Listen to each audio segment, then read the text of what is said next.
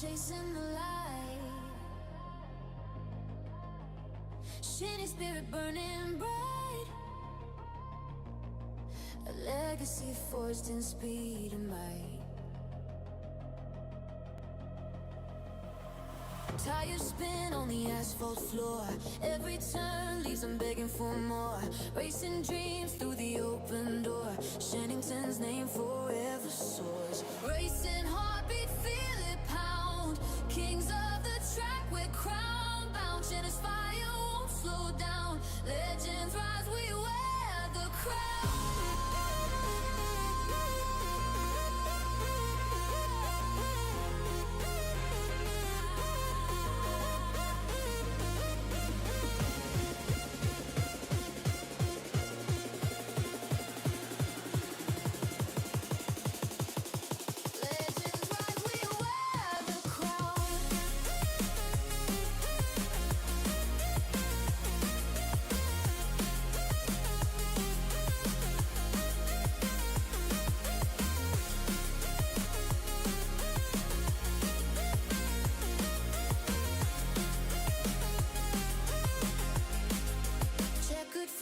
In the summer air, adrenaline rush beyond compare. Karting souls, a daring affair. Shen's blood runs everywhere. Neon lights and the crowds alive. Speed demons in overdrive. Through the curves, we survive. Shenington's pride will never die. One more lap, one more chance. We dance with fate in this trance. Hands up.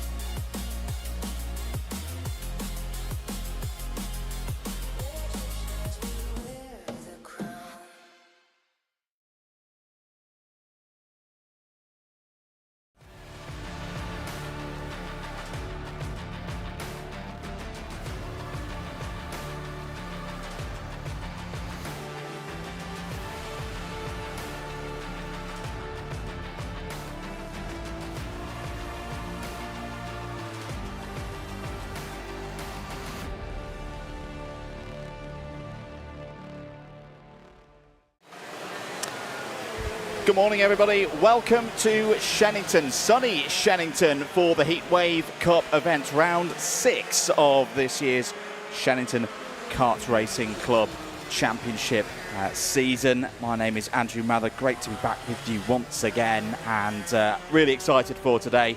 This could be a pivotal day in the championships here at Shenington. It's just the one format for us today. No KZs in action, so it'll be the just over 1 kilometre distance for the non-gearbox course, the 7 turns that have been host to many a driver since the early 1960s. It is cloudy, but the clouds are quite high. It's very warm here today. Not much wind across the circuit, which is rare for this part of the world. It is very warm out there. If you are watching around the circuit, do make sure, this is the public safety announcement, keep hydrated today. It is going to be very, very warm out there for the appropriately named Heatwave Cup at the start of the second one of the summer. We're going to be getting into racing the not too distant future. Let's just give you a bit of a rundown if you're watching at home. All of this information is available on the Shenington Kart Racing Club website, but just to audibly run through it, everybody races twice today in the heats and then once in the finals. Junior and senior Rotax have B finals due to high numbers today. The order of events will be this, so listen out if you're particularly interested in a class or so. X30 Junior will kick us off with heat number 1. We'll have 2 heats of Junior Rotax, so split grids, half of the field in the first race, the second half in the second race. Senior Rotax will then be next. Senior Rotax haven't quite got the numbers to give us 2 full grids, so there'll be 3 heats across the course of the morning and the early afternoon. Everybody will do 2 of them and sit 1 of them out. So the first of those will be at 10:32. Cadets out together, so Hondas and waterswift restricted will run at 10:46. Formula Libra, which has been entertaining us a lot across the course of the season so far, their first heat will be at 11 o'clock. Minimax will be at 11:14. Waterswift will be at 11:28. X30 Senior and their first heats will complete the first rotation from 11:42. There's then the second heat of Senior Rotax, kind of in the middle, in a pseudo rotation, just by itself on 11:56. Then we go back into that same routine that we will be having start in a few moments' time. X30 Junior with their second heat at 12:10. The second round of heats for Junior Rotax at 11:24 and 12:24 and 12:38. Cadets out again at 12:52. Formula Libra at 6 minutes past 1, and then the third and final heat for the Rotax drivers will be at 1:20. And then we'll have the lunch break of about half an hour. Afterwards, we'll then have a couple more heats in the intercategories just to round us off, and then we'll get into the finals. So all of that information is available on the Shenington Kart Racing Club website for you all to enjoy. And as I say, it feels like this could be quite a pivotal round today. Everybody's now up to speed in terms of those regulars fighting for the championships. We've got drop scores, not quite fully coming into play yet, but all of the scores on the doors have got the best 2 scores so far this season. You can get in touch with us in the comments as well. We'll be trying to keep an eye on those across the course of the day, so put them in the YouTube chat. We'll get to those as and when we can. Local time, if you're watching from outside the UK, is currently 9:44, so we'll have a few minutes before we get into the first race of the day for X30 Junior. And if you hadn't established already, it is another bumper order of the classes, another near capacity entry here today. I think around 240 drivers at my last count were on the entry list for today. So really, really good to see. And thank you once again if you're tuning in. You are supporting Club Karting here in the UK simply by tuning in and watching. It really does help us out. If you want to help support the stream more, do hit that like button. Share it out with your family and friends. There's no Grand Prix today, so it's not as busy in terms of motorsport as it was last week. So do share it with your family and friends. Let them know that we've got the coverage on today, and get as many people watching our young talented drivers as possible. As I say, we're about 3 or 4 minutes away from the start of the first race of the day. Let's talk a little bit about X30 Junior going into this next round. It's round 6, but of course, because of some of the events of earlier on in the season when it was very different weather conditions to what we have today, it's effectively the 5th round of the championship for the drivers. And we'll just pull their scores up to give the full rundown of how X30 Junior is looking going into this. As I say, this is based on the best 2 scores of the season so far. Jack Baker has 2 wins on the board already from finals, so has 112 points on the drop scores system so far this year. That's a 4-point advantage over Finley Hines in the number 57, a first at round 4, so that'll have been April's round, and a third in March, puts him currently 2nd in the standings. Jacob Marples has done round 4 and round 5, so effectively his drops are already taken into account in that he didn't race at the first 3 meetings of the year, but with 2 solid results in the last couple of months, Marples is 3rd in the standings on 104.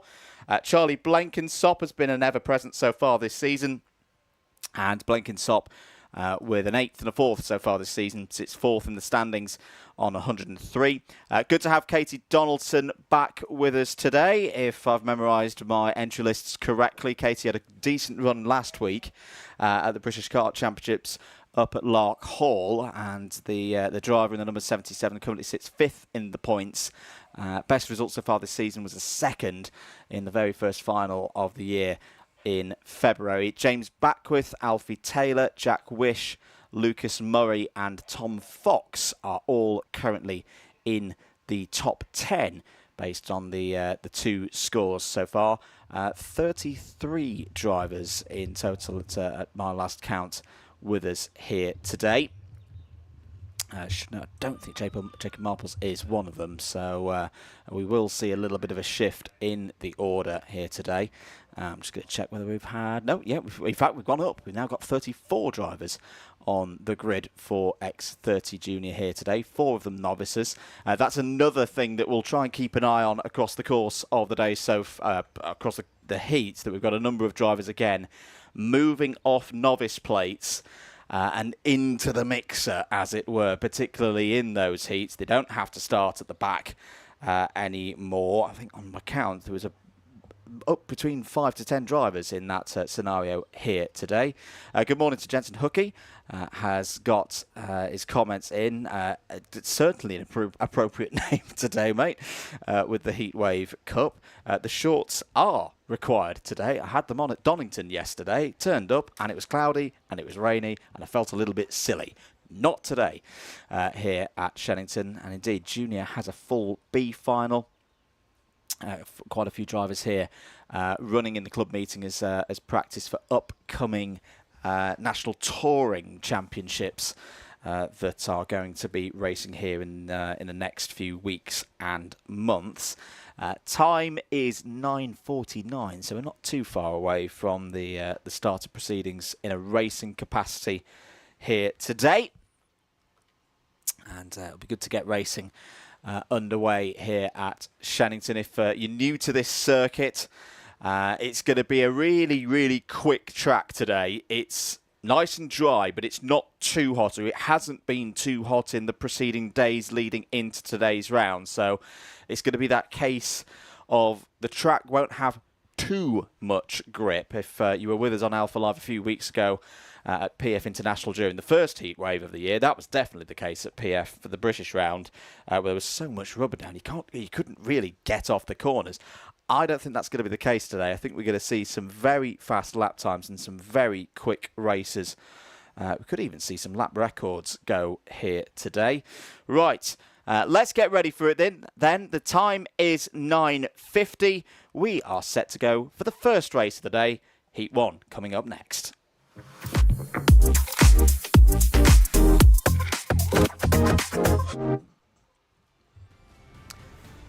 Here is your grid then for the first race of the day. It's X30 Junior that gets us going. William Haynes and Seth Angus will be on the front row for this one. Sam Mott and Katie Donaldson go from row 2. Lydia McLaughlin and James Beckwith start on row number 3. Alfie Taylor, who's had a good season so far here at Shenington, starts this one from row 4. He's joined by Conrad Barton. Louis Barker and Finley Hines complete the top 10. Hines, as mentioned, second in the championship heading into today. Alfie Brown and Charlie Blenkinsop will start on row number 6. Jack Wish and Knight Measures go from row number 7. Ayrton Lima Evans has been off novice plates for a few races now. Starts on the 8th row of the grid for this one alongside Katie Clark. Molly Mizzen is back on row 9 for the start of this race alongside Harrison Maxwell. Completing the top 20, it's Harry Watson and Lucas Murray. Lucy Loveland, Zoe Cattett go from 11. Archie Lee Bullock and Sebastian G start on row number 12. Brandon Edwards and Henry Duncan on 13. Alfie Fulton and Jack Baker row 14. Tom Fox and Ian Carey complete the top 30 on row 15. And then the 4 novices in this class: Theo Thomas, Jaden Lamb, Josh Bundock and Theo Wright complete a capacity 34 strong field here in X30 Junior. Are we away and racing? The first time of asking, yes we are. 9 minutes plus 1 lap for this first heat of the day. It is a good start for William Haynes. One driver has had a problem. It's the number 78 of Henry Duncan for the Jade Racing team, who has not got through turn 1 cleanly. As there's a change at the front, Sam Mott did have the lead. William Haynes has got it back. Katie Donaldson's had a very good start. In fact, Katie Donaldson has had a very, very good start. Into the lead of the race goes the young Scottish racer. She has a little check down there just to make sure everything is okay. But this has been a good start for Katie Donaldson, now racing with the MDL team. Field go through to complete lap number 1 then. Donaldson, Mott, Haynes, Hines has had a good start up to P4. Back with 5th, Barton, McLaughlin, Taylor, Maxwell, G. That is your top 10 at the end of the first lap. That is a very good start for Sebastian G. A gain of 6 places so far in this race. Change for second. Looks like that was Finlay Hines on the move for the Croc promotion team. And the number 57 up to P2. Other drivers, whoa, we'll come back to the other drivers. Someone having a very wild moment there. And was that a chain guard flying off? It was some piece of bodywork. I think it was either a chain guard or maybe one of the safety blocks on the rear bumper becoming detached from someone's kart.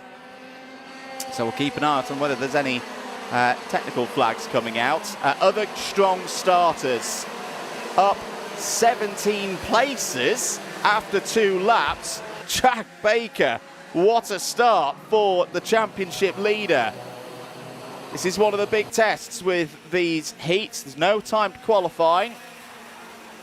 So if you start from the back of this one, you start from the front of the next one, it's all about gaining positions. It's all about net improvement through the field for those grid positions when we get to the finals later on today. But that is tremendous from Jack Baker. Here's the number 74 of Sebastian G. Oh, having problems there out of the final corner and losing a lot of positions as a result. So busy start to this race. Here are your 2 leaders. Finlay Hines has taken the lead away from Katie Donaldson. We have got a mechanical flag, and it's the number 47 of Lucas Murray. That would make sense because that piece of bodywork did come from the higher reaches of the order, and Murray's currently running in 10th place. So that is a real shame for Lucas Murray. That is going to be race effectively over on this occasion. So Hines leads from Donaldson. Oh, out of the race there is one of the Excel Motorsport team. That's going to be Knight Measures. Knight Measures out of this one now. There's no threat of a cut-off. Oh, it's a touch between and a second touch in all involving the number 63 of Harrison Maxwell, the 74 of Sebastian G. His race goes from bad to worse. Now, apologies, I didn't quite catch which other karts was involved. There were 2 other karts involved in all of that. I'm glad Sebastian's okay. That could have been quite nasty. Yes, he's mounted on top of the other kart there, but could have been worse. 5.5 minutes of this race to go. There's Alfie Taylor, number 42, up to 6th place now in this one. I tell you what, 3rd, 4th, 5th, 6th are working quite well, and this is going to help him as well. Full course yellow, slow procedure activated, race is neutralised. This will be to allow the marshals here at Shenington and the safety crews to deal with multiple incidents and clear the track. Finlay Hines and Katie Donaldson don't lose too much of a lead, so it hasn't undone a lot of work. It's been some good work so far from Hines and Donaldson, but it won't give them that psychological dip that they, say they'd bought 4 or 5 seconds up the road and lost it. They only lost about half a second. As I say, the Mott back with Haynes and Taylor group were catching them anyway. So race is neutralised. Timer keeps on ticking down, of course. 4.5 minutes remaining on it. Just trying to see which other drivers have we got out of this race. There's my mouse button.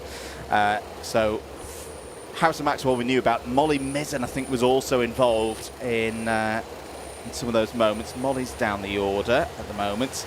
So we're going to go back to green. That's a good start for Finlay Hines. He's got the jump on the rest of the field. So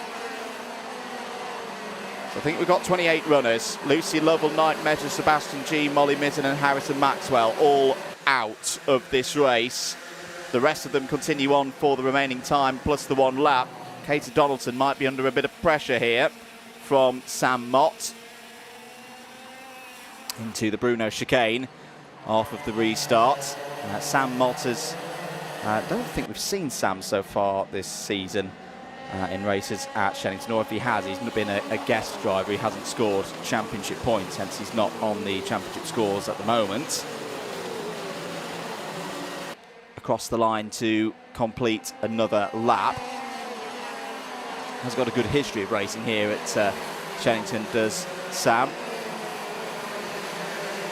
He's had guest appearances before, raced very well at the back end of the 2025 season in this category. Mechanical flag shown to Lucas Murray again, so Lucas hasn't come in, or unless there's been a second reason for the mechanical flag to be displayed. Here's a battle between two of the Birrells, William Haynes and Alfie Taylor. Both racing for the Jade Racing team, and Taylor's down the inside. Haynes, little bit squirrely on the rear end, and loses 5th place as a result there. 2.5 minutes remaining. Finley Hines still in control of this race, but I say that Donaldson is coming back at the race leader. This is a good display from all three. And this race is not done yet for Finley Hines. He's been doing a lot of racing at both club and national level so far this season. Black flag now for Lucas Murray. That is going to be most likely because Lucas has not served the mechanical flag. That is race over for Lucas Murray. Donaldson all over the back of Hines now, looking strong as we go on to another lap, and Donaldson looking to the outside. This could be an opportunity for Sam Mott to slip down the inside. Not that time. Good defence there from Finley Hines. Didn't cost himself too much through the first couple of corners. Down towards the hairpin once again. Mott goes wide.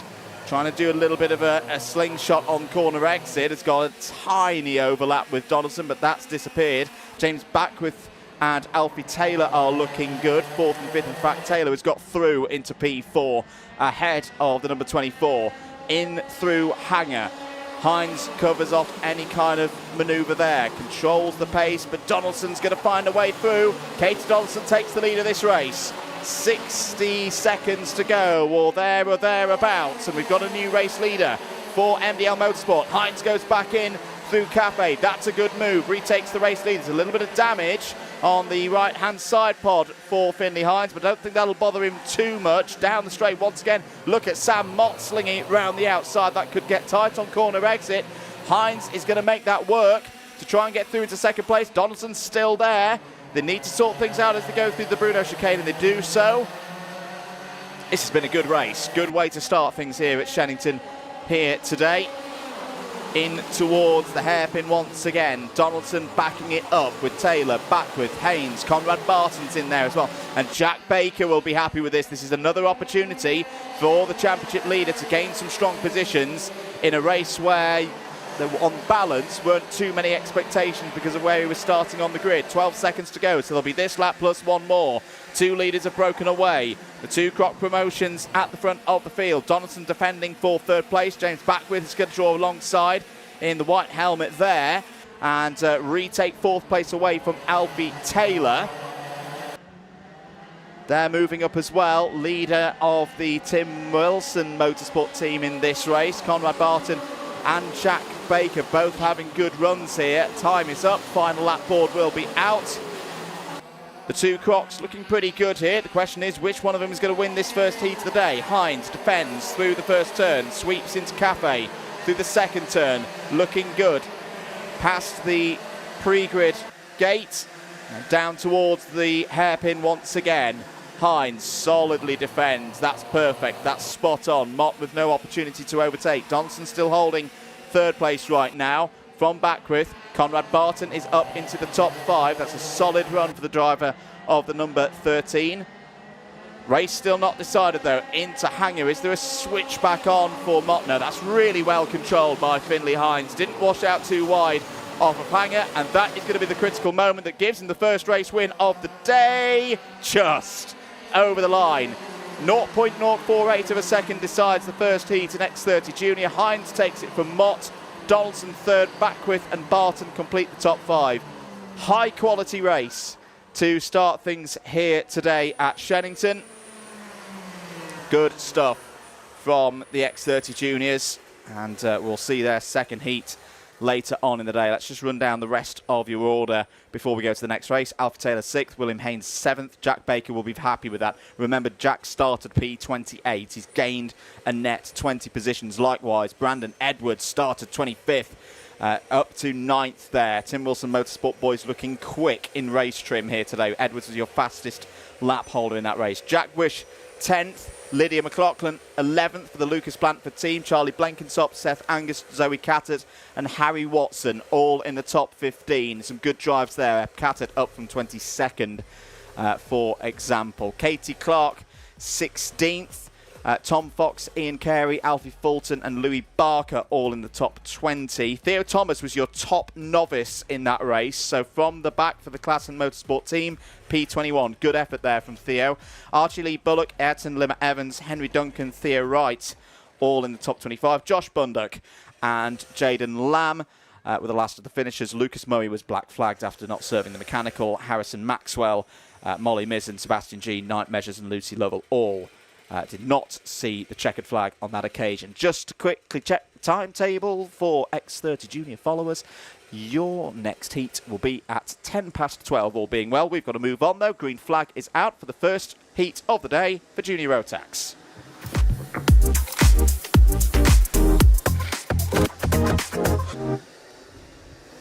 Let's whiz through this grid then. For junior Rotax, Zach Waddle and Jack Bowie on the front row. Harry Harvey and Jack Corser on row 2. Mars Cloworth and Elliot Dibelow back here at Shenington on row 3. Lily Shaw, Adam Juditis on row 4. Charlie White and Finley Hands row 5. Harley King and Ewan House on row 6. Noah Moulton and Teddy Cooper there on 7. Leighton Kelly and Christian Kihiyov on row 8. Maxi Brasov and Hakeem Bart go from row 9. It's George Ralston and Oscar Keane completing the top 20. Joshua Jestin and Lewis Finley Gilbert on row 11. Cash Harris and Cedric Naylor on row 12. Harrison Bishop and Archie Ray Watson on row 13. Apologies, not quite going to have time to go through the rest of the grid. It is a busy one here today, and we are ticking down for 9 minutes already. Leaders going through the first couple of corners, looking good at the moment for Zach Waddle in the 1:45. Will lead down towards the hairpin on this first lap. Rest of them running through. Oh, that's not a good moment, and a bit of a spin for Jack Bowie. Jack Bowie in the number 76 got together there with, I think, Zach Waddle and came off worse in all of that. Is that Waddle in trouble? Yes, it is. Is that some form of puncture? Is there damage to the rear of the kart? Definitely looks like Zach's got a problem there, and that's going to be Zach out of this race. So, end of the first lap. Just wait for the information to come through. There it is. Mars Cleworth has the race lead from Harry Harvey. Adam Juditis up to 3rd. Ewan House. Plenty of experience for Ewan House. Scottish driver is up to 4th place, started 12th. Findley Hands, Noah Moulton, Teddy Cooper, Lily Shaw, Leighton Kelly and Harley King all in the top 10 at the end of lap number 1. Quite spread out in the top half of the field so far in this race.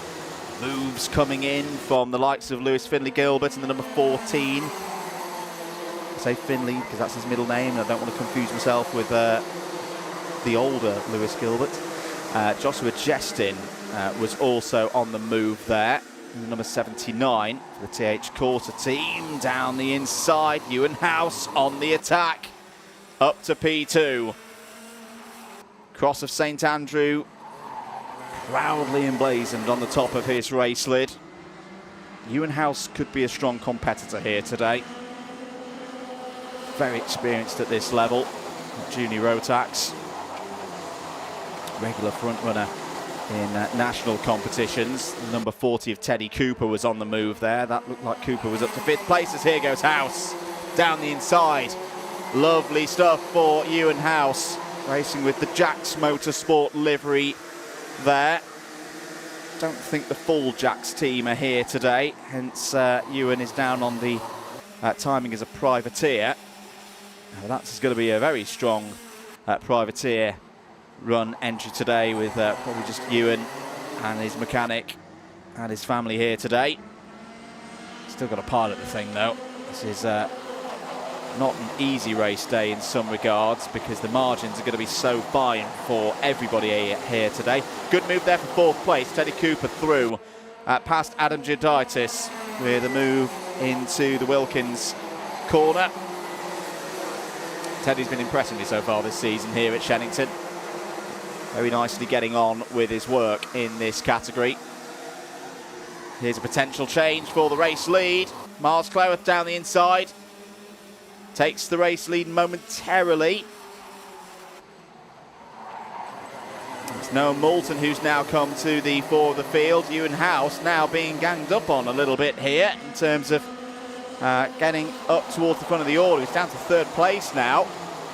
He's not got a problem. Has dropped back into the clutches of Cleworth and Cooper and Giuditis. So end of another lap. There is the number 57 for the Maxim team, Noah Moulton. Another driver who is improving all the time is Noah Moulton.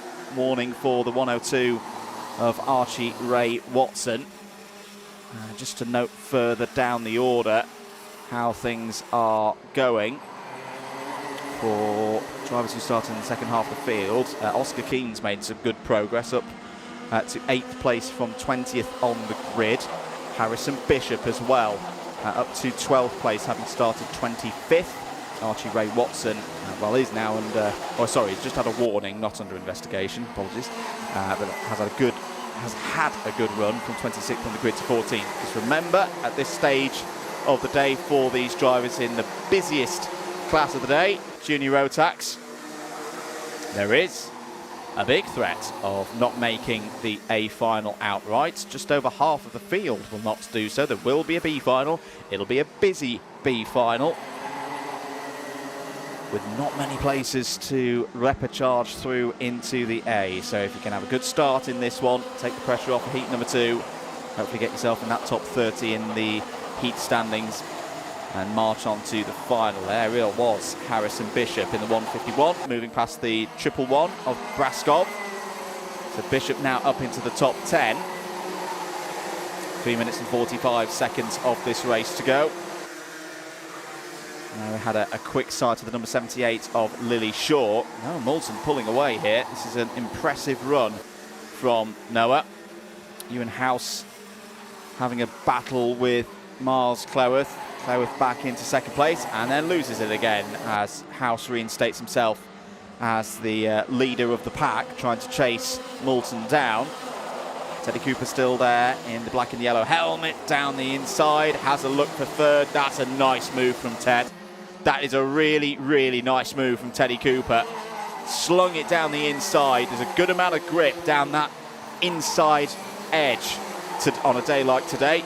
As Adam Giuditis for the A3E race team. We've been having a strong season, particularly in the inter-categories with the likes of Roger Gokulnath. That's Giuditis up another position. But no, I really like that move from Cooper. Bold, aggressive, potent attack. That gets him up to P3. Giuditis now up to P4. Oscar Keane there as well with the Cosmic livery. And the number 37, and that just shows you. So there's a good amount of grip, as I say, down the inside on the driver's right-hand side. But if you drift out wide through into Wilkins, very, very easy just to lose the front of the kart. And the rear starts to overtake it, and you slide wide, and you just have to hope that there's enough grip on the outside line to save you from an unscheduled trip to the gravel trap and the grass. On that occasion for Miles Cleworth, he was able to find that grip. He definitely lost a bit of time in all of that. Battle behind. Harry Harvey there for the Coles Racing team, number 12, is running in 7th place at the moment. 1 minute and 45 remaining on the clock. Oscar Keane just a little wide there through Wilkins. Saying that though, he's quick. That was the new fastest lap of the race so far from Oscar Keane. 43.221. Leaders coming down towards the hairpin once again on the brakes into Stratford hairpin and then out of it onto runway. And blasting towards the Bruno chicane. Just want to be tickling those curbs at most today. Don't want to be clouting over the top of them. And to keep things as smooth as possible out there with the grip available. Keen again, looking. I think actually he's just looking for that wider line to get a good launch off of the corner and then attack into the first turn. Not quite close enough to Gearbox on this occasion. Here's Oscar Keane. But Keane looking good in this one, up 15 places. Repeat that kind of performance in the second heat and Keane will be easily through into the final later today. Keane fourth in the standings heading into this round of Shenington's Club Championship. 4 points behind Jensen Powers, and Jensen Hookie and Stanley Williams in terms of how scores are being counted at this stage of the season. The best two scores so far from the 5 meetings that have been run. Hookie and Williams have both had 2 wins apiece in the finals, 112 points. Just to note, there's no championship points available from the heats. It's just the finals where they score for the whole season. Here's a challenge for third place. Gearbox getting Cooper to defend here. Getting Cooper to defend quite heavily, in fact. And that could open opportunities up for Oscar Keane late in this race. Got this lap plus 1 more to go. Down into Wilkins once again. Good defence there from Cooper. No opportunity for Gearbox to get down the inside. Miles Cleworth is back in this battle as well. So 4 drivers fighting over third place. Noah Moulton and Ewan House. Should be good to just bring this one to the checkered flag. Cooper, though, he's going to need to keep making that that kart with the Kidix driver performance livery as wide as possible in towards the Bruno chicane. He's doing a good job of this, is Cleworth. And oh, that's a nice move from Mars Cleworth. Sorry, Cooper's doing a good job at the front of this one. Mars Cleworth got the move done there for 5th place and passed Oscar Keane into the final couple of corners. Noah Moulton is going to take this first heat in junior Rotax. Really good stuff from Noah. Ewan House battles through to P2. Teddy Cooper holds on to P3 ahead of Adam Gearbox. Mars Cleworth with a clever little move takes 5th place away from Oscar Keane on that last lap. That's still a very good effort from Oscar Keane. A net gain of 14 positions. Not quite as good, though, in terms of net gain than versus Harrison Bishop. Bishop up 18 positions from 25th on the grid, takes P7. Archie Ray Watson followed through as well from 26th on the grid to finish P8. Maximilian Braskov and Joshua Jestin in the top 10. Both of those drivers moved up as well. Harry Harvey, Lewis Gilbert, Christian Cahill, Leighton Kelly and Cash Harris all in the top 15. There are your provisional results on the screen for the first of 4 heats today in junior Rotax. Second page of the order. Charlie White finishing 16th, Finley Hans, Hakeem Bart, Clark Naylor, and top novice in that race, Iris Crease. Although Iris is under investigation, I've just noted on the screen here, but at the moment, Iris finishing P20 in that one. Sam Batty, one of the drivers off novice plates for this month, P21. Harley King, Cooper Moore, Louis Marchand, and Jack Corswell in the top 25. We've got to move on. Second heat of junior Rotax is out on the track now.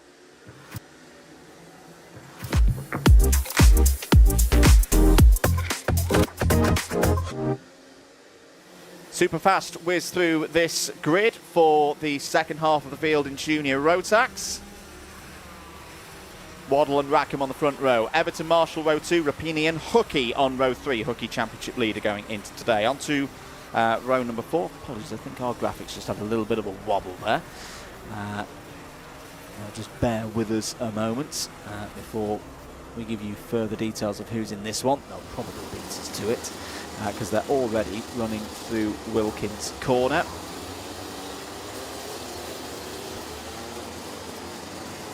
Looks like we're good for a race start. No, we're not. That's good news, actually, because it allows us to run through the grid once again.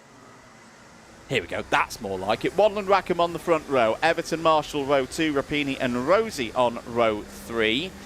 Jensen Hookie and Kartik Kamata on row 4. Zane Perry and Archie Thomond Evans on row 5. Daniel Wisnauskas and Jack Dimbleby on row number 6. Ethan Guest and Charlie Berry go from 7. Aidan Young and Jackson Lane on 8. Fenton Roderick and Benjamin Lawn on row number 9. Miles Burton, Layla Bell there on 10. Jensen Powers and Liam Dooling row 11. Zach Turner and Cian Hundle start on row number 12.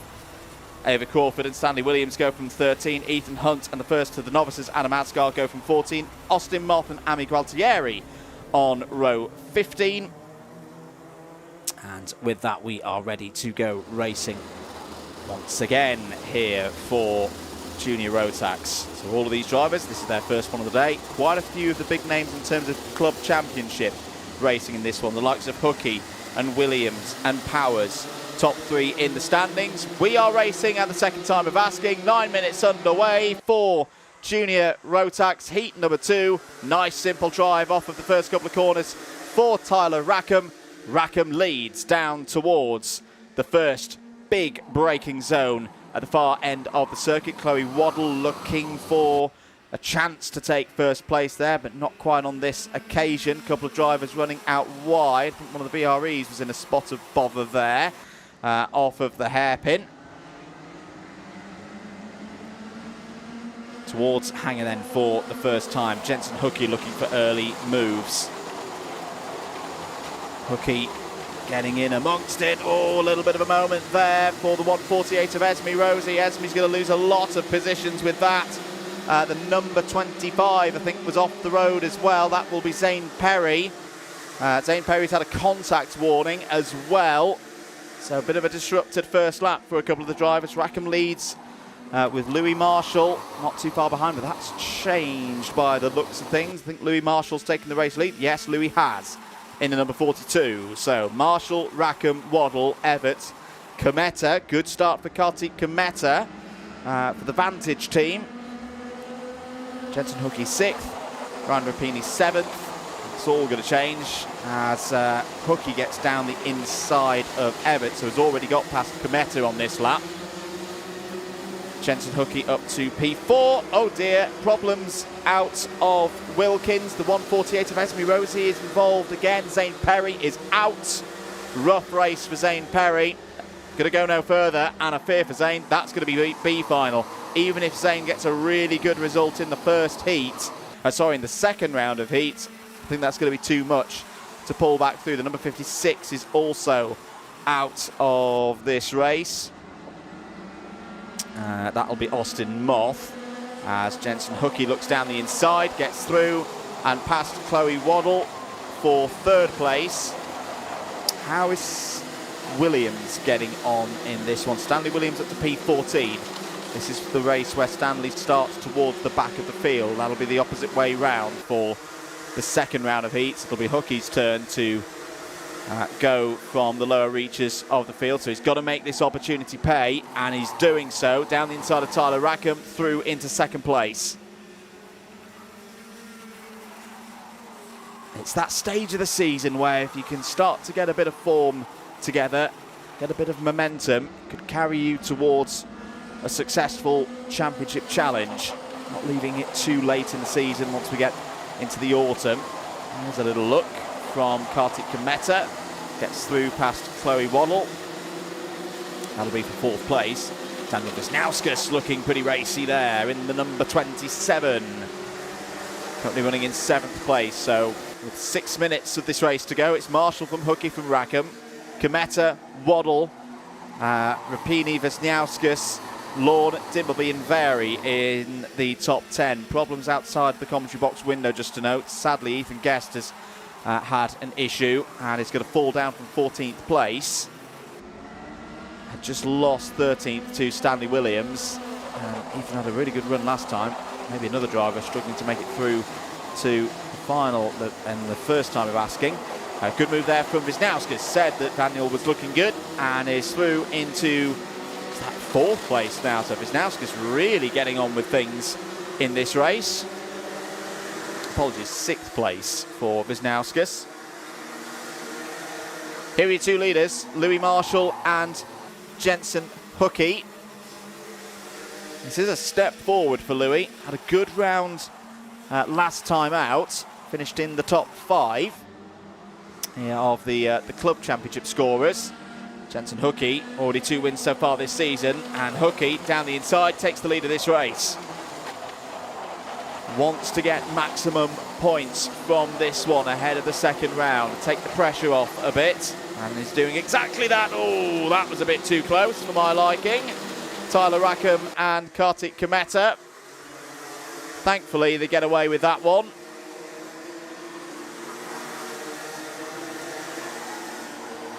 Checking down the order.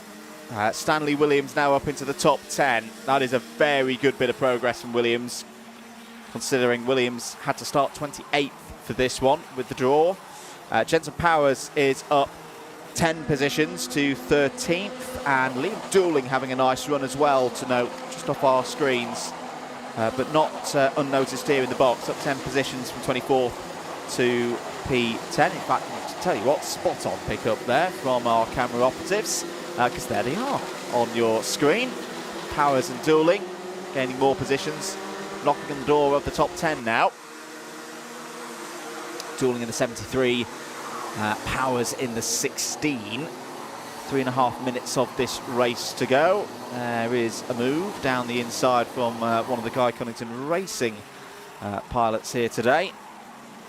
I think that was, yes, it was Jack Dimbleby. Jack Dimbleby in the number 64 is now up into the top 10. Under investigation, number 27 of Daniel Wisnauskas. So something's occurred with Daniel that has caught the attention of the race officials. We'll keep you up to date with any news as and when we receive it. Jensen Powers looking to gain some more positions. Liam Dooling losing some of the positions that he'd gained now. Ethan Hunt just ahead for the KGR team. Ethan, where did Ethan start? Ethan started a long way back. Yeah, P29, so that's some good work from Ethan Hunt, now up into 14th position. Good that these heats have a bit more time on them than other places.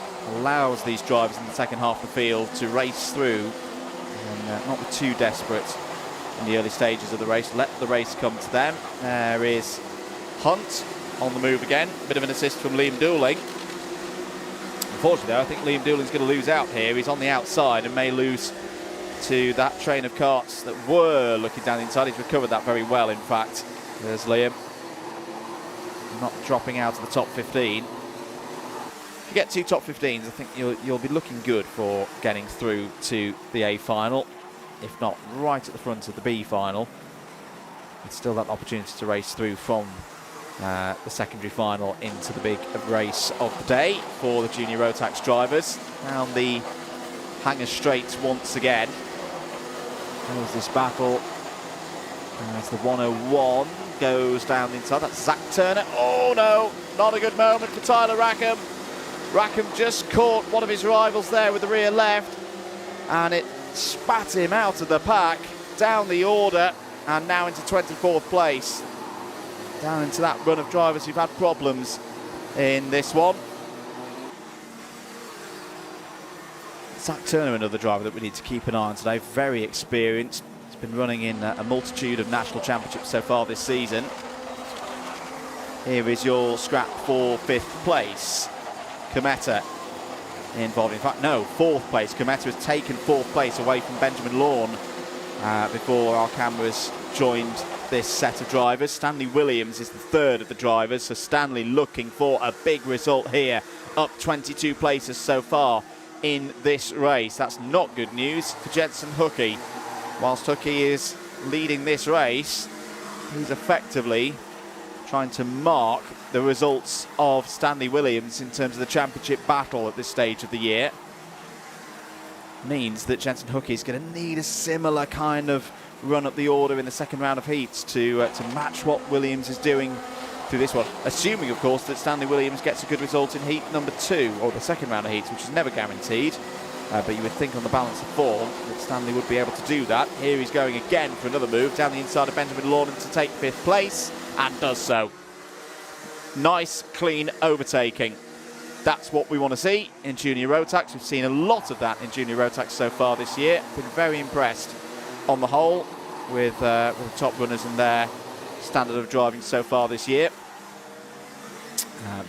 Let's hope that continues through the second half of the calendar year.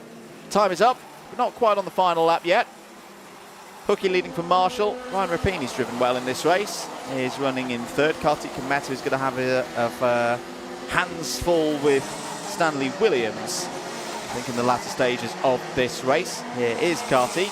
Kartik trying to hold on ahead of Stanley Williams. Stanley might try and do a little bit of a switch back here, but no, good speed for Kameta off of Cafe Corner. Williams looking down the inside. That's spot on from Kameta. Didn't defend too hard on that occasion. Needs to defend again, though, towards the Bruno chicane. Williams is not going to disappear.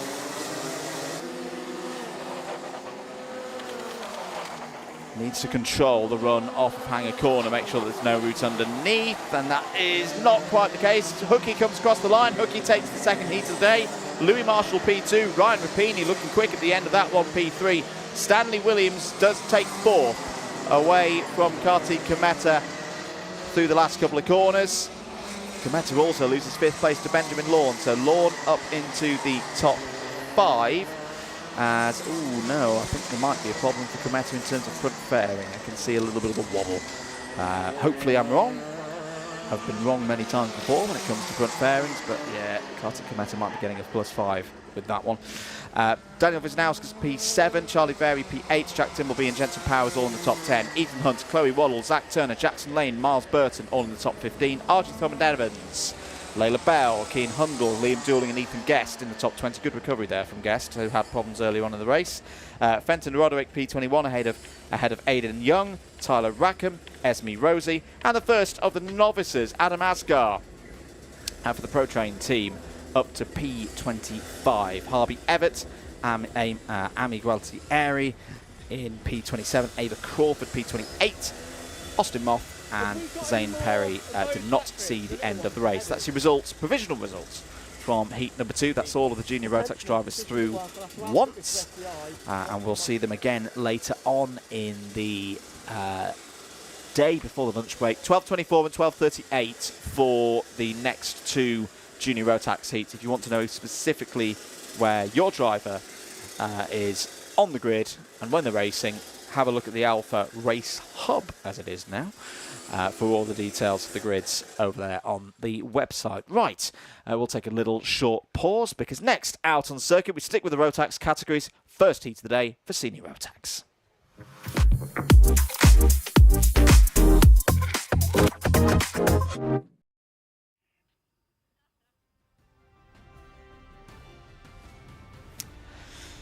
Here we go then for the first heat today in Senior Rotax. Charlie Fgrave and Joseph Orton will start on the front row of the grid for this first heat. Alfie Davies and Arthur Thacker on row number 2. Ethan Griffiths and Tobian Alvarez start on row 3. Rusty Costello and Freddie Snelling on row 4. Daniel Gurney and Marissa Teague have been in good form so far this season. They start on row number 5. Harry Laffer and Tom Taylor will go from row number 6. Bertie Wellesley and Abby Sanders, middle of the grid for this one, start on row 7. Drew Preisner and Tom Nottingham on row 8. Oliver Bamford Sr. and Joshua Smith go from row 9. Ralphie Greenway and Jamie Kirkbride start on 10. It's Daniel Cahiov and Parsa Tarmasvand on row 11. Adam White and Daryl Henderson start on row 12. Noosh Safa-Levis has been in very good form so far this year in club meetings. Starts this one from row 13 along the number 9 seed from the British Kart Championships last year. Jack West will be want to keep an eye on in this one. Into your novices in the seniors. Jensen People, Dylan Tutton, they're both on row 14. Matt Fryer and Holly Garrett on row 15. Alex Vasia completes the 31 strong field for Senior Rotax here today. A very, very busy order of events for the seniors, and again, similar to the juniors, there is a threat of a cut-off. Not all drivers will make it initially through to the A final. There will be a B final, and then not all of the drivers will make it out of that B final. So a nice solid first race is the order of things for everybody in this race. Whilst we've got a little bit of a pause, I think a couple of the karts from the previous race are just being moved off of the circuit, which is okay. Let's take you through the championship standings at this stage of the season. It's been a very close of a run of races so far this year in senior Rotax. Ethan Martin is your current championship leader. Has had 2 wins and 2 places so far this year. So in terms of the best 2 scores, that's a perfect 1-1-2. But those second places could be quite useful later in the year as well. Once all the dropped scores shake themselves out. 4 points is the advantage for Ethan Martin at the moment over William Webb. William has scored in 3 of the finals so far this year, of the 4 that have taken place, and took the win back in March for round number 3, and then had a second place to Martin in April. It's 4 points the difference between a win and a final and the second place. Noosh Safalevas, as mentioned, has been very strong so far this year at a variety of different club races across this part of the world. Noosh is currently 3rd, virtue of a second place last month here at Shenington and a 4th the month before.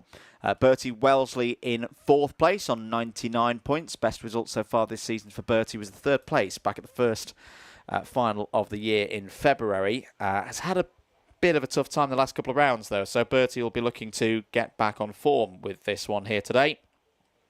And it's a 3-point advantage for Wellesley at the moment over Daniel Gurney. Daniel back in action again this month. 2 scores so far in finals this season for Dan Gurney. 5th and a 6th put Gurney in 5th place. Harvey Quick, Charles Sutton, Tom Nottingham all next up. Tied for 6th place at the moment on 94 points with a variety of different results making that occur. Freddie Snelling is 9th, equal 9th in fact, with Max Chown on 92 points. Do remember it is the full club members who score the championship points. So if you're looking at the details on the Alpha Race Hub and wondering, why are different positions given the same number of points across the rounds, it'll be because someone's slightly further up the order. You know, for example, Harvey Quick, with one of his counting scores from earlier in the season, there'll have been a non-point scoring driver a little bit further up the order. The points get shuffled down virtue to and given to the full club members when, say, a national driver turns up who's not a full timer here at Shenington, and they come for a bit of a practice race or something like that, so they don't take points off people who are here consistently across the year. Keep your comments coming in. We'll have a little bit of a pause whilst we're waiting for the track to go back to full green. Hello to AFF Motorsport, 6:50 p.m. Watching in Bathurst, Australia. Of course, hello to George Fountain, who was cheering on Jack Bowie a few races ago. Unfortunately, Jack had a bit of a tough time, but we'll see Jack back out for another race later on today. Hello to Roman Vickery. Yeah, race control officials are on top of everything here today. And hello to Susan Durnford as well, who will be cheering on James Ogden in the Formula Libras with the intense power. Formula Libra is very popular on the social medias in the last month. The lasso, or the lasso. I know, I'm from Yorkshire.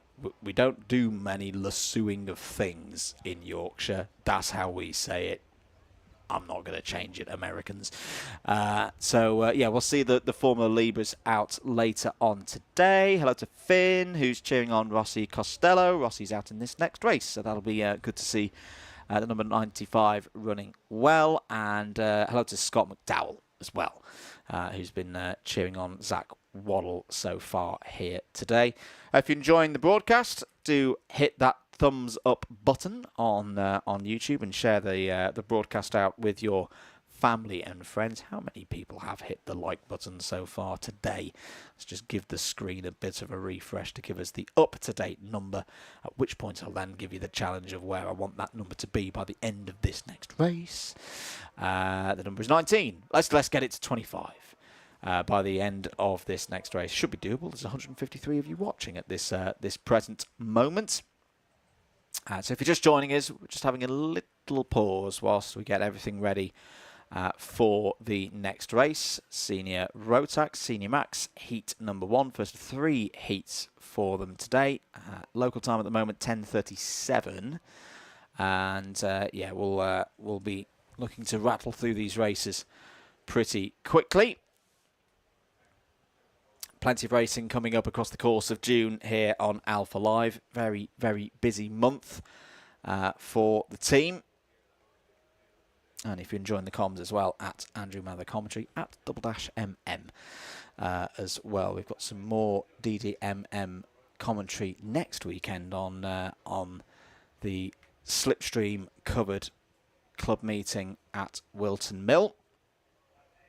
And just a reminder as well, this isn't a Slipstream event for Shenington, so all of the races, including those finals, free to view. But if you do want to keep supporting British karting, particularly grassroots karting, and be able to bring more and more and more club racing, I do recommend checking out a Slipstream membership.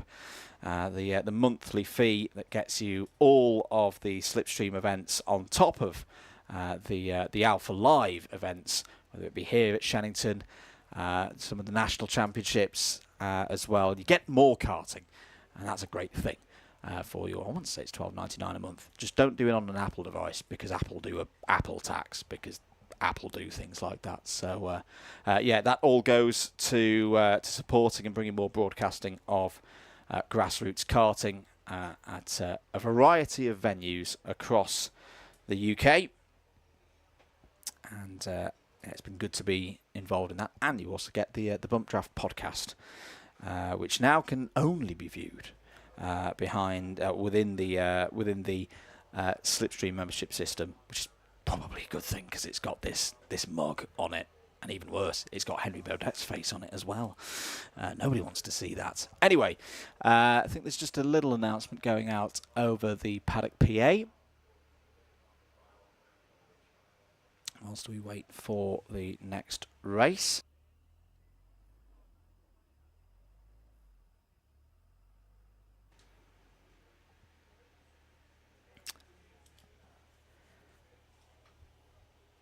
Quick reminder as well for anyone who's enjoying the action so much and they've forgotten to do so. Remember to hydrate here today. What is the temperature at the moment on the little screen by the side of us? That's reading a number I don't believe. It's definitely warmer. Apparently indoor in the commentary box it's 37.8 degrees. That I can believe. But such is life. Big thanks to all of the marshals as well. They are exposed to the elements most of the time in the UK. We talk about how they're exposed to the elements in a precipitation sense. Today they are exposed to the elements in a UV and heat sense. So big thanks to them.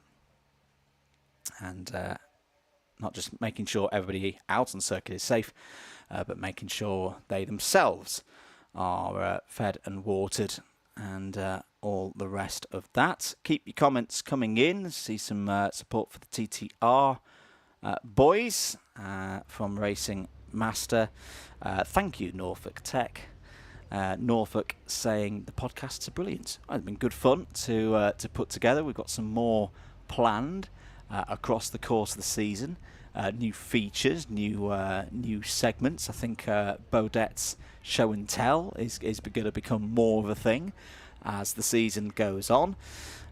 So that's going to be. I say that at first I was a little bit sceptical when he pulled that aero suit out, and then seeing it on a person was like, actually, yeah, no, that does make a lot of sense for the senior drivers. So more from Baudet on his travels, and for myself as well. if anyone gives me any gear to fit into the travel case as we go to and from events. Out to Germany next week for the next round of the Miami Euro Series. So just under a short pause here at the moment at Shenington. You're not missing anything at the moment for round 6 of the Shenington Kart Racing Club Championships, the Heatwave Cup. There are some further clouds rolling in at the moment though. They are a little bit grey. No rain was expected today, but again, the weather can be a little bit unpredictable in this part of the world.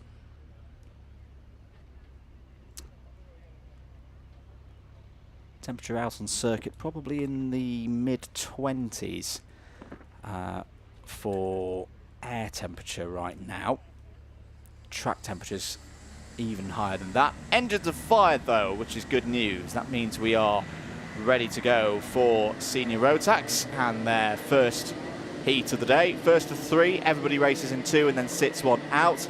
F-Grave and Orton, to remind you, on the front row. Davies and Thacker on row 2, Griffiths and Alvarez on row 3, Costello and Stelling on row 4, Gurney and Teague on row 5, Laffer and Taylor on row 6, Wellesley and Sanders on 7, Preisner and Nottingham 8, Bamford Senior and Smith on row 9, Greenway and Kirkbride on 10, Daniel Cahill and Thomas Vand on row 11, White and Henderson on 12, Safford Levers and West on a heavyweight row 13 there, People and Tutton row 14, Fryer and Garrett row 15, and Alex Vacia completing the 31 strong field for senior Rotax. Slow run out of Wilkins and towards the line. The revs will build. We'll look towards those lights to see if we are good to go for 9 minutes. Yes, we are. Lights out. We are racing once again here at Shenington. Quite a fast start, as out straight away is one of the Maxim runners. That is not good news for the number 13 there, stranded, and that could be B final for Adam White. Even with a strong run in the second heat, that's going to be hard to recover from. In the air cart at the front of the order though, it is Charlie F. Grave. Good start from the front row of the grid. Contact warning in the early stages for the number 15 of Tom Nottingham. Tom Taylor there, and the number 77 having a tough moment. As here goes Joseph Horton down the inside to take the race lead in his number 64 machine for the Nitrous competition squad. Good move. Taylor fighting back in that distinctive livery that he's run for his own team for a good number of years. Well, look to get up into the top 10. Oh, now, what was happening there in the background? Number of karts involved. One of the KX machines and another one of the Evolution. And that was Noosh Safa-Levers. Noosh Safa-Levers, the number 43 Evolution Racing kart, has had a major problem there and is out of contention. That's the first surprise of the day in this category. Mechanical flag as well for the number 12 of Josh Smith. Thacker's having a moment in the Guy Cunnington Racing entry, wheel to wheel with Daniel Gurney, the number 98. Now, where is the number 12 of Joshua Smith gone? He's not come through. He's come through at the back in 29th place. And oh yeah, it's the rear bumper that's loose on the left corner, and Smith is in the pits, out of this race. That is a real shame, as Charlie F. Grave tries to find a way through past Joseph Orton. Orton's having none of it. Ethan Griffiths now involved in the number 91, not too far behind Alfie Davies and Tobian Alvarez, completing the top 5 at the moment. Alvarez the fastest driver on circuit at 42.599, so this one is heating up nicely. Alvarez is bringing the likes of Rossi Costello with him and Daniel Gurney. Gurney up to P7. Joseph Orton so far this year hasn't featured too much towards the front of the order in the finals. This is a great opportunity for him. F-Grave, though, is giving him a real test here. This could open the door for Ethan Griffiths to step through. Griffiths on the move and into the race lead. Good assist there from Charlie F-Grave. And Alfie Davies coming through. That is really good racing from Ethan Griffiths. He just held back a little bit on corner entry to allow that gap to open up as Orton and Davies got involved with one another, shall we say. Drew Preisner's under investigation for something that's happened out there and has had the warning flag. So a warning for Drew Preisner. Where is Preisner at the moment? Oh, Preisner's at the back of this group, in fact. He's just there in the number 19. Oh, was off the road and over the grass goes Alfie Davies. Davies is going to lose all of those positions that he's gained so far in this race. Alvarez is now up to P2. Or what? Yes, still is up to P2 there in the number 68. F-Grave's coming back into this one. There's another kart running around with a loose rear bumper, and I think it might be Jack West. So Jack West further down the order has been making good progress, but unless my eyes were deceiving me, kart in the middle of the field is running with the bracket for the rear bumper, not doing its primary function anymore. Good hustling there from Arthur Thacker. Thacker back involved. No, maybe it's not the number 9 then. There definitely was one kart running around with a rear bumper. Oh, well, now it's not even attached to the kart anymore. Was it the number 74, possibly, of Dylan Tutton? No, apologies, it's the 81. Get your eyes plugged in, Mather. Oliver Bamford Sr. is the driver out of the race. It's the blue and white of the air kart that made me think it was Jack West, because it's a similar livery to what Jack normally runs in. I just didn't see the 1 and thought the 8 was a 9. 4 minutes of this race to go. Drew Preisner through. There is Jack West, also in a completely different livery today to what he normally is. But not having a good one here. He's normally racing for MLC Motorsport, but those are not the MLC Motorsport colours today. Jamie Kirkbride has had a contact warning, number 42. Currently running in 17th place. So 3.5 minutes of this race to go.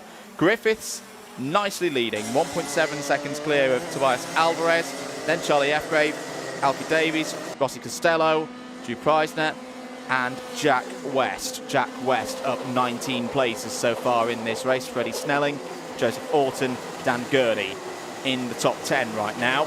Marissa Teague in 11th, ahead of Arthur Thacker, Tom Nottingham, Bertie Wellesley and Abby Sanders, all in the top 15, all scoring good points at this stage of the day to help them towards their quests of making it directly into the A final. There's Tom Taylor having a look. How's Tom getting on at the moment? Bit of a difficult race for him, down in P21 at the moment for the Welshman.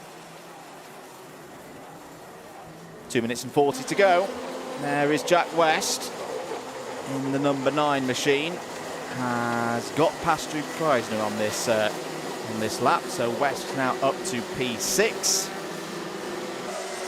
This is a nice run for Jack West. This will do for him at the moment. Doesn't need to win this race. Will have the advantage later on in the day, starting a little bit further up the order. But with this kind of result, he's putting himself well in contention here today. A couple of the Guy Cunnington Racing teammates going wheel to wheel with one another. 2 minutes of this final remaining then.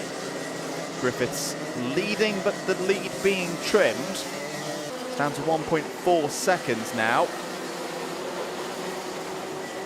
So you come over the line once again to start another lap. This is the battle on your screens, all around 16th, 17th position.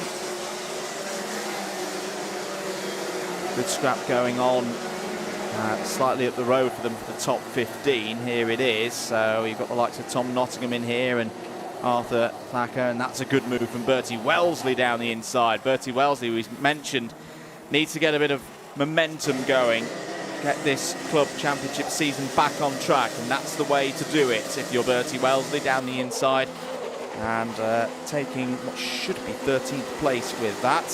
Thacker, oh, that's bold, bit too bold. Lost control under braking, and Parter Tamasvan read that beautifully to gain 2 places for the price of 1. Abby Sanders not too happy with Thacker's attempts to overtake there. Sanders lost out in that, tapping the helmet to make her thoughts on that one pretty clear. 40 seconds of this race to go then.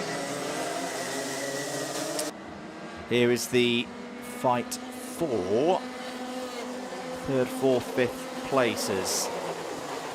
As West once again on the attack, this time gets past Alfie Davies and up into 3rd place. Davies may lose out more places here.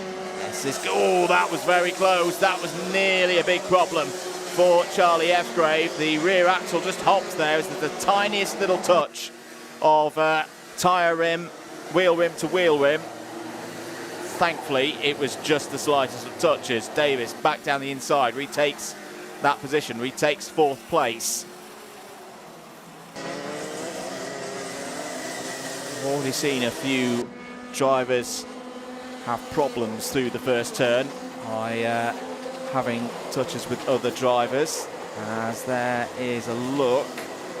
It was unlucky there for Rossi Costello. Rossi was really good on the brakes, but because he was so good on the brakes, he had to drift out to the left-hand side, and that allowed Drew Preisner a route down the inside to gain a position, and then another one. That's a good bit of overtaking from Drew Preisner. Good bit of progress past Charlie Fgrave. Davis fighting here for 4th place. We're on the final lap now. Ethan Griffiths just pacing himself home in this one. Not seen Griffiths since the earlier part of the season. And he's making his intentions pretty clear with this first heat of the day. Ethan Griffiths takes the win. Tobian Alvarez P2, Jack West P3 in the first heat for the seniors. Alvarez has actually gone around again. He was meant to come into the pits then, but gone for another tour of the circuit. 4th place for Alfie Davis. Drew Preisner in 5th place. Charlie Fgrave, Rossi Costello, Freddie Snelling, Daniel Gurney and Joseph Alton for the nitrous competition team. That's what the word was in my head. P10, Marissa Teague, Tom Nottingham, Parter Tamasvan, Darrell Henderson and Bertie Wellesley in the top 15. Good drive there from Darrell. Where did Darrell start? P24, gained 10 places in that one. Abby Sanders, Arthur Thacker, Jamie Kirkbride, Daniel Kihiov and Tom Taylor inside the top 20. Harry Laffer and Ralph Greenway ahead of the novices. Alex Facier, the first of the novices, 23rd. Jensen People and Holly Garrett in the top 25. Dylan Tutton and Matt Fryer complete the 27 finishers in that one. 3 retirements. Oliver Bamford Sr., broken rear bumper. Joshua Smith, not quite sure what happened to Joshua in that race, but I think that was on the in the early stages of the clash with Noosh Safa-Levers. We saw Noosh come into the pits, so quite 3 big drivers there to not make the finish. They will have a job on their hands when we get to the second round of heats later on. The second heat for seniors is at 11:56. The third one is then 1:20, the last race before the lunch break. So do check out the grids online if you're following a particular driver to know which one of those heats that they're going to be running in. We'll see them again later on. Let's move on though, because the cadets are out next.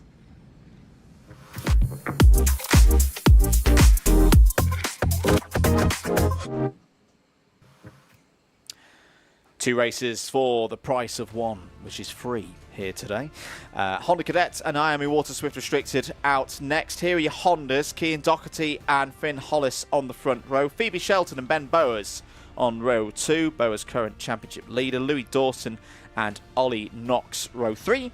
Finley Thursfield and Fraser Messer on row 4. Nico Reslovsky on row 5 with Bonnie Shilcock, the first of the novices. Senna Kosrapana and Oscar Watson go from row number 6, and then last of the Hondas is Oliver Godfrey into the Miami Cadets. Harry Murphy will be on pole. Louis Wilson and Logan Hodgetts have had strong seasons so far. They're up next. Jennifer Banks and Archie Ashworth will be inside the top 5 for the start of this one for the Iamis. Freddie Pennell, Henry Hales and Max St. Hilaire complete those not on novice plates. Here are your novices in Iami. Helmsley Schultz, Arlo Poulter Goody, Harley Bebb, Kimberly Banks, Tommy Walton and Charlie Kitchen. So 27 cadets with us here today, which is great to see. Here are your top 5s in the championships, starting with the Hondas. Bowers, 112, 2 final wins so far this year, 4-point lead over Kian Doherty. Nico Veslovsky in 3rd, Phoebe Shelton 4th, and then Ollie Knox 5th. In the Iami cadet class, it's Hales on 112, Hodgetts and Wilson both on 108, Murphy 100, and Max St. Hilaire 5th at the moment on 98. This will be 2 races at the same time, so we'll try and keep our best eyes on this one. We're going to have a little bit more time before we go racing. No, that is a false start. We'll go round again. And that hopefully gives us a little bit of time just to check in with some of your comments. Another note from Norfolk. Great to see updates happening at these older kart circuits, clubs putting the money back into sport. Yes, there's been some really, really key improvements here at Shenington in the past 6 months. I think the big one for me is still all the Pixelcom digital flag display boards. I want to say that was helped with the Motorsport UK, one of the funds the clubs are able to apply to help them improve the facilities. But great work there by the club officials to continue to improve this circuit. Are we racing? Yes, I think we are. We are underway for 9 minutes plus 1 lap. Honda's underway. Oh dear, a few moments through the first couple of corners. And the number 74 of Finn Hollis has not exited the first couple of corners. The Iamis will get going in a moment as well. Here they are. And away they get going for their race. Hopefully a good, clean start for the Iamis. Looking out the window, yes it is. Good to see. But sadly for Finn Hollis, Finn is moving around in the kart okay. But I don't think he's going to be getting back into this one in a hurry. That is unfortunate to say the least. We have gone slow procedure to deal with this. So we'll have a leisurely count through them at the end of the first lap. This will allow the Iamis to catch up to the Hondas. Thankfully, they'll all be on the same lap. We sometimes can get a commentator's nightmare when it's 2 classes running out at once and a slow procedure comes out, depending on where the slow procedure catches or which bit of the field it catches. This will be nice and straightforward for us. Doherty is your leader at the moment in Hondas. Phoebe Shelton P2. Phoebe had a good run on her first appearance at a British Kart Championships level last week up at Lark Hall. So Shelton P2, Ben Bowers 3rd, Ollie Knox 4th, Finley Thursfield 5th. Oscar Watson is the lead novice at the moment in the Hondas. The Iamis didn't get much opportunity to race because the slow procedure came out not long after they'd got through the first couple of corners. But it's Logan Hodgetts currently leading in the Iami waterswift restricted category in the number 74 from Louis Wilson, Harry Murphy, Max St. Hilaire and Jennifer Banks. And Arlo Poulter Goody is the lead novice as we're going back to green. 6 3/4 minutes to go. And we're going back to racing then for our cadets. Kian Doherty will lead them into the first couple of corners. And then it's the 2 Team 17 runners in the purple and blue. Shelton and Bowers. Bowers has lost out though to Ollie Knox. Knox through and into 3rd place. The Iamis have actually just held themselves back a bit. That's quite sensible from Logan Hodgetts. So we effectively have the original plan of the split grid, the 2 classes running on opposite sides of the circuit, just with a shorter race time. change at the front of the order. Phoebe Shelton is through and into the lead of the race ahead of Cian Doherty. Doherty looking to the outside, not quite able to draw back into the lead at this stage. So Shelton leads from Doherty, Knox, Bowers. Joining the back of this group is Thinley Firstfield as well. Here are your Iamis coming over the line. It's a good lead for Logan Hodgetts at the end of the first full and complete lap for the Iamis under green flag. There's Henry Hales in the number 57, current championship leader, and has had a very good season so far. Very accomplished at the Bambino level, moving up into the cadets now, and that's a nice move from Henry. Down the inside, takes third place. Louis Wilson just ahead. Was running as a privateer effort. Oh dear, as a spin for one of the Iamis, I think it was. Didn't quite catch which number though, apologies. Caught out one of the novices in all of that. Change for second place in Iami. Through has gone Henry Hales past Louis Wilson. Now, I feared it was Jennifer Banks. Yeah, Jennifer's falling down the order in the number 71. So it would appear that Jennifer Banks was your spinner out of the Bruno chicane. And I think it was Arlo Poulter-Goody, the novice, who was just in the wrong place at the wrong time there. I think that Arlo really could have done about that. Here are your Hondas. Ollie Knox has taken the lead in Hondas. But it's still close, isn't it? And this is what we love about Honda Cadet Racing. Particularly on a day like today. As, oh dear, little problem there for Charlie Kitchen. Well, that's a shame. Charlie was running first with the novices in Miami Waterswift Restricted. But that's what novice races are all about. Learning, growing as a driver. And knowing that there'll be even better days to come. Here are your Hondas down into Stratford. Knox from Shelton, from Bowers, from Firstfield, from Doherty. Racing well, these five. And trying to stay away from Senna Khosrapana. Khosrapana, top novice at the moment in Hondas and up to P6. Looking really good here.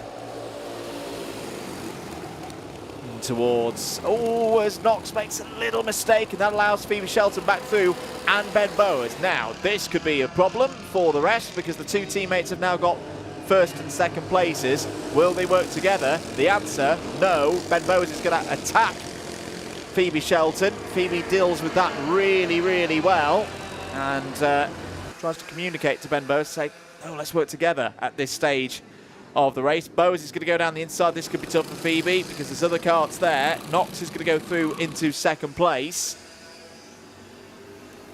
But as long as you stay part of the pack, it's all okay. If you drop out of it, then it can be a really tough race, as that might be the problem now for Cian Doherty and for Thinley Firstfield, who are just battling there over fourth place. Look how much time they've lost. This could now be Bowers and Knox's race to lose. If they can break away, reduce the numbers game.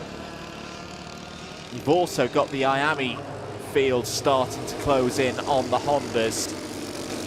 So there may be a bit of overtaking for your new leader in Iami, Henry Hales, to do over the next few laps. Down towards Stratford once again. Bowers, Knox, Shelton. Holding a little bit further back, you'll see Henry Hales appear in the background. And Henry Hales is going to draw alongside and pass one of the novices in Honda. That is going to be Khosrapana, I think.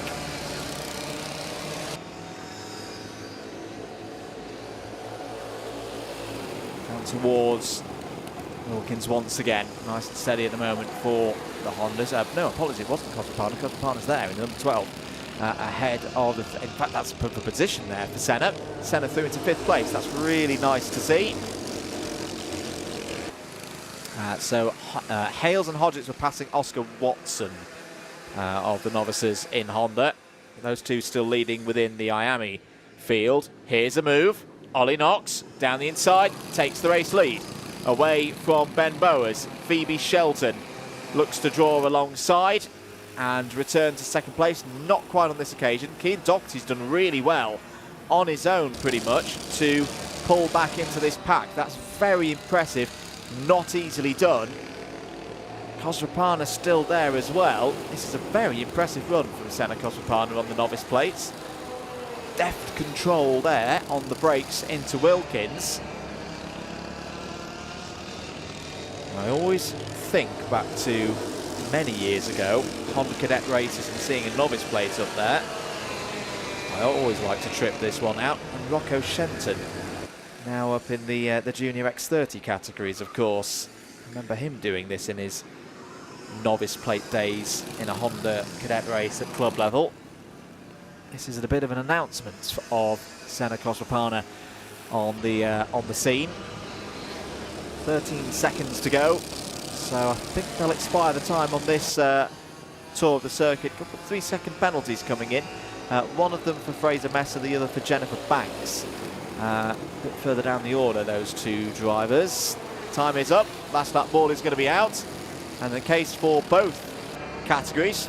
Don't know who's going to win yet. Knox has got the attentions of Bowers and Shelton not too far behind. In Miami, Henry Hales and Logan Hodgetts, not too much time between them at all. They are working their way through the Honda traffic. And in fact, they're just going to catch the back of the Hondas here. So this could get a little bit complicated for Henry Hales, but he has experience of dealing with this situation. There is a change for the lead in the Hondas as well. Ben Bowers has gone through past Ollie Knox. That was through Stratford Corner. Here comes Henry Hales as well with the bright orange nose cone on the number 57. Bowers checks over the shoulder. I think Bowers has got a good run here. Isn't going to be challenged into, I say that, Knox is very late on the brakes. Oh, and there's a spin there for Kosrapana. Kosrapana goes round, loses a number of positions. Over the line though, both of your class winners. Knox in Honda Cadet. Bowers in Honda Cadet. Knox finishes P2 in Honda Cadet, and then Henry Hales, third overall, takes the win in Miami waterswift restricted. Louis Dawson, really strong finish there for Louis Dawson. Fourth overall, third in Hondas. Phoebe Shelton and Keane Doherty complete the top 5 in the Hondas. Nico Weslowski was up next. Next to the Miamis was 8th overall, so Logan Hodgetts second in Miami waterswift restricted. Max St. Hilaire, good drive there from Max. Max is another driver who is getting stronger and stronger and stronger through the year. And third place in class in that one for Max, 9th overall. Senna Kosrapana, that was a great drive. Still was your top novice in all of the two categories there. So good stuff for the driver of the number 12, racing for the JS Racing. That's the James Small Racing Academy. Oscar Watson in 11th overall was the second of the Honda novices. Fraser Messer 12th in Hondas. Charlie Kitchen, Louis Wilson and Freddie Pennell in the top 15. Louis Wilson 4th in Miami. Freddie Pennell 5th in Miami. Harley Bebb, the first of the Miami novices, home in 16th place overall. More from the cadets later on in the day. Let's move on though. Formula Libra is out next.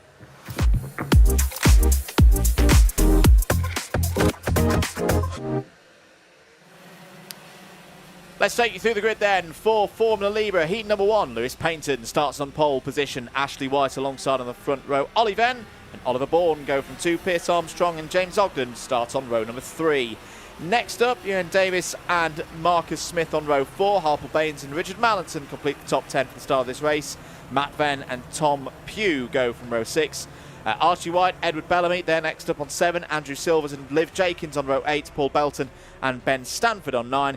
Dean Hale is ready to go from the back of the grid. The last of those not on novice place. Joseph Emmett, the first of them on the black backgrounds there. 20th on the grid. Luca Atwell and Luke Smith join the fun from the 11th row of the grid. 22 in the field. Ready to go racing in Formula Libra. 9 minutes ticking on down for the first heat of the day for this category. It's a good start for Lewis Paynton. Paynton starting the day 4th in the points. 1 point behind Jamie Jakins, who does not race today. I think is still on the injury table from earlier in the year. Oh my goodness me, 4 wide into Stratford does not work. and that is not good for Ollie Venn. And Oliver Bourne, I think, as well, at number 34, got caught up in all of that. There's Dean Hale, he's on the move already. Formula One engineer, I want to say now works for Red Bull, was at Mercedes for a very long time, and will be entertaining us on the cameras, I am sure, very, very soon. Could there be another social media viral moment here today? 8 minutes to go in this race. Payton leads. Good start for Pierce Armstrong. Up 5 places. Picked his way through the melee down at Stratford. Marcus Smith is up to 3rd from 8th place on the grid. Bourne and Mallinson in the top 5. The incident involving Ollie Venn in the number 66 under investigation. That's not a surprise. And the race officials will be looking over that one, and we'll let you know if there's any more from that as and when we receive the news. There's a brave move from the number 61 of Matt Venn. That was Matt getting past Ryan Davies. And into 9th place then. Dean Hale already on the move. Dean Hale has taken the last 2 finals in this category. Hunting down towards Stratford Corner. He's got the number 93 of James Ogden ahead. Now this could be quite a good pairing to drive through the field. James Ogden's been very strong so far this season. Is 2nd in the standings at this stage of the year, 6 points behind Hale. There's Oliver Bourne,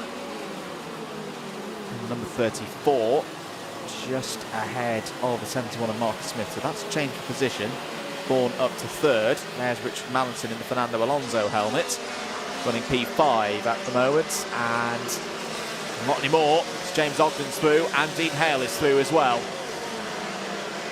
So Mallinson down to P7. There's your race leader, Lewis Payton. Doing a good job here is Lewis. Very experienced driver. Loves racing, very much the entrepreneur off circuit as well. Does a lot of different things to fund his racing. Here's a battle involving Matt Venn and Richard Mallinson. Oh, Mallinson a little bit too deep there, and that's going to be easy pickings for Matt Venn. Matt didn't have to do too much there. That's a shame for Richard Mallinson.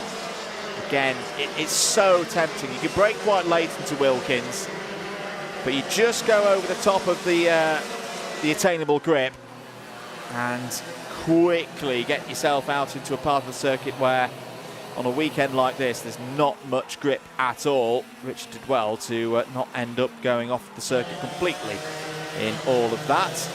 Archie White closing in as well, the number 21. Liv Jenkins also on the move.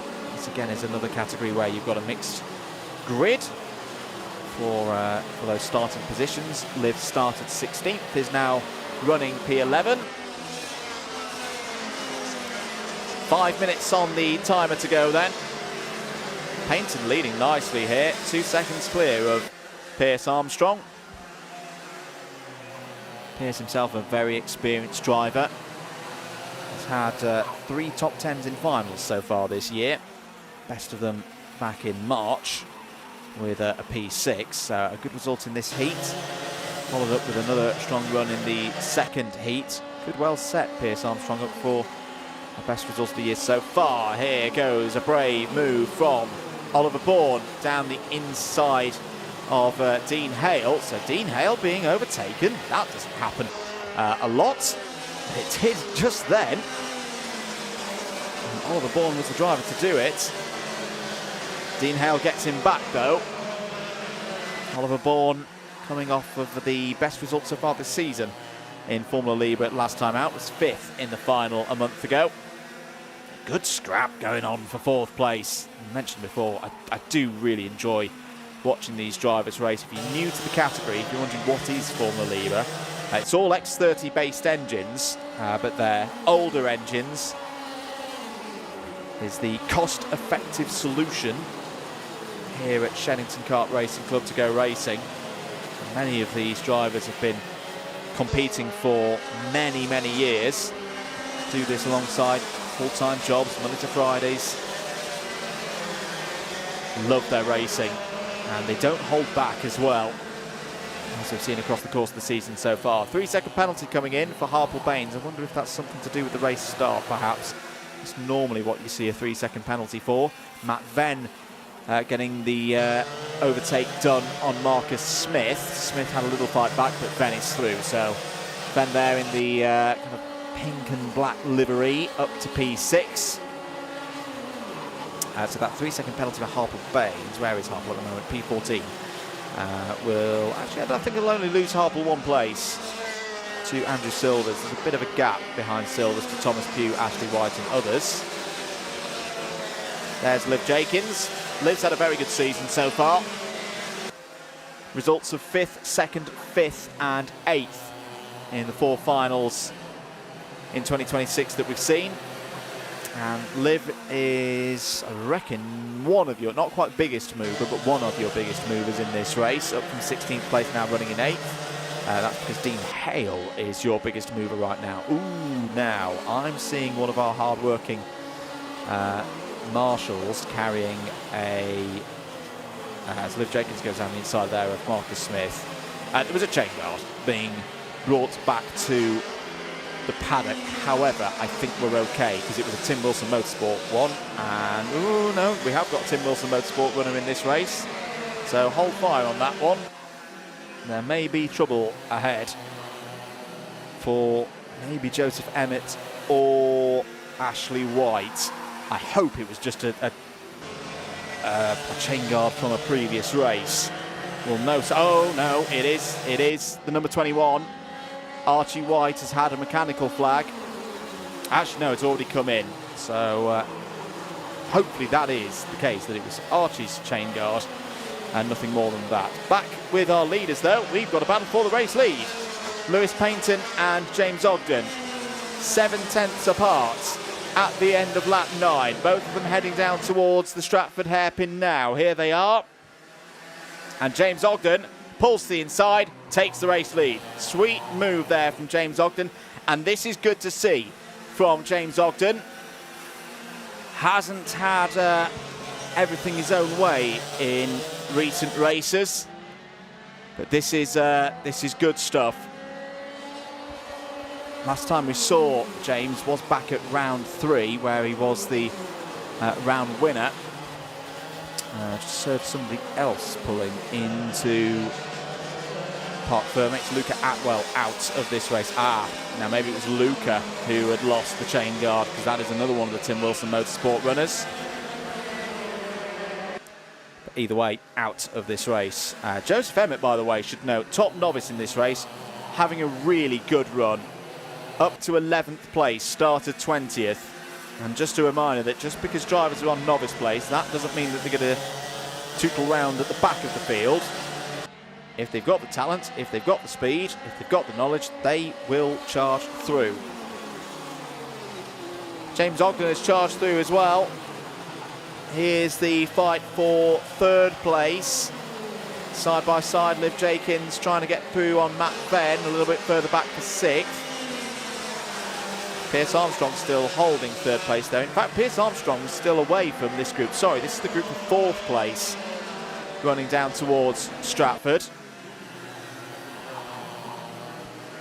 Matt Venn just pulling to the inside there, making sure that there's no counter-attack from Liv Jenkins. I think Dean Hale will still be pretty happy with this, though. Yes, it's not going to be a race win on this occasion, but remember, Dean started at the very back of the field, so a net gain of 15 positions will do very nicely indeed ahead of the 2nd heat for Formula Libra. Last lap board is out then for James Ogden, who has a lead of nearly a second over Lewis Payton. Pierce Armstrong in 3rd, and then this battle on your screens for 4th. Dean Hale, Oliver Bourne, Matt Venn, Liv Jenkins was the order. Liv Jenkins back through into 6th place. Marcus Smith, Richard Mallison and Jan Davies completes your top 10 right now. More scraps going on between Venn and Jenkins. This is going to be a routine win for James Ogden, and it's going to whet the appetite for later on in the day. We will get an Ogden versus Hale battle in the final. On the basis of this pace, James Ogden is going to be a thorn in the side to Dean Hale here today. Takes the first heat ahead of Lewis Paynton. Lewis will be happy with that. That is a strong, strong start to the day.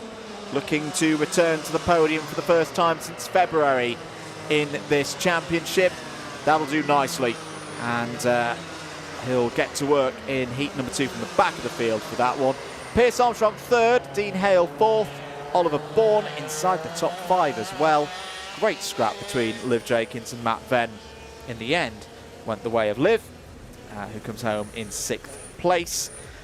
Marcus Smith 8th, Richard Mallinson 9th, and Ryan Davies in the top 10. Joseph Emmett, great drive from the back of the field to 11th, ahead of some experienced heads, the likes of Paul Belton, Andrew Silvers, Harple Baines and Ollie Venn, all in the top 15.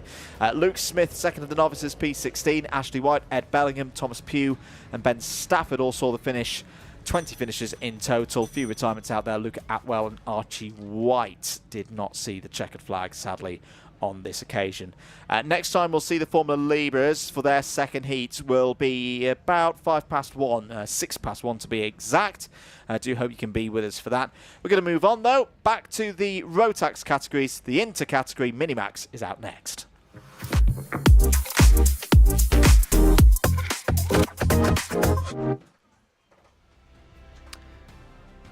Here we go then through the grid for Rotax Inter. Arthur Kaiser, Eva Jones on the front row, Charlie Gregg and Adam Bart on row 2. Lucas Gray and Sandra Kemp go from 3. It's then Eli Owen and Alfie Phillipson on row 4. Alicia Waterhouse and William Moore complete the top 10 for the start of this race. Ollie Blanford off the novice plates starts on row 6 alongside Jude Story. Roshan Bachada and Logan Stanley Jones go from row number 7. Ben Hunt and Dexter Petty start on row 8. Toby Mars and Finley Rhodes go from row number 9. Thomas Laidler and Xavier Davidson complete the top 20. Freya Lally and Jake Hansford on row 11. Charlie Heffer and Noah Hobson on row 12. And then Joshua Kenniston Wade and Jay Birmingham start on row 13. Jess Kirby, the last of those before the novices, on row 14. First of those novices, Joshua Sharple starts 28th ahead of Emrys Perring. And Mahi Maru on row number 15. Mia Gualtieri and Jamal Pumaram start on row 16. Jamal raced as part of the inaugural E10 Cadet Cup at PF a couple of weeks ago. Chloe Van Beneden and Harry Swift complete the 34 runners for this one. And yeah, so quite a few drivers in this one have either just come off novice plates or they've been off novice plates for a few months now, but they're still in those early stages of finding out how to race at this level. In terms of the championship scores, let's bring those up on the screen here in the box to give you a rundown of how we're looking at this stage of the season. Once again, taking into account the best 2 scores for each driver so far this season. Finley Rhodes' best 2 scores in 2026 have been a win and a win at the second round of the year in February and last month as well. So Finley Rhodes has a 4-point lead at the moment over Ben Hunt, a first and a third, but there was a non-championship scorer ahead of Ben Hunt at round 4. Hence, he scored the points normally attributed to second place. Jude Story is third on 99. It's actually really close at the moment to the battle for third place in the standings. Story 99, William Moore 97, Charlie Heffer 96, Noah Hobson 95, Freya Lally 93, Noah Hammond 92, Hugo Torpy 91, and Ollie Blanford on 89. I've got to say, what is quite impressive there is that Ollie Blanford's already in the top 10 in the standings, even though he's been on novice plates. So I'd keep an eye on Ollie Blanford here today. Adam Butt rejoins at the front of the order. Looking pretty good here for a start of a heat in Minimax. This should be a fun one. Into the tram lines, do the lights start to go out? Yes, they do, and we're running for 9 minutes plus 1 lap. And the early leader is going to be the number 29 of Arthur Kaiser.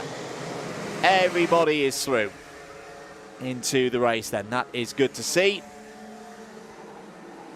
gap that Case is already getting is sizable indeed. Adam Bart there for the Kato Motorsport team. The KMS livery was fighting for second place, but has been shuffled back now. It's the Coles Racing entry of, I think that's Eli Owen up to second place. The Welsh driver has had a really good start. Started 8th on the grid. That is superb progress in the early stages. Bit of jostling going on in the midfield. Charlie Gregg slightly losing out there. So Kaiser leads from Phillipson. Moore, Bart, Jones, Kemp, Blandford, Petty, Owen, Waterhouse. And as expected, it's busy out there in the inter Rotax category. A brief sight there of Freya Lally going wheel to wheel with Jay Birmingham. Jay Birmingham's had a decent start, you know. Started 27th, he's already up into the top 20. Likewise, Joshua Kinniston Wade started 26th, up to 15th. Who else has made good progress? Ben Hunt. We'd expect Ben Hunt to make good progress. Multiple round wins so far this season in this category, and Ben Hunt is already up into the top 12, possibly even more at the end of this second lap. Kaiser still leads from Phillipson. Moore, Bart, Jones, Sandro Kemp, Dexter Perry's through past Ollie Blandford for 7th place, but Blandford fights back. And there is Ben Hunt in the number 23, sorry, not the 23, the 53. Ben with that Lando Norris design, the blue and the yellow. Here are your leaders. As Phillipson, sorry, it was Alfie Phillipson who's got up in the Coles Racing machine. The number 12. And Phillipson has now got the race lead off of Arthur Kaiser. Is Dexter Petty down the inside of Sandro Kemp. That will have been for 6th place.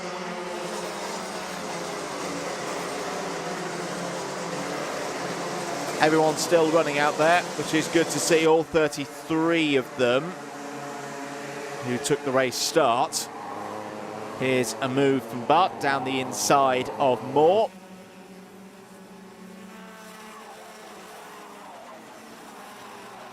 So apologies, no, that wasn't Bart. That was Logan Stanley Jones in the second of the Kato Motorsport entries, moving past Adam Bart. So nice work there from Logan Stanley.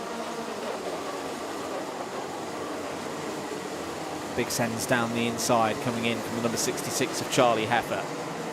Charlie's had a good season so far. Made lots of overtakes work in the early rounds of the season, as has Thomas Laidler. Laidler's been a regular feature towards the front in this category here at Shenington.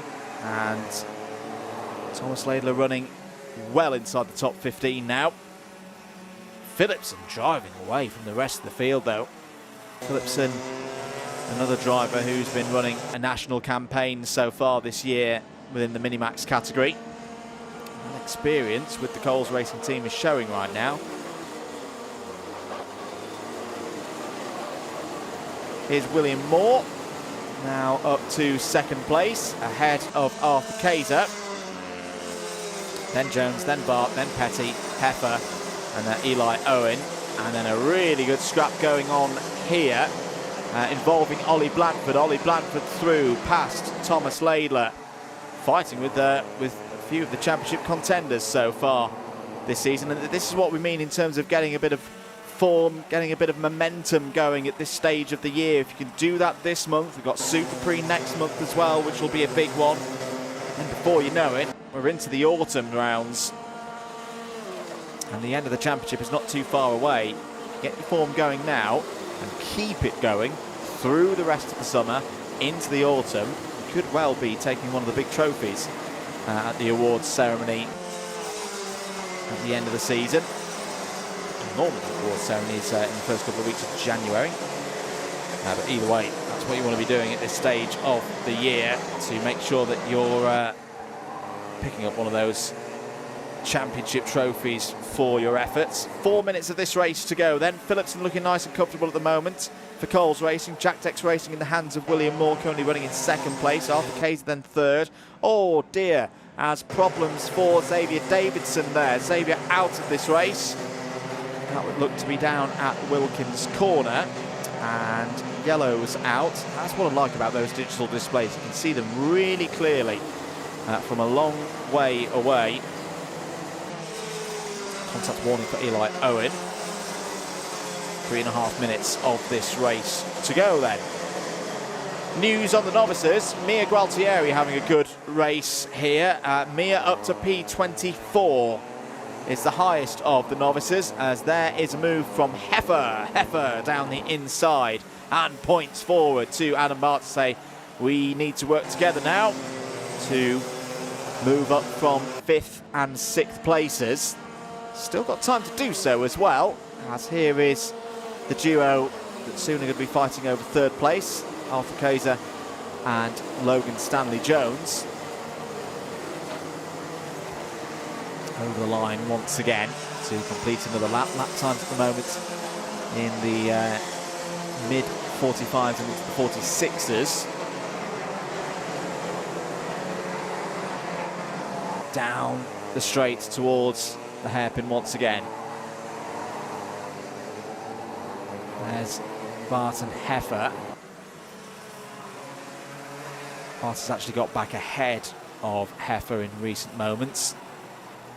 That could allow the likes of Owen and Petty and Laidler back into the equation, as that's tight between Kaiser and Jones over 3rd place. They're slightly vulnerable in that they've lost the slipstream off the back of William Moore. If they do fight too hard, they could drop back into the Heifer Bart Laidler pack. Only 1.4 seconds behind these two.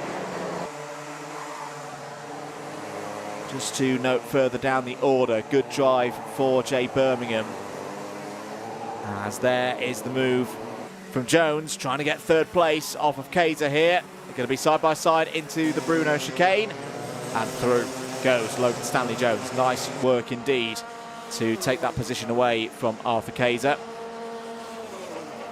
But yes, down in the order, Jay Birmingham started 27th, now 9th. Also on the move, Freya Lally. Freya Lally started 22nd, is now 12th. And further down the order as well, Joshua Kinniston Wade started 26th, has also gained 10 spots. Noah Hobson and Jess Kirby, both for Jack Dex Racing, have gained a number of positions in this race. No threat of a cut-off to a mind.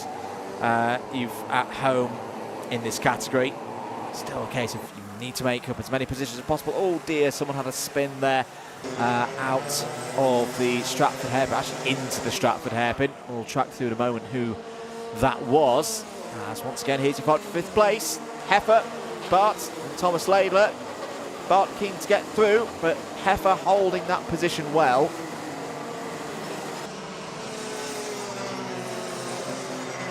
Over the line, 2 more laps to go. 5-second penalties. Oh, now one of them's quite big. It's for the race leader.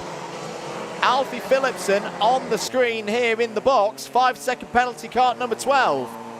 At the moment has a 3.9 second lead. Brilliant move down the inside by Thomas Laidler there. Gets both Heifer and Bart. Also with a 5-second penalty, Arthur Kaiser in the number 29. And a 3-second penalty for Charlie Gregg. Not sure what this is for.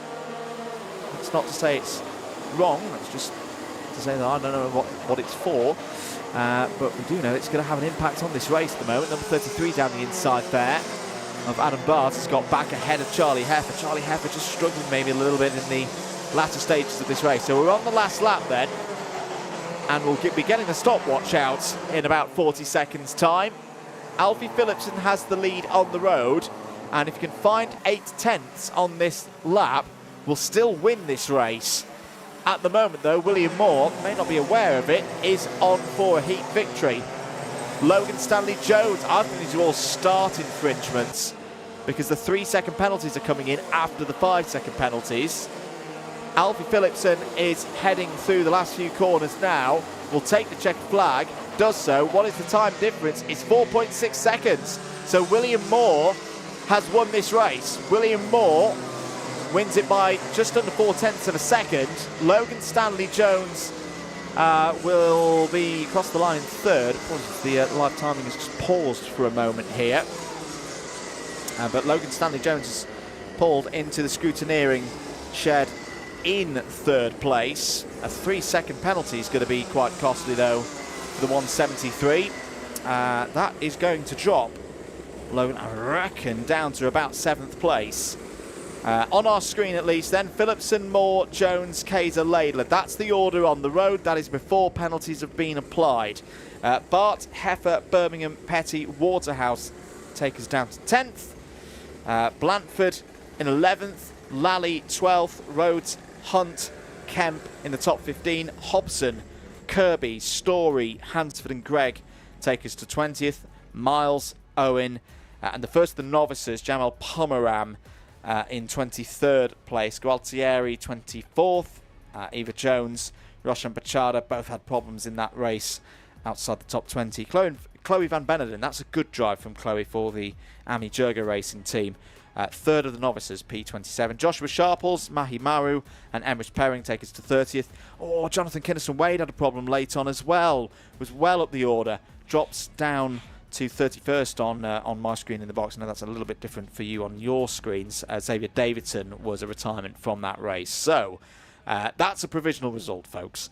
They'll do all the calculations in timekeeping, and we'll update you on what the final result for that one is later on in the day. They do have a second heat to come. It'll be the first race after the lunch break, so at around 2 o'clock that one will be 4 minutes past 2 in the schedule at the moment for that category. We'll stick with the same age group. We'll just switch across to the IAMI side of the fence next. IAMI Waterswift, their first heat is the next race on circuit.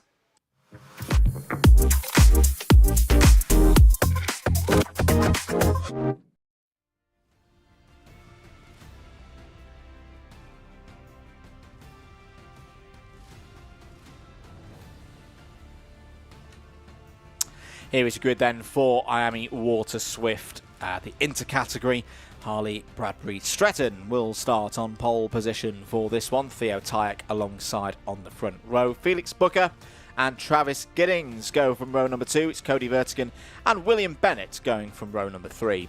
Oliver Kleinfelter is on row 4. Oliver had a good drive out last time. Margaret Kovetskis joins us for this month. Starts 8th for this one. Joshua Knighton completes the 9-strong field. Championship for this one. This one may change a bit today because our championship leader Rudra Gokulnath is not here. But Rudra has won all 4 of the finals so far in the season. So actually, no, I don't think it will, because we'll go from the best 2 scores at this point of the year for after today. It'll be the best 3 scores counting in the championship table. So on the basis that Rudra's got 2 final wins in the back pocket at the moment, currently not part of his championship score, one of them will hop up into his hand today, and he'll retain the championship lead. However, this is a good opportunity for other drivers who have been here for all the other rounds to get their first win. William Bennett is currently on 104 points from the best 2 scores, second in the standings. Theo Tyack on 102. Then Booker, Felix Booker, in 4th place on 99 points, and Oliver Kleinfelter, who had a best result of the season so far last month, is 5th on 98. Having said that, though, the presence of Margaret Kovetskis could be a slight issue for those drivers looking for that first win today. Margaret is a national level driver. He's been racing very, very well so far this season on the form book. Yes, he may not know this circuit as well as the others. He has been and raced at this circuit before, I'd imagine. But he has got a lot of pace in that Team BMR entry. Starts this one from the back of the grid, though.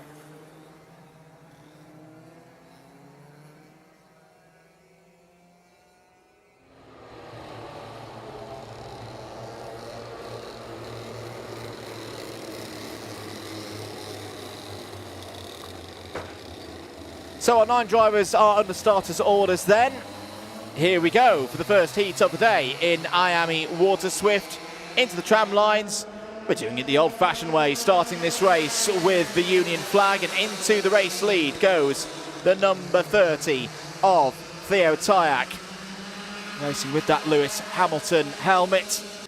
Will it inspire him to a victory like the great man had 1 week ago in Barcelona? Oh, that's a move round the outside.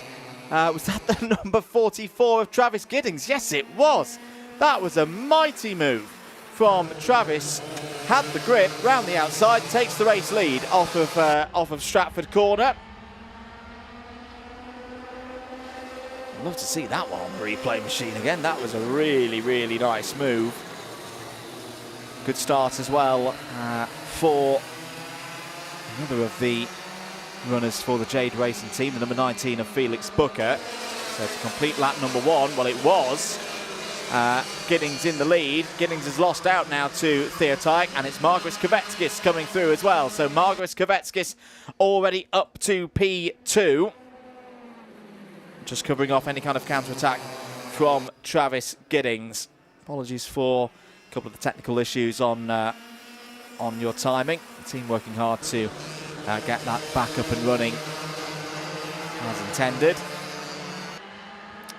Thankfully, in a way, 9-kart order means it's fairly straightforward to keep an eye on who's where.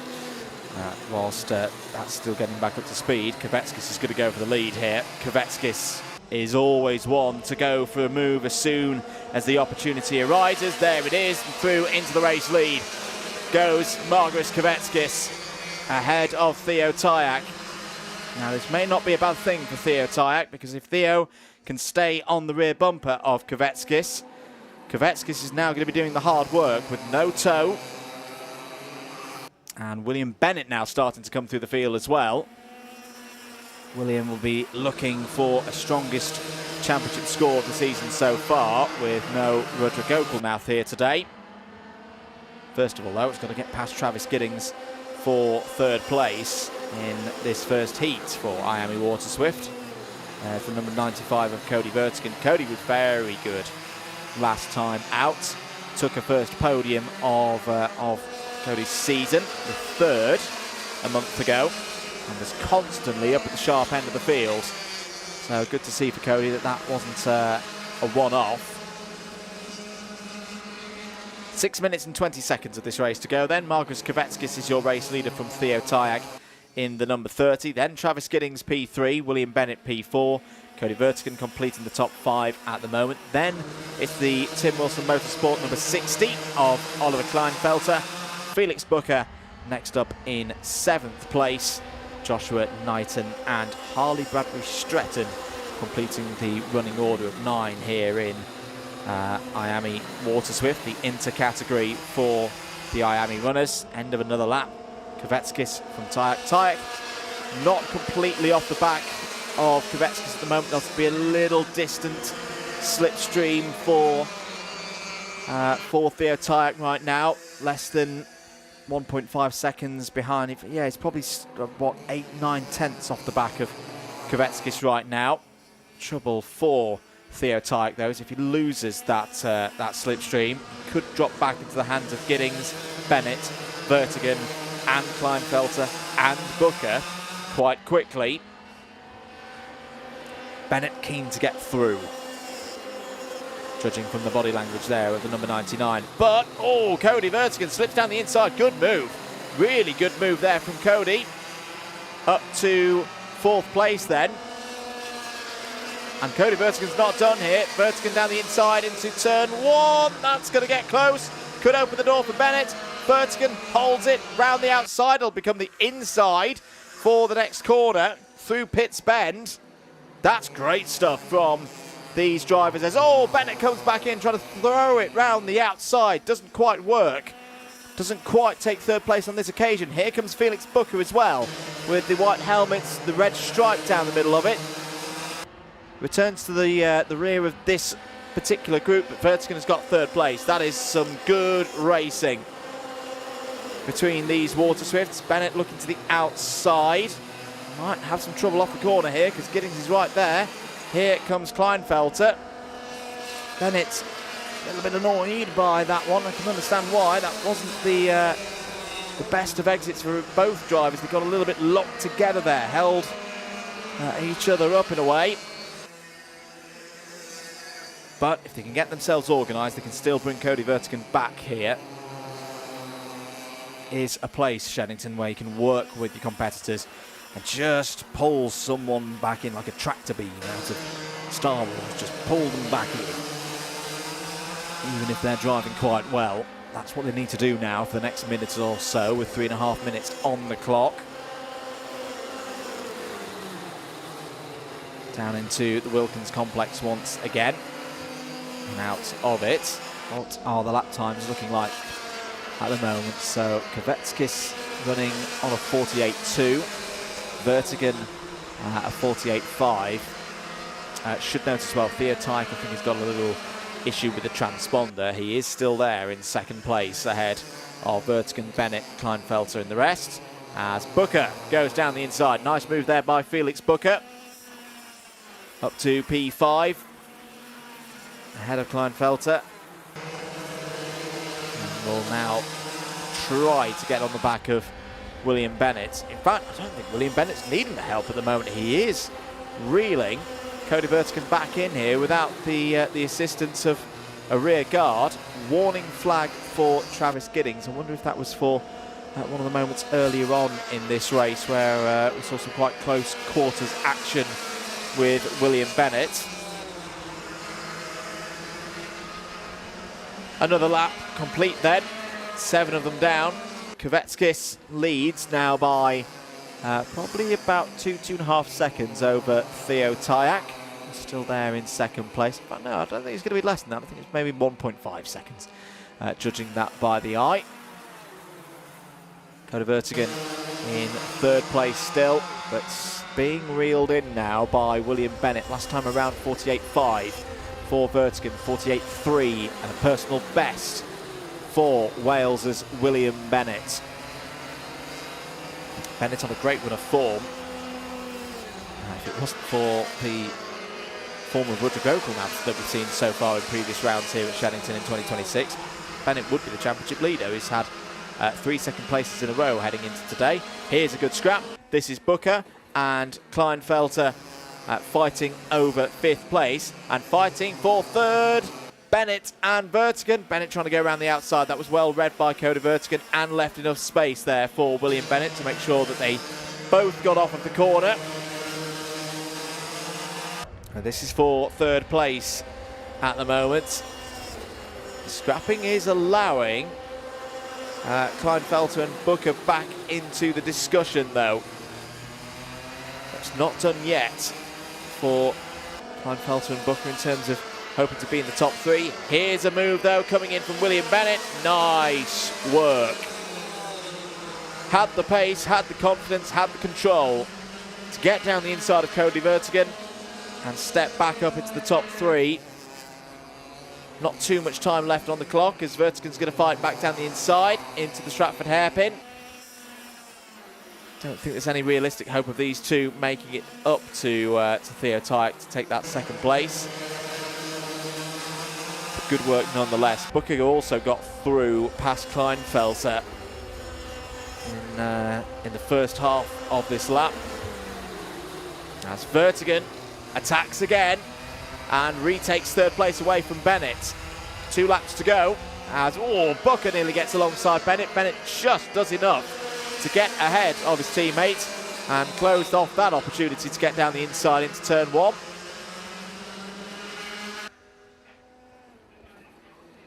There's Theo Tyak in 2nd place. Bit of a lonely 2nd place at the moment for Theo. Bennett on the attack again, down the inside into the Stratford hairpin, and initially gets the move done, but Vertigan's strong off of the hairpin. Not strong enough, though.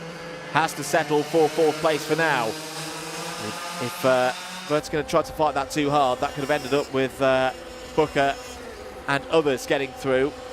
A good decision there from the driver of the number 95. Oh, and a good decision to get down the inside, lean on the brakes, lean on the front axle to get through and back into 3rd. This is a great scrap in Miami Waterswift. We're on the final lap now. Margus Kvetskis has got this race fully in his control.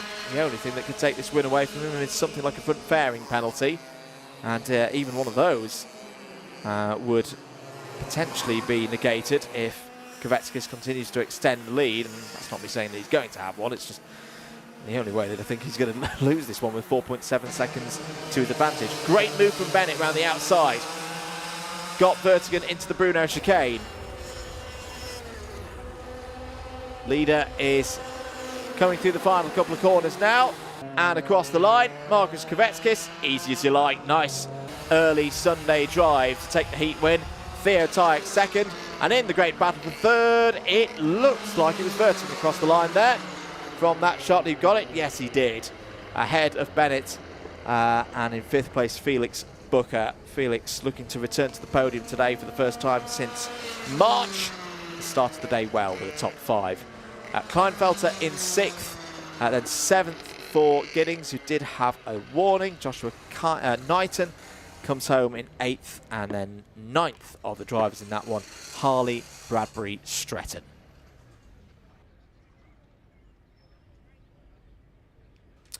So there'll be more from the Miami waterswift category for their second heat. It'll be race 18 in your race programs if you're watching around the circuit. That will be just after 2:15. And the final for these drivers will be a couple of hours after that. All of these drivers, all being well, will be in those 2 races, and we look forward to seeing them race later on today. We get on to the last race of the first rotation next.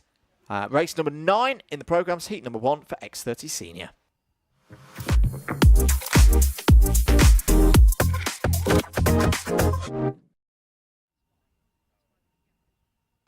So into the next race then. This is X30 Senior for their first race of the day. Dominic Parabok and Alvin Chu will share the front row at the start of this race. Joshua McLean and James Pashley. Pash is back on row number 2. Alfie Gallagher and Ryan Gill starts on row number 3. It's then Dan Bridgen and Josh Allen going from row number 4. Pietro Jurovic and Reese Masters, 2 regulars here. They'll start on row number 5. They're ahead of Charlie Philp and Dylan Masters on row 6. Max Cooper and Jacob Marples. Jacob is here today. He's moved up. That's what's confused me earlier on. On row number 7. Bailey Brooker and Jake Brook on row 8. George Hopcraft and Lauren Dunleavy on row 9. Valentino Alessi and James Harris complete the top 20 for the start of this race. Jack Monkhouse and Stefan Bostanjev start on row 11. Row 12, Finley Allen and Katie Ashman. Ashman goes into today as championship leader, if I'm not mistaken. John O'Donnell and Dylan Chadwick are the 2 novices in this class here today. They start on row 13. There's your 26-strong grid for X30 Senior. So yes, Katie Ashman, best 2 results so far this season, counting 112. Has had 2 top scores for those of the full championship runners for the season. I say that because, for example, last month we had Nat Johnston with us, who took the final victory, but Nat is not a club championship point scorer. We'll hear occasionally, not for the full season. So Katie got the normal points for winning a final, for finishing second on the road, the first of the regulars behind Johnston. So that's how Katie's got her 112 points on the board so far this season. Dominic Parabok is 4 points back. Dominic has had a final victory so far this year, took it at the February round, and had a 3rd place converted again into the points for second of the club championship scorers back in April. Next up is Ryan Gill. Ryan is 10 points behind Ashman, 6 points behind Parabok. Alfie Gallagher then a further point back. But it's really the 10th place for Alfie Gallagher from the first final of the year that's holding Alfie back a little bit at the moment. Alfie was the second of the club regulars to take a round so far this season. That was back in March that Alfie did that. And then in 5th place, 1 point behind Gallagher, is Jack Monkhouse. 2 50-point scores so far this season for Monkhouse. But yes, I noted earlier Jacob Marples when he was missing from the junior grid, and I was confused at the start of the day because I was like, I'm pretty sure I saw Jacob Marples on an entry list before this weekend, and I did. Jacob has moved up from the juniors into the senior category since the last time I saw Jacob race. So probably won't be a championship contender because too many rounds of the season have already passed, even with drop scores yet to come into full effect.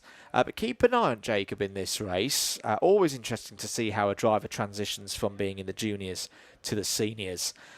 The technical platform underneath isn't too different for Jacob, but it's all in the mind when you get to the seniors, particularly when you've got some very experienced hands on this grid. You know, your likes of your James Pashleys, E-plate holder from here last year, maybe thinking of going for the E-plate again this year. It is Super Prix next month, where we often see. I should have checked beforehand whether the E-plates are on offer for the Super Prix next month. So if I've spoken out of turn there, I do apologise. The last few years for the IAMI categories, the E-plates has generally been up for grabs at Super Prix. Unfortunately, I can't join you for Super Prix. Someone got the bookings for that weekend before our club here did, but you will be in the capable hands of David Sullivan for next month. So David will be calling all of the action, all being well, for Super Prix weekend. Right, let's get ready then for this first heat in X30 Senior. Quite a fast run through the tram lines, and it is a good one. We are underway for this one, 9 minutes plus 1 lap in Senior X30. It's close in the midfield, as you'd expect it to be. There's a bit of trouble for two drivers. The number 26 of Jake Brook is round and shuffled to the back of the order, as is Stefan Bostangiev in the number 24. Stefan just had to take avoiding action there. Wasn't involved in the initial accident. That's not good for Jake Brook. Jake will not be happy with that. No threat of cut-off for this one. Everyone goes through to the A final, all being well. But there are positions on the grid up for grabs across these two heats. Bit of an exchange going on there with Piotr Jurovic and Daniel Bridgen involved. Close there between Alfie Gallagher and the number 35 of Daniel Bridgen, also involved. Dom Powerbuck has the lead at the end of lap number 1. Move coming in there. That Pash on the move? Yes, it was. James Pashley up to P2 then. Current E-plate holder. Piotr Jurovic a little bit out of shape through the Bruno chicane. Ryan Gill there in the number 43. I tell you what, Piotr Jurovic does not look comfortable under braking. That's a second big braking zone in a row where he's had a bit of a squirrely moment. Off is one of the novices. That is John O'Donnell. John's going to get back into the race. It actually had a really good start, was into the top 20 from the back of the field, but loses all those positions gained now. There's Alfie Gallagher in the R1 Racing number 14. The team based at PF International, as is that Marples on the move that I just saw there, cutting through. The number 28, yes it was. Oh dear, problems for one of the Norris Carey Motorsport runners towards the back of the field. Was that Josh Allen? I think it was. I think it was the number 90 of Josh Allen.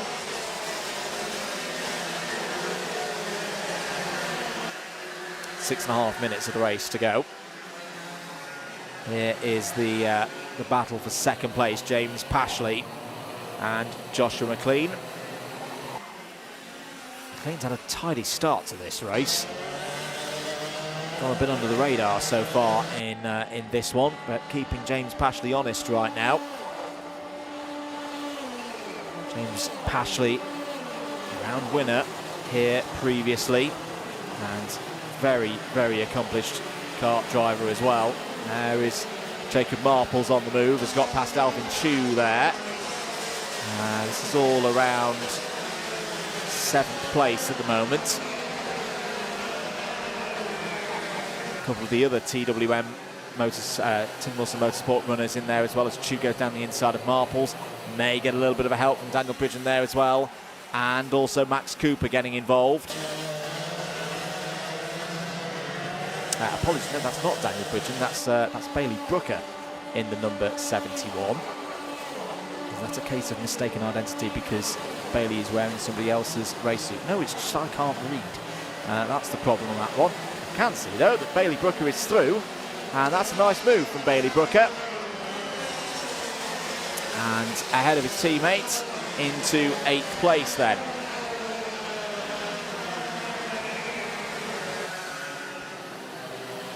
Five minutes of this race to go, then the +1 lap. Oh, nice move there from Katie Ashman.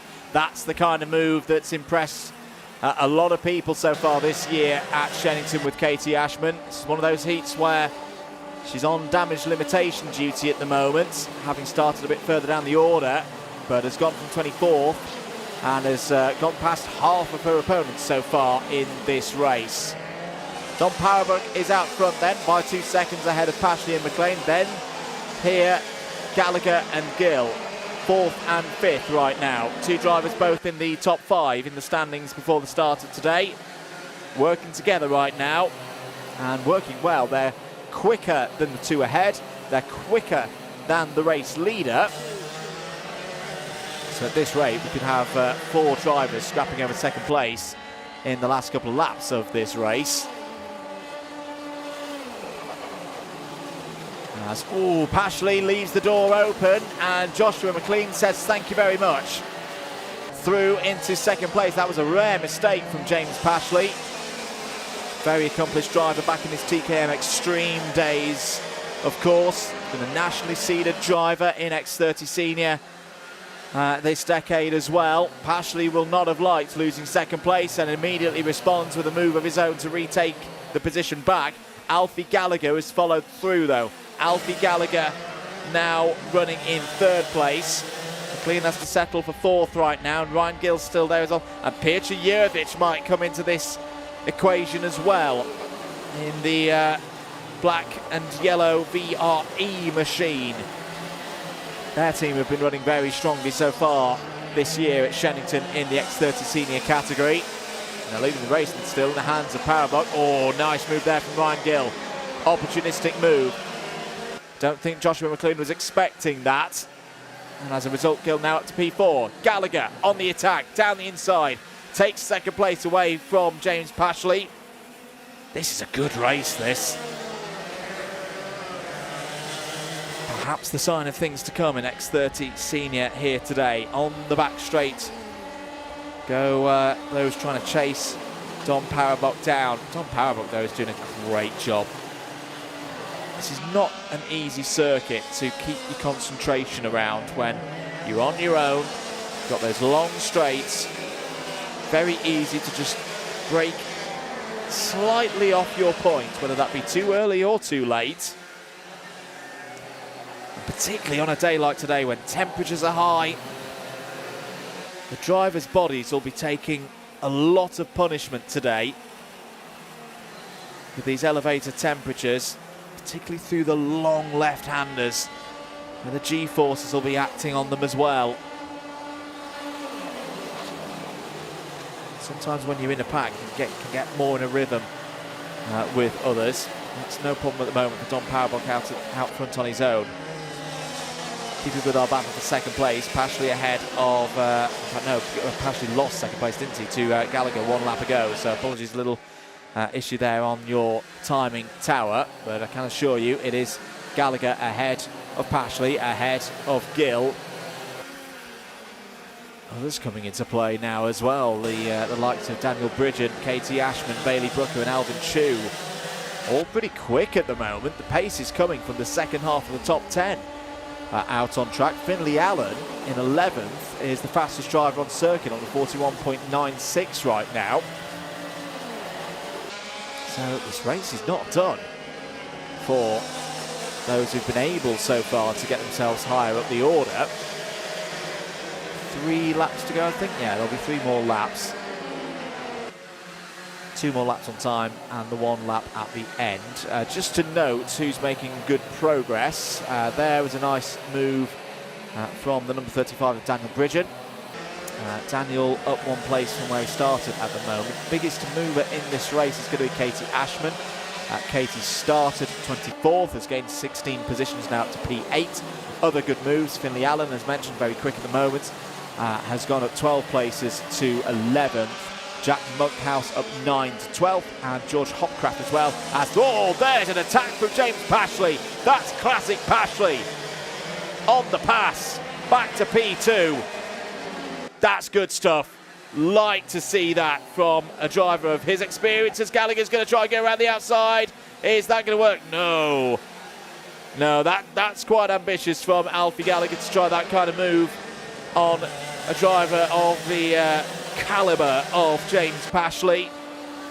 And in fact, he lost out to Ryan Gill in all of that. That was well read by Ryan Gill. Other moves coming in down the inside. Daniel Bridgen momentarily had a nose ahead of Katie Ashman. Katie Ashman could gain quite a few positions here on the last lap. This has been a very good drive from the championship leader. Gill has another go at Pashley. Gallagher's still there. Gallagher has got back ahead of Gill. Where's Gill gone? Gill's lost out to Ashman as well. Sorry, Peter Jurvic is the JRE on the move, but Casey Ashman is in this group also. Slightly shorter stature, but in the same colour lid. Don Powerbrick, though, we've not seen too much of Don Powerbrick in this race. That's because he's been clear, gone up the road, and takes it. Probably going to be about 4 seconds the advantage for Don Powerbrick over the line. The gap in the end to James Pashley. Hasn't quite updated on our screen yet. Well, in a moment. But it's Powerbrick who takes the first heat. Pashley P2. Ryan Gill comes home high up the order, but lost 3rd place late on there. Yeah, Alfie Gallagher confirmed as your driver in 3rd place, ahead of Pietro Jurvic. Joshua McLean 5th, Ryan Gill 6th, Katie Ashman 7th was your biggest mover, up 17 places. Daniel Bridgen 8th, Finley Allen 9th, and Alvin Chu completes the top 10. Jack Monkhouse, George Hopcraft, Jacob Marples, Lauren Dunleavy, and Jake Brook in the top 15. Good fight back there from Brook, who was facing the wrong way at turn 2 on lap 1, so fights back from the back of the field, takes, what's that, 11 positions from the others. Reese Masters, James Harris, Max Cooper, Charlie Philp, and Stefan Bostangiev all in the top 20. Bostangiev also from pretty much the back of the field. Dylan Masters, John O'Donnell, Josh Allen, Dylan Chadwick, Bailey Brooker, and Valentino Lessie take us down to 26th. We've got to move on though. We'll stick with the seniors, but switch over to the Rotax drivers. Heat 2 up next.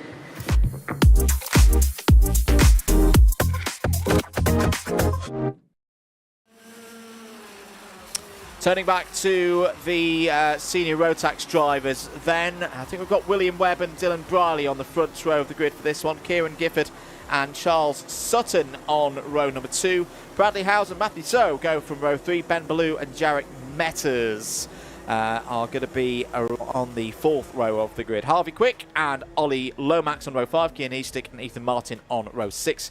Max Chow and Bertie Wellesley, that's row 7. Tom Taylor, Harry Laffer on row 8. Marissa Teague and Dan Gurney row 9. Snelling and Costello on row 10. Alvarez and Griffiths on row 11. Thacker and Davies on row 12. Orton, F. Gray, Vessier, Garrett, Fryer, Pearson and Ivo Ivanov complete 31 runners in this one. We're away, we're racing, 9 minutes plus 1 lap. Half the field have, oh my goodness me, that is a complete mess at the back of the field. I was about to say that most of the drivers towards the front of the field have not raced yet. The drivers in the second half of the field have raced yet, but for some of them, I don't think they're going to be racing much longer in this one because, well, that is not what we want to see. Slow procedure is deployed. We've also, and now hang on a minute, we've got a driver. This is on the approach to the Brunner skip. There it is. How has that happened?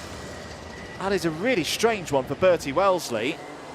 I can't remember seeing a kart up that bank before. This was the race start.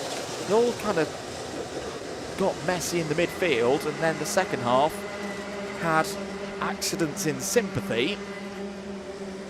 And then there was a second incident for Bertie Wellesley. That is the number 66 of Freddie Snelling out of the race.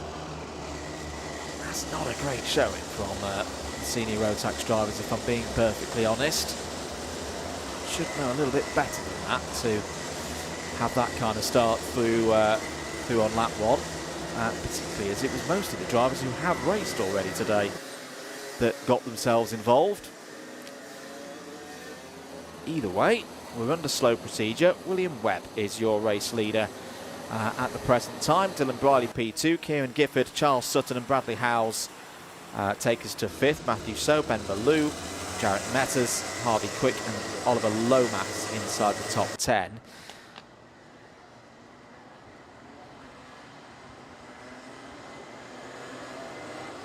Could be going back to green this time around. William Webb backs up the field in preparation for the sprint out of the final corner and over the line. Not seen any notification on our screens at the moment that we're going back to green, and no, I don't think we are. So at least one more lap of slow procedure. Should note actually the time was not ticking down. I wonder actually if we're going to get this is going to be effectively a full race restart. I could understand why that would be the case, given how many drivers were in trouble on the first lap.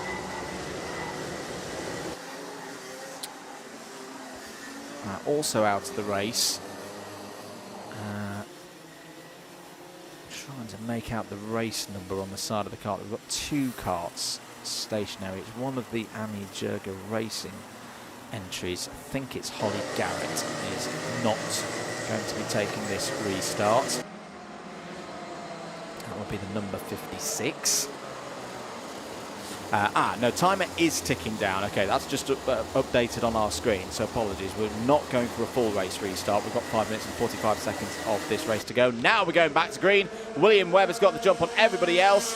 Kieran Gifford was a little bit asleep there and is going to have trouble now in the form of Bradley Howes. Bradley Howes was right on the money there. Gifford has recovered well through the first couple of corners. Charging down the inside there. That was Harvey Quick for the R1 Racing team, looking to get past Ben Ballou for 5th place. So back to racing speeds. The heat effectively becomes a 5.5-minute race, not a full race restart. As there is a move down the inside from the number 52 of Jarek Metters. Jarek, very quick driver, looking to move up the order. That was past Harvey Quick as here comes in Ben Ballou. Ben having a good run so far in this race. Another driver who's been very active on the club racing scene so far in 2026. That was a nice move up to 4th place for Ben Ballou. Other drivers out, just to note. So we talked about Holly Garrett, we talked about Freddie Snelling. I don't think we've got Max Chown or Charles Sutton or Matthew So. Now Matthew started a little bit further up the order in this one. So we'll keep an eye out whether that is a true statement of affairs on our timing screen or whether the 59 is still running out there. That was a nice move from Jarek Metters. Gets another one. That was past Bradley Howes for 4th place. Good drive from Tom Taylor. Tom needs this. Tom didn't have the happiest of times in the first heat, but not such a bad time that a good result here can't wrestle himself back through into the A finals. So that's good to see Tom Taylor with a bit of a time disadvantage at this stage of the day versus those who didn't run in the first race are having their first heat of the day now. But Tom's up there in the top 10. 3.5 minutes to go. Webb still your leader, pretty comfortably at the moment from Kieran Gifford by 9/10 of a second, is extending that advantage. Ben Ballou is 3rd. Jarek Metters 4th, is your fastest driver on circuit. So we'll keep an eye on the TDR machine number 52. Jarek looking really, really good in this race, although he's a bit wide there, and that's going to be close with Bradley Howes. Bradley not quite able to take advantage out of Stratford Corner. Harvey Quick still there as well. Running without any sticker kit on the front fairing. That's most likely for weight. And a good discussion on the Bump Drop podcast about weights for senior drivers. If you're a Slipstream member, you can go and check that out. Or if you're not, you can listen to it on the podcast platform of your choice. You just won't see our faces, which is probably a good thing if we're being honest. 2.5 minutes to go. Webb, Gifford, Ballou, Metters, Howes, Quick, Martin. Ethan Martin's had a good race here. Ethan Martin having the kind of race we've seen a lot from one of the front runners here so far this season. You don't really notice Ethan coming through until the last third of these heats, where you suddenly realise, oh, he's gained a few positions, in this case 5 positions so far here today. Just a note on the novices as well. Ivo Ivanov having a very nice run in 17th place. Matthew So update. Matthew is okay. I thought this was the case because I didn't see Matthew involved in any of the happenings on lap 1. Yeah, it's just a little transponder moment, so he's just been reset back into 9th place in the standings, so he's just about to come through our screens. He was just going to be behind Oliver Lomax there in the number 27. 90 seconds on the clock to go. Over the line goes William Webb. William Webb doing a great job here. This is going to feel good for William Webb, looking for another strong result here today.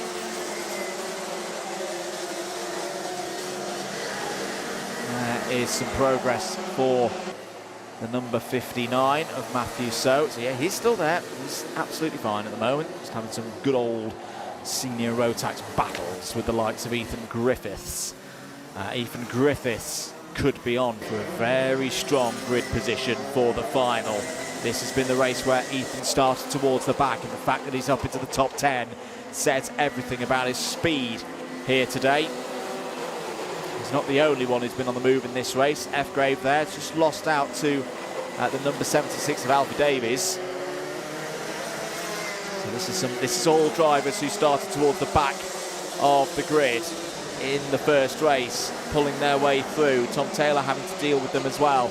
Cian Eastick there in the number 23 loses out. That was all around 13th place. Ooh, Matthew So, a little bit too quick, gets away with it. Through Stratford corner. Drivers know these positions could mean the difference between qualifying directly to the A final or facing the trepidation of the B final.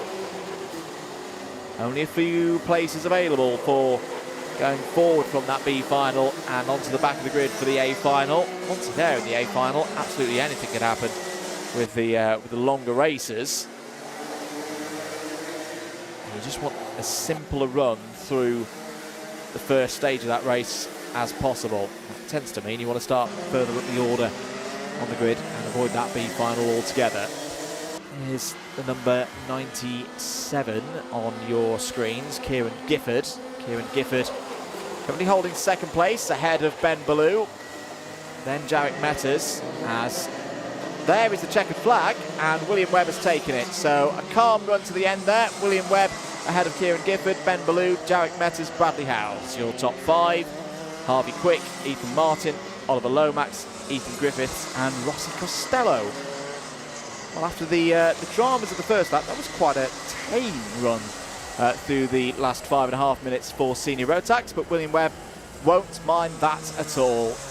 Another win for him here this season at Shenington in the heat on this occasion, and we'll look forward to the third and final heat for senior Rotax later on in this session, about an hour's time for senior Rotax.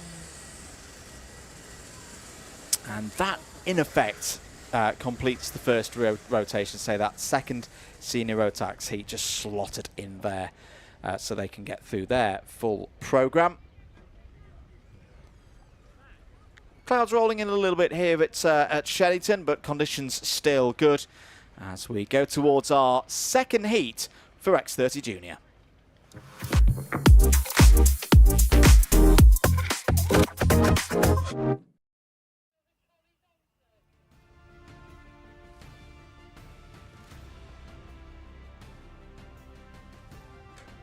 Here is your grid then for the second heat of the day in X30 Junior. Ian Carey and Tom Fox on the front row of the grid. Jack Baker and Alfie Fulton go from row 2 for this one. Henry Duncan and Brandon Edwards start on row number 3. Sebastian G and Archie Lee Bullock start on row 4. Zoe Catt had a good race in the first heat earlier on today. Starts on row 5 for this one alongside Lucy Lovell. Lucas Murray and Harry Watson go from row 6. Harrison Maxwell and Molly Mizzen start on row 7. It's Katie Clark and Ayatan Lima Evans on row 8. Knight Measures needs a good result in this one. Starts on row 9. Is joined by Jack Wish. And then row number 10. Charlie Blankensop and Alfie Brown are ahead of Finley Hines and Louis Barker on row 11. Conrad Barton and Alfie Taylor start on row 12. It's James Backworth and Lydia McLaughlin on row 13. Katie Donaldson and Sam Mott on row 14. Seth Angus and William Haynes complete the top 30. And then our novices, Theo Wright, Josh Bundock, Jaden Lamb and Theo Thomas to give us a capacity 34 strong field. Result from earlier this morning. Close your ears if you don't want to hear it. You can watch back later at your leisure. Finley Hines was your race winner. Sam Mott second. James Backworth third. Conrad Barton fourth. Alfie Taylor fifth. Jack Baker, Brandon Edwards, Jack Wish, Lydia McLaughlin and Charlie Blankensop completed the top 10. If you're new to this form of karting or even just this form of racing, this is the second heat. The points from this one are combined with the results from heat number 1. That then sets our grid for the final later on today. That's when the championship points will be raced for. So this race, all about the grid position for that final. Ian Carey on the front row there. Very experienced driver. Racing once again with the Norris Carey Motorsport team. What can the Irish driver do from the front of the field? Into the tram lines. If the lights go out, we'll be underway. We are 9 minutes plus 1 lap once again here in X30 Junior. And I tell you what, the best of starts has gone to Jack Baker. Jack Baker has taken the lead of this race. This could be a big one for Jack Baker in the story of today. Has the lead off of Stratford as well. Everyone will get through to the final, but it'll be a busy A final for the X30 Juniors with 34 of them running here today. As, there's problems for Ayrton Lima Evans in the middle of the pack. There's other drivers wide as well. Out of the Bruno chicane. Was Finley Hines one of them in a spot of bother? I hope not. Baker leads at the end of lap 1. Tom Fox up to second. Ian Carey holding in third. Fulton, G, Catton, Edwards, Murray, Watson, Maxwell all in the top 10. Who's in trouble? It was Finley Hines. Finley Hines is out at the end of lap number 1. That is a complete turn of fortune for the winner of heat number 1. He's come to a stop. Is going to be watching this one from the sidelines for the remaining 7 3/4 minutes of this race. That makes it really key now for Jack Baker that he wins this race, because that is one of the big contenders for today's final. With a big setback, he's going to be starting from the middle of the pack now, even though he took the first heat win. Down towards Stratford once again. Baker's lead is 7/10 of a second as in down the inside. Sebastian G and Alfie Fulton going on the attack for the Jade Racing team in the classic red and white colours of the Birrell brand. Who else has made good progress in the early stages of this one? Zoe Catt started 9th, now running in 7th place. Sam Mott's on the move. Started 28th, is now up to 13th. As through goes Lucas Murray. Lucas Murray in the number 47 is up into the top 6. Started 11th, so that's decent progress from Lucas Murray. Where did Lucas finish in the first race? I think he had big problems down in P28 in the first race. So Lucas needs every position that he can find at this stage of the day. 6.5 minutes remaining of this one. Baker holding nicely at the moment, 7/10 clear of the rest of the field. Ian Carey has got back up the order into second place. It's Sebastian G just behind there in third. And the number 56 of Brandon Edwards aboard the Charles Leclerc branded kart there. It is still pretty much a Birrell underneath. Similar to a number of the Formula One driver named chassis in karting. Sebastian G was having a go there at Ian Carey for second place. Did Sebastian get the move done? No, didn't. Ian still holding second place, but does feel like there's a bit more pace for the likes of G and Edwards. This is good for Baker that there's a bit of a squabble going on for second place, because that gap is staying at about 0.7 of a second. Nice move from Edwards down the inside. Takes that position away from Sebastian G.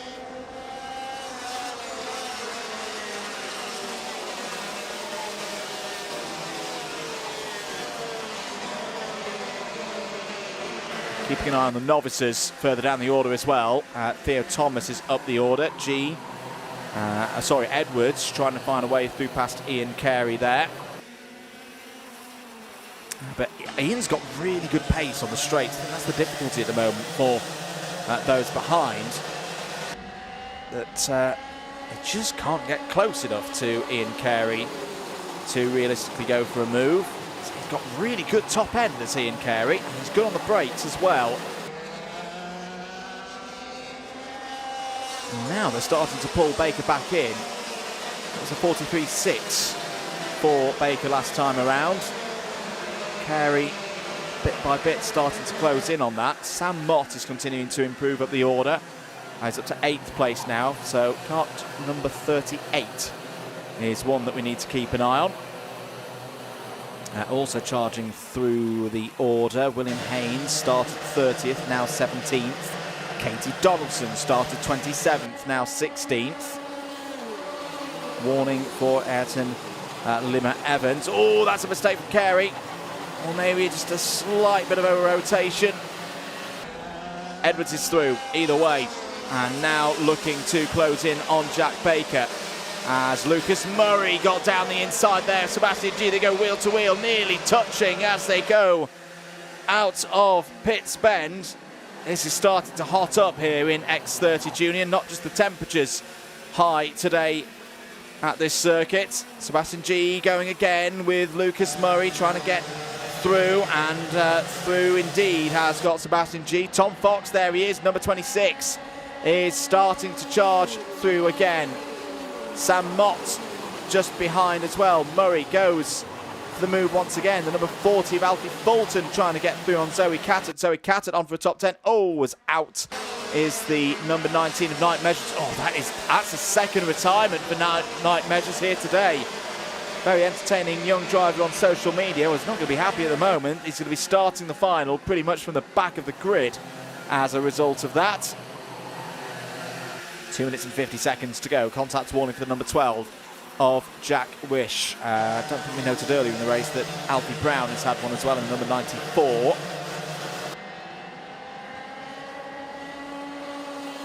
Head down for Lucas Murray. But Sam Mott isn't going to need more of an invitation than that to get down the inside. That was good stuff from Sam Mott. Sam Mott, it's a distant chance, but I don't think Sam Mott's out of the discussion for a race win here. He's 2.3 seconds behind, but his pace is very, very good.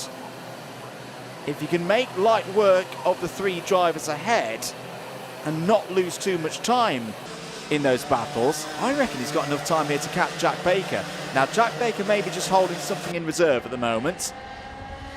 Jack Baker will not just let the driver of Sam Mott's ability cruise up to the back of him. But keep an eye on that 38 with a few laps to go. Maybe a few signals from mechanics on the sidelines has told the likes of G and Carey and Edwards to get on with it a little bit, because Sam Mott is charging along. That was a nice move from, was that Casey Donaldson? Yes, it was, the number 77. Oh, was out is the number 83 of Harry Watson. Wearing one of the Stilp family suits. from the Croc Promotion team there. And I can assure you that sadly is Harry Watson, who will not be seeing the end of this race. A third retirement from this one. Under investigation is the number 25 of Molly Mizzen. Has all for the race lead. Brandon Edwards down the inside of Jack Baker. Great move. Brandon Edwards has had good pace on that Charles Leclerc race team machine so far in this race and has found a way through. Has Baker got anything in response? Not by the looks of it right now. Edwards gestures to say, let's work together. That's a sensible call.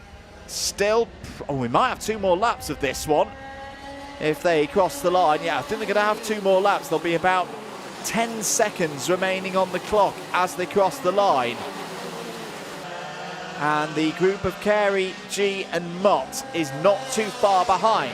There is Carey down the inside of G. That's for 3rd place. Mott's going to go in as well. That's tight. That was a little bit ambitious from Sam Mott. He just wasn't alongside Sebastian G enough to realistically make the move. G's going to go on the attack now down the inside for P3. Textbook overtake into the hairpin on Ian Carey. Edwards and Baker continue to work together here. Edwards' kart looks really dialed in. Really dialed in. That was a great run through the Bruno chicane. Baker was sliding a bit. Back with our battle for 3rd place. G has got through past Carey. Carey's now having to deal with Lucas Murray for the TWM number 47. As Mott gets down the inside of G. That was for 3rd place. Did Mott get it? Yes, he did. Great racing once again here in X30 Junior. We are now on the final lap. I don't think Jack Baker's got anything that he can use to respond right now. It's through the corners. Just watch this. Turns in.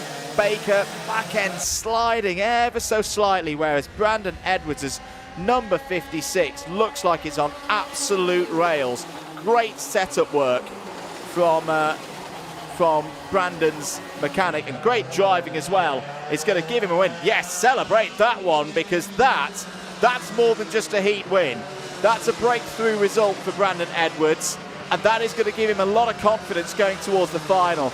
Not just for the fact that he was able to catch and overtake a driver such as Jack Baker, but he looks really good across that final. He looked like he could have done that for another 3 or 4 minutes, and that could be an important aspect when we get to the final later on today. Edwards wins from Baker, Mott, G, Carey. That's your top 5. Lucas Murray in 6th, Tom Fox 7th, Zoe Cattett, Alfie Fulton and Katie Donaldson all in the top 10. Harrison Maxwell 11th, Alfie Brown 12th, William Haynes, Molly Mizzen, Seth Angus take us down to 15th place. Alfie Taylor, Henry Duncan, Conrad Barton, Archie Lee Bullock and James Backworth in the top 20.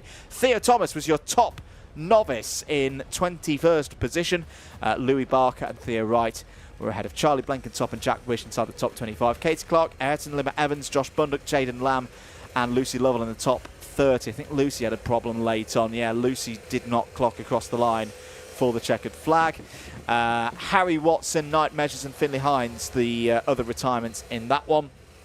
That is the heats done for that particular category. X30 Junior will be our first full A final later on today of 11 minutes plus 1 lap. That will be a race we expect to see just after 10 past 3 local time here in the middle of England. Right, we'll move on then from the X30 Juniors. Sticking with the junior categories though, we go across to Rotax. Their second round of heats is up next.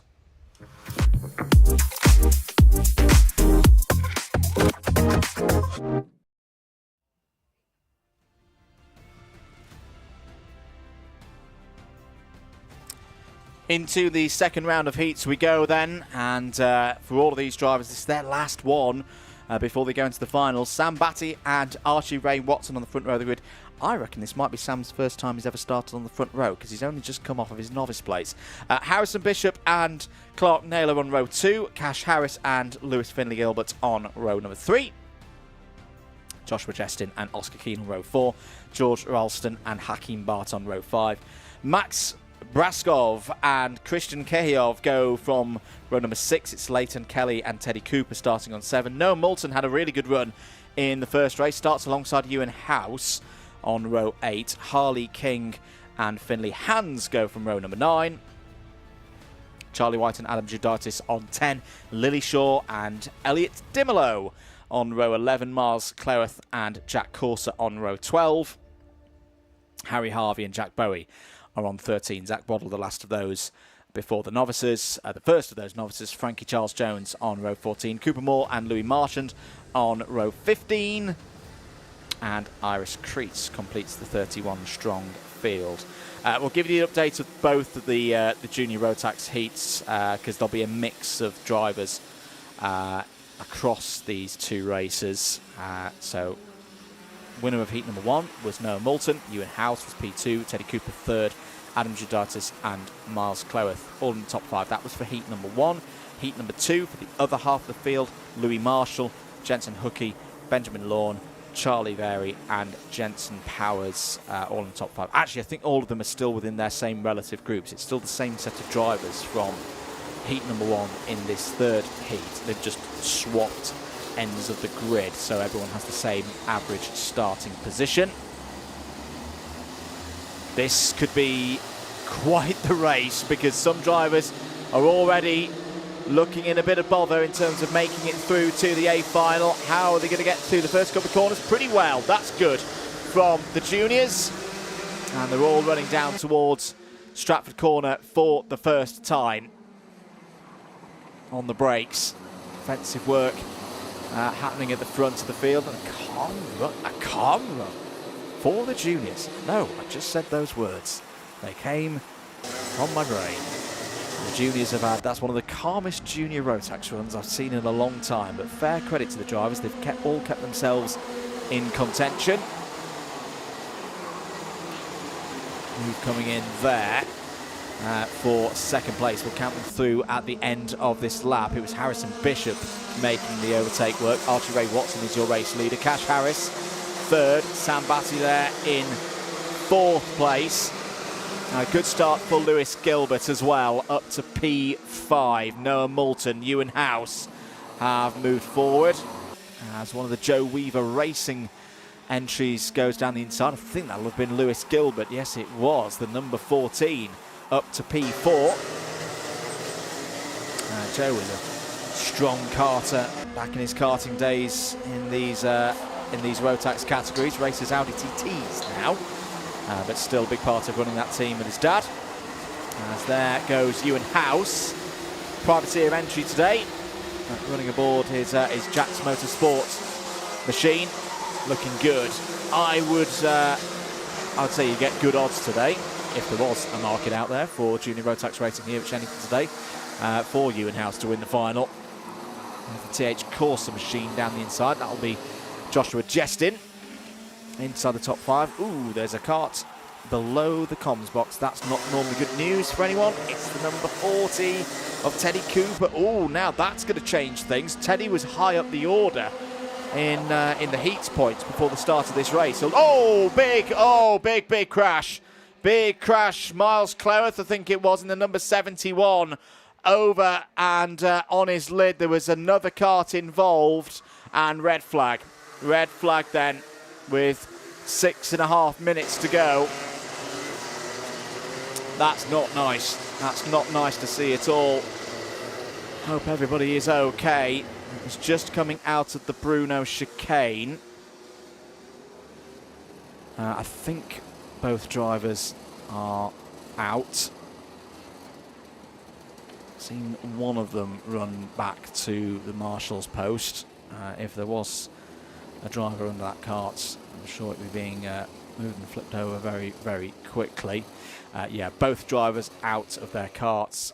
Yes, I could just see the other driver sitting behind the marshal post, and ambulance will move. This is part of the process. This is what the safety crews do in any kind of incident like this. But yeah, hearing in my ear that both drivers out of their karts and responding.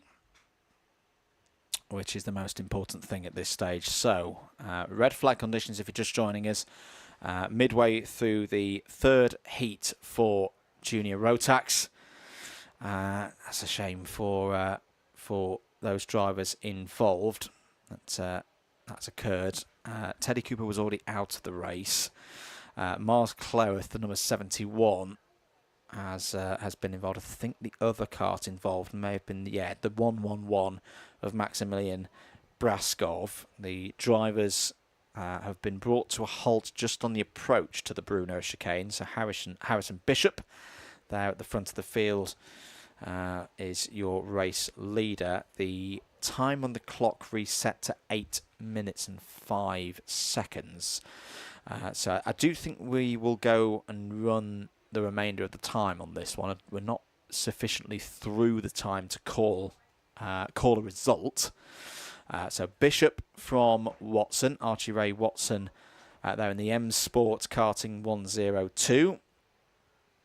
Cash Harris third. Joshua Jesnin had a good start in this race. Fourth, had started from 7th, so good work there for the TH Corsa team. TH Corsa, long-standing team within the Rotax categories. 5th place for Lewis Gilbert, and that's been a good run for Lewis, for the Joe Weaver Racing team up to that point. Clark Naylor 6th, Oscar Keane 7th. This is the race where Oscar starts a little bit higher up the order.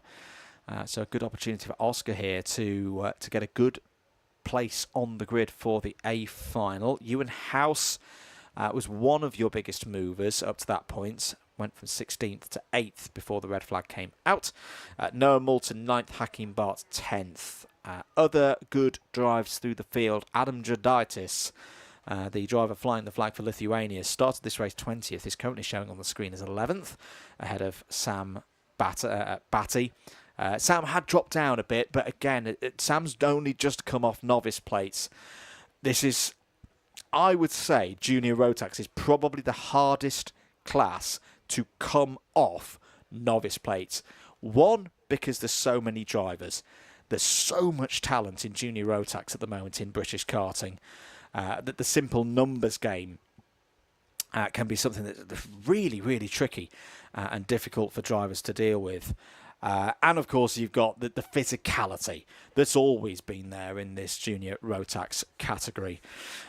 You've got to have your wits about you to race up at the front and stay at the front in this category. So Sam running in 12th place at the moment, running with the Attack Motorsport team, who do a lot of work with newer drivers. They run a lot of arrive and drive packages for owner karters, and those wanting to try, maybe don't own their own kart today, but want to try the kind of machinery that is available to buy and then run yourself or run as part of a team. And Attack Motorsport do a lot of work to give people that next step. Maybe they've done a good amount of arrive and drive racing in other levels, lower levels of the Motorsport UK karting pathway, and they kind of give that little bridge into owner karting. The Improvements team have got Christian Cahill in 13th place. The Jack Dex Racing team have got Harley King in 14th. Lily Shaw had a good start as well. Started 21st, was 15th. Zach Waddle had a good start as well. Started at the back of the grid and was up into the top 20. A bit of an update on timings. The timing screen has just been reset to the end of lap 2 on my screen. 6 minutes and 44 remaining. That feels more like it. I thought there was something not quite right in my head with the 8 minutes and 5 seconds. So it looks like if we get this race restarted, which I imagine we will in the not too distant future, the ambulance has now cleared the scene down on the exit, at the exit of the Bruno chicane, that will have 6 minutes and 44 seconds plus 1 lap to run in this one, and we'll basically resume with the positions from the end of lap number 2. Now there may be a little bit of reordering to do here, because you can imagine in a 30 strong Junior Rotax field that on half the lap of lap number 3, there were probably a few moves. Now, the other thing that may happen here is anyone who had a front fairing would be allowed to reset it, but in effect take the 5-second penalty now. I think there was at least one driver, was it the number 87 of Cash Harris? Picture was taken of the front fairing, it looked like there. So we'll keep an eye on if there's any drivers moving further back down the order than we necessarily expect in terms of true position on track at the end of lap number 2. It is an option that the officials have. That's what's being checked by the looks of things right now. There's another one, so there's somebody else towards the back of the field who's got a front fairing. That notice will go to timekeeping. They will then report back as to where that driver who's had a front fairing needs to be by putting them 5 seconds further down the road than at the countback point.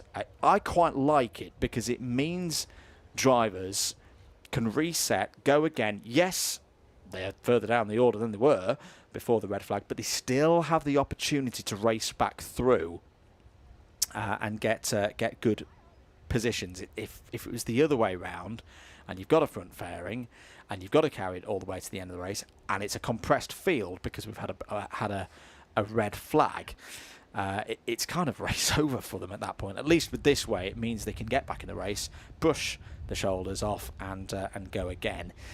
So the process of setting the drivers into the correct order for a restart is underway. So they're just pulling the drivers one by one forward and into the correct order,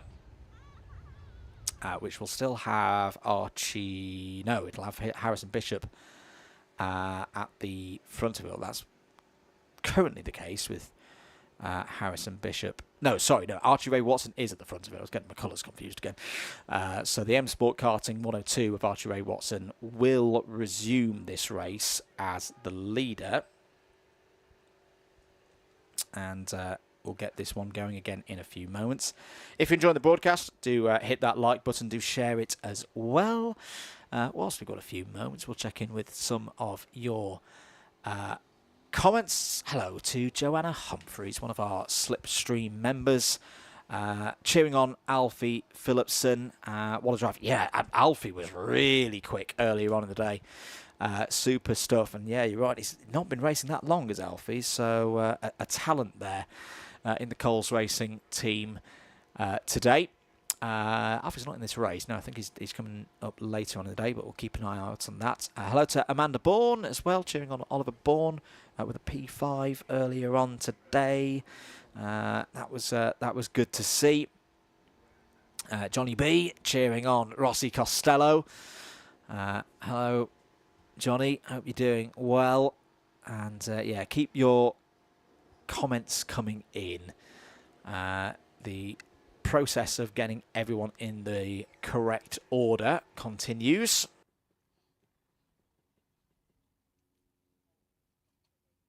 Temperatures out there on circuit. 28.1 degrees, I think it is at the moment. I can assure you in the comments box it's much warmer. It's about 36.5 degrees at the moment in here. So a little bit of an opportune moment just to take a little bit of a breather. But yeah, I hope if you're watching around the circuit, remember, keep hydrated today and keep the sunscreen on as well. I know it's quite cloudy here at the circuit, and that's the classic kind of day for people to go, oh, it's fine, I'm not going to get sunburned today. And then you get home after a full day out in the elements here at Shenington and you look like a lobster. And then you have to go back into work on Monday morning and look quite silly. So make sure that you've got your sunscreen on today and keep hydrated as well. More racing coming up after this. If you're wondering what we've got in the next few moments, we've got the rest of these junior Rotax races to do. All being well, I think we'll resume the time for this penultimate one of the junior Rotax heats with 6 3/4 minutes to go. We'll then have another one after that, the other half of the junior Rotax field following on. The cadets will be out after that. The Hondas and the IAME waterswift restricteds for their second and final heat before they to start talking finals. Formula Libra, I know we've got a lot of people tuned in for today, will be after that. And then the last race before the lunch break, which will be the third and final heat for senior Rotax. And then the lunch break. It is a movable timetable, so do bear in mind. We're over a little bit. We're not massively over, and of course it's that time of year where we're good for light. So the lunch break, I think, will be at a different time than previously advertised.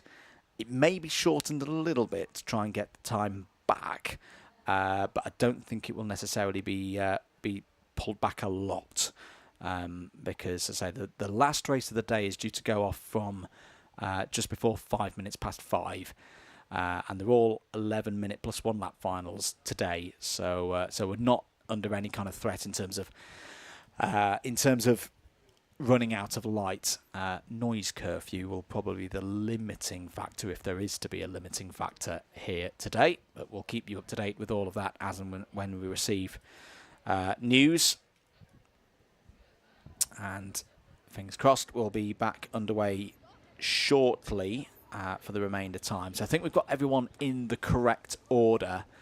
The question will be now probably medical teams and ensuring that we have 2 ambulances here today, which full credit to the club. I always like to see that, to have 2 ambulances, so that if we do have an incident and the ambulance is required, that it means that there's another one standing by. That means we can get back to racing in a due processed and efficient manner. So remaining just under red flag for the moment. Thank you for your continued support, and if you've enjoyed the broadcast, do hit that like button. If you're new around here as well, do hit that subscribe button as well. Plenty of racing, particularly karting, coming up across the course of the summer. And remember, every single Sunday, broadcast here at Shenington across the course of the season. It's one of the biggies next month, Super Prix. In fact, not one of the biggies, it is the biggie. It's the biggest event of the year here at Shenington at a club level for the Shenington Super Prix. Do hope you can come down as well if you're in the area on the middle weekend of July. It's a great event. We'll have the historics here as well. Unfortunately, I won't be here. I've got a meeting up at Donington Park on that weekend. We are back to racing, so the remaining time starts ticking on down. 6 minutes and 44 seconds. We are back up to speed then. Archie Ray Watson leads away for M Sport Karting. Harrison Bishop immediately behind. So we pick up where we left off. Drivers immediately needed to get themselves back in the zone. Archie Ray Watson leading off the Bruno chicane. Could be a breakaway here. The driver in 5th place looking a little bit vulnerable. Lewis Gilbert needs to stay on the rear bumper of Cash Harris if possible. Sorry, Joshua Jestin up to 4th place. Change for the lead. Harrison Bishop has got through just ahead of the pictures on our screen, but out of the commentary box window. So Harrison Bishop back to where he was on lap 3 when the red flag came out. Lost the lead because of counting back to the last full and complete lap, but has taken it back again in the early stages with 5.5 minutes to go. Ewan House down the inside of Lewis Gilbert. That was a proper move from Ewan House up into the top 5. I reckon Ewan House will be backing himself to win this race. Not too far off the very front of the field. Joshua Jestin's lost out on that last lap. The driver with the blue suit and the yellow details down to P6. Cash Harris looking quite good as well at the moment. P3, here are the leaders, down towards the Stratford hairpin once again. Hard on the brakes as in comes Noah Moulton. Noah Moulton gains another place. Noah in good form here today. Racing really, really well. And has taken 6th place with that move. Archie Ray Watson isn't giving up though. Wouldn't expect Archie Ray to lose too much time, and he's right there behind Harrison Bishop, keeping the race leader under pressure. 4.5 minutes to go. Ewan House looks so quick though. He's just cruised up to the back of Cash Harris. Is there going to be a move from the Scotsman in to the hairpin? Yes, there is. Down the inside, spot on from Ewan House. That's him up to P3 now. Some moves going on in the second half of the field. I think Clark Naylor has lost out to Adam Judaitis. Judaitis up into the top 10. Watson's making the move as, out of the race is Oscar Keane. Oscar Keane comes to a stop on the exit of the Bruno chicane. Change of lead. Watson did get through past Bishop. I like that move from Archie Ray Watson. That's good awareness from Watson, because he'll have been conscious that Ewan House is charging along here. Pick the moment to get track position back, because here goes House. It's an absolute carbon copy of what we saw 1 lap ago. Ewan House now up to P2. And now will set his eyes on the M Sport Karting 102 of Archie Ray Watson. There's the fight for 5th place. Lewis Finley Gilbert having one of his strongest races so far this season here at Shenington. Has got Noah Moulton immediately behind though. Covers off any kind of move from Noah Moulton. Here goes House once again. What's the pace like for Watson with 3 minutes of this race to go?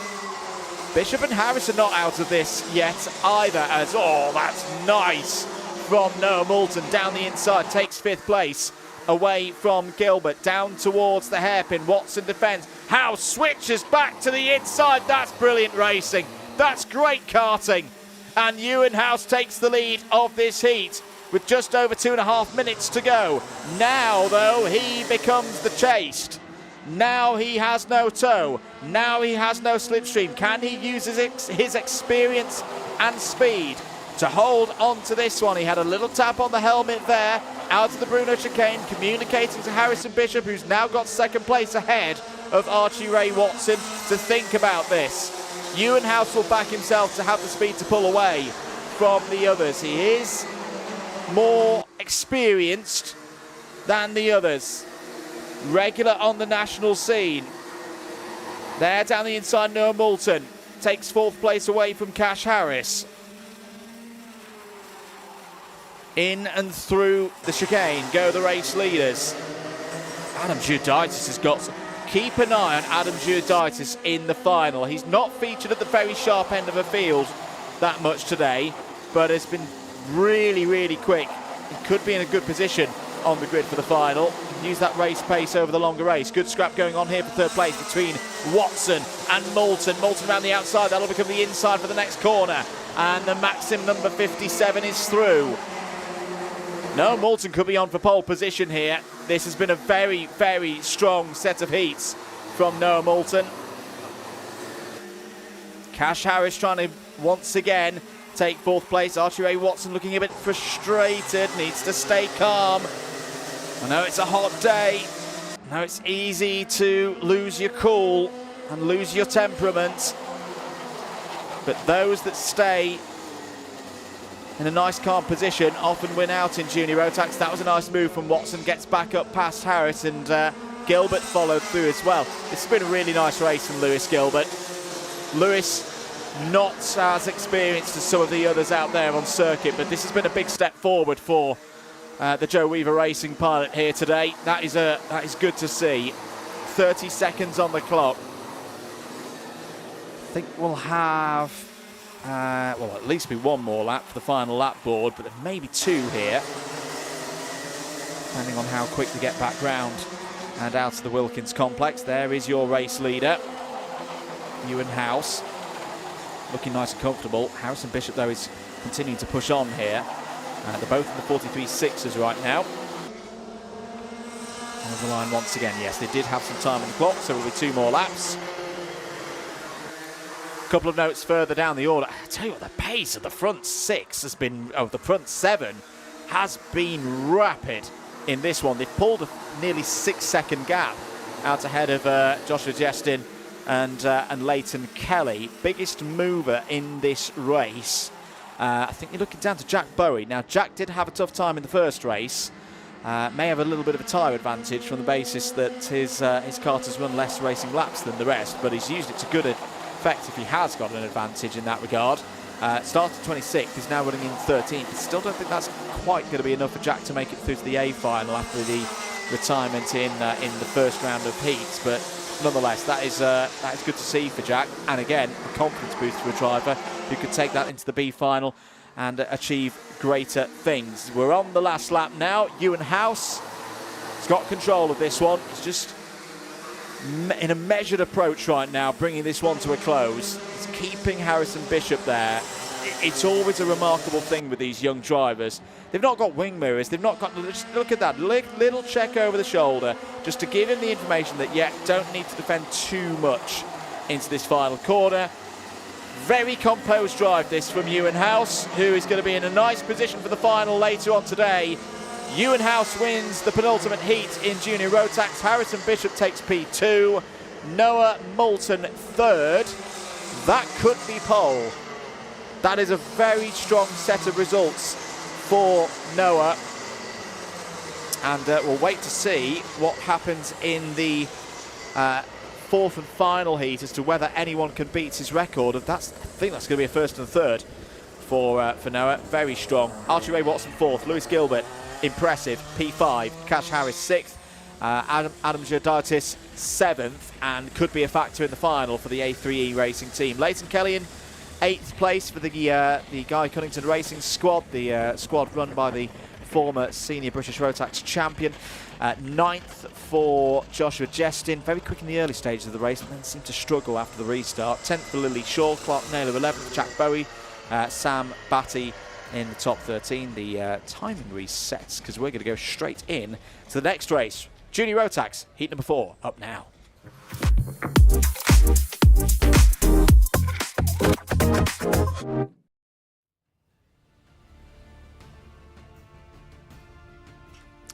Last heat for Junior Rotax. These are going to come thick and fast now for the remainder of the time ahead of the lunch break. Apologies, I think we just going to have a little bit of a moment on our timing graphics before we bring you the grid for this one. For all of these drivers, this is their second race of the day. In terms of how they raced earlier on today, it was a win for Louis Marshall in the second heat. Jensen Hookey was second. Benjamin Lawn was third. That is because Jensen Hookey had a penalty. Just scrolling down to see what it was for. Ooh, it was for four wheels outside the corridor, breaking formations. So that's what that one was for. We also lost Ryan Rapini. Ryan finished third on the road and unfortunately was found to be underweight in that first race. So Ryan loses that one. That's going to be hard to deal with, because that pretty much means that Ryan will be in the B final later on today. Other penalties of note: Kartik Gameto had a +5 seconds for a front fairing. A couple of others. So we're seeing a few of these outside the corridor penalties coming in today. To explain it to those maybe a bit newer to the sport, or maybe you've been away for a while, this is all on the race start, and there'll be a camera looking at those tram lines that you can just see to the left-hand side of your screen. If a driver has two wheels outside of those tram lines, when the lights go out, it's a 3-second penalty. And it's at the moment when the lights go out. They don't necessarily have to run all the way through those tram lines to the start line that runs across the circuit, like some other forms of karting may do. It's simply the case of where they are relative to the tram lines when the lights go out on the gantry. If it's two wheels outside the corridors set by the tram lines, it's 3 seconds. If it's four wheels outside of the corridor, it's 5 seconds. So that's what occurred for Jensen Hookie in the first race. And let's try and bring you... no, I don't think we're going to be able to bring you a grid at this specific point, but we will in a moment's time. Engines have fired, meaning we are going to be good to get this one underway. It'll be one formation lap for everybody, straight into grid formation and into race conditions once again.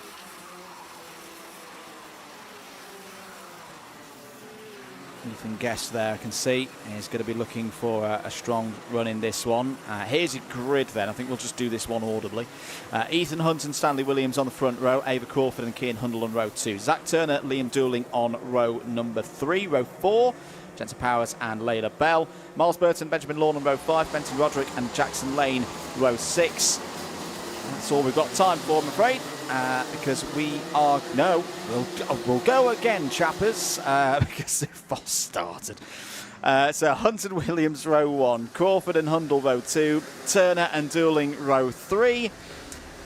Powers and Bell, row 4. Burton and Lawn, row 5. Roderick and Lane, row 6. Row 7, Esme Rosie and Aidan Young. Charlie Very and Ethan Guest on row 8. Jack Dimbleby and Daniel Wisnauskas on row number 9. Archie Thurmond Evans and Zane Perry on row 10, Kartik Gumeta and Jensen Hookie on 11, Ryan Rapini and Louis Marshall go from row 12, Harvey Everett and Tyler Rackham row 13, Chloe Waddle and Jay Singh, the last of those not on novice plates, on row 14. Amy Gualtieri and Austin Moth go from row 15. It's Adam Asgard, the third of the novices in this race. And this is the last heat for Junior Rotax. Once again, all the heat results and the intermediate points given from these heats combined into one big table. The top 30, if I've got the maths right, will go straight through to the A final. Everybody else will then go into a 34-strong B final with 4 places available for the transfer through. We are racing once again, 9 minutes plus 1 lap here in Junior Rotax for the 4th and final heat, and it's a good start for Ethan Hunt, who will lead down towards Stratford for the first time in this one. This is going to be a busy race. Busy race for everybody involved. Stanley Williams, this is the one where he starts towards the front of the field. So, second place at the moment for Stanley Williams. It's going to be a firm favourite, I think, for this one. Where is Jensen Hookie in all of this? Oh, round goes one of the AJR race drivers. That was Ava Crawford in the number 88. Ava relegated down to the bottom of the order, as here is a move coming in from Liam Dooling. Zach Turner's in there as well. Zach's read that very well. Very good from Zach Turner, up to P3. Turner could be a strong contender in this one. Another driver who we haven't seen as much of here at Shenington so far this year, but has done a lot of racing indeed, on the national scene, in the national championships, across the different promotions for the Rotax categories so far this year. 7 minutes and 50 seconds to go through the Bruno chicane. There was Jensen Hookie. Jensen Hookie on his own a little bit there. What's happened there? There's been a bit of a split in the field, as there is Powers down the inside of Liam Dooling. That was for 4th place. End of lap number 2. 7.5 minutes to go. Williams from Hunt, from Turner, from Powers. Dooling, Burton, Lawn, Hundle, Bell. Jensen Hookie now 10th, but the fastest driver on track, 43.817. He's on his own. He's got no help at all at the moment as Jensen Hookie. Checks over his shoulder, sees, what's that, probably about a 1.5 second gap back to Kartik Gumeta in 11th, so he's got to keep working hard. He's also got to hope that these drivers immediately ahead of him keep trading positions back and forth, just holding each other a little bit, holding each other up a little bit to get back into this pack. Miles Burton through there into 5th place ahead of Liam Dooling. Dooling's got to hold in here. Oh, in fact, that'll help for Liam Dooling. Gets back up to 5th place. Benjamin Lawn looking to pounce for Coles Racing. Benjamin knows a thing or two about overtaking. On his day, he's one of the most entertaining overtakers you will find in these categories. out of the Bruno chicane. Layla Bell doing nicely as well for the Dean Dukes Racing outfit. Hooky has caught this group. This may be a heat, but that could be a really important bit of work that Jensen Hooky has just done. He's grabbed the back of this pack. He will now look to get past them one by one. There's a move by Layla Bell. Past Kian Hundle. Has changed there for second place. Turner had got down the inside, but lost it again to Hunt on the exit. The reason why I'm emphasising this drive for Jensen Hooky is his nearest rival in the championship, Stanley Williams, is leading this race. Zach Turner looking down the inside, that's going to be second place ahead of Ethan Hunt. Williams is currently on for a pretty good position on the grid. If Jensen Hooky, who's got a second already from the first round of heats, if he can get himself back up into, say, the top 4, he's going to be right there on the grid in the A final alongside his championship rival.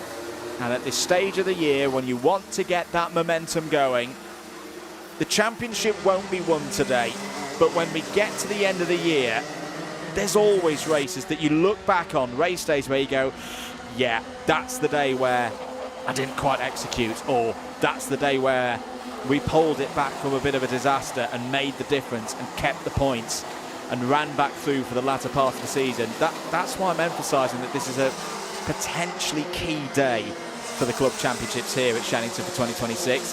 And there's a key move from Hooky. That is great. That is really, really great from Jensen Hooky. That's exactly what he needs to be doing. That is him up to 8th place now. And we've still got 4¼ minutes of this race to go. Stanley Williams doing a great job at the front of the field, by the way. Clear by a second and holding that gap at a second. Here is Benjamin Lawn trying to hold off Miles Burton and Jensen Hooky. Good covering there by Benjamin Lawn. Praise him a lot for his attacking flair. That was good defensive work from Benjamin Lawn. Hooky's going to get another one through past Miles Burton. And now up into 6th position. Lap times at the front, pretty even. Stanley Williams, Zach Turner, Jensen Powers, all in 43.5 territory. Ethan Hunt has lost 3rd place to Jensen Powers. And Jensen Powers we shouldn't forget about in terms of championship. Starts the day 8 points back, based off best 2 scores so far this season. That's not a lot of points at all, and it's 56 points for a race win. A rich run of form for Powers in the second half of the season. Could see him take the club championship. Hooky has now cleared Benjamin Lawn. Hooky now up to P5. Now the hard work really begins.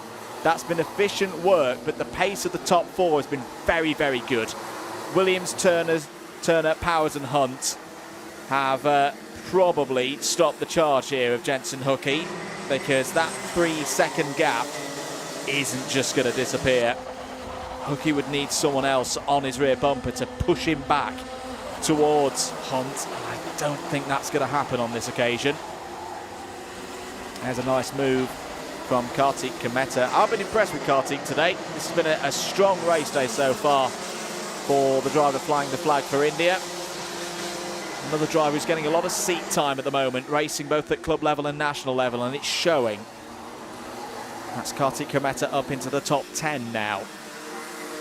Further down the order, who's making a good impression on this race? Ryan Rapini, after that underweight disqualification in round 1, is up 11 places in this race. That's got Ryan up to P12. Zane Perry as well had a tough time in the first race. Is up 5 spots and into the top 15. And on the back of the field as well, always like to note a good novice performance. How about this one for Austin Moth? Started 30th, now 20th. Good progress, good work once again from the R1 Racing team, training another youngster, another newcomer to the sport. It is very much the ethos of the R1 Racing team, based in Lincolnshire, and they're doing a good job. in the hands, with the hands of Austin Moth there. 1.25 minutes to go in this one. Little look there for Ryan Rapini in the number 45. Now trying to deal with Liam Dooling. This is all over 9th place. Kartik Kometa in this group as well. And that's a good move from Kartik Kometa through past Liam Dooling. Liam just having a few problems in this race. The body language is it's tough for Liam. This kind of race, when the temperatures are high, you're being overtaken, everything just gets that little bit harder. So difficult mentally and physically to keep yourself positive, to keep yourself eyes forward.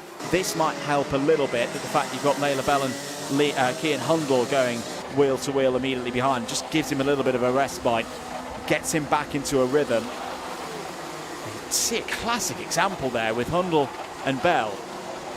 How much time you lose round this circuit if you fight wheel to wheel. You don't lose tenths, you lose seconds. 2 laps to go then. Stanley Williams. This has been a very impressive drive, you know, for Stanley Williams. 1.5 seconds clear of Zach Turner.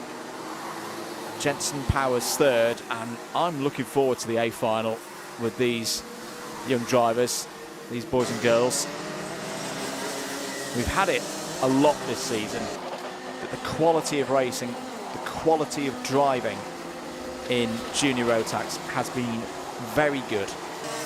Junior Rotax sometimes comes with a bit of a reputation. That has not been the case, or that reputation has not been overly demonstrated so far this year amongst these drivers, and this is a championship battle that is just simmering away through the summer here. There is your race leader, Stanley Williams. And the Evolution Racing team are going to be happy with this. I've talked a lot so far this season about how good a form the Evolution Racing team is in so far this year. In the hands of Stanley Williams, they're going to be one of the favourites here today for Junior Rotax. Out of the final corner, Stanley Williams takes victory. A big, big victory to finish off the heats. It won't be pole. Williams was 6th through the first round of heats, so at least Noah Moulton has beaten the score of Stanley Williams, but always nice to head towards your final off the back of a victory, and that is exactly what Stanley Williams is going to do. Zach Turner, P2. Solid drive. That's a good drive from Zach Turner. Professionally done for the Coles Racing driver. Jensen Powers 3rd, Ethan Hunt 4th, Jensen Hookie 5th. So that'll be 2nd and 5th for Hookie. Benjamin Lawn P6, Miles Burton, Ryan Rapini, Kartik Kometa and Liam Dooling in the top 10. Layla Bell, Cian Hundle, Jackson Lane, Zane Perry, Charlie Very, they're in the top 15. Ethan Guest home in 16th place ahead of Louis Marshall. That's a real drop for Louis Marshall. Won the last race that we saw Louis in. More of those results are online on the Alpha Race Hub. We've got to move on though. The cadets are out now.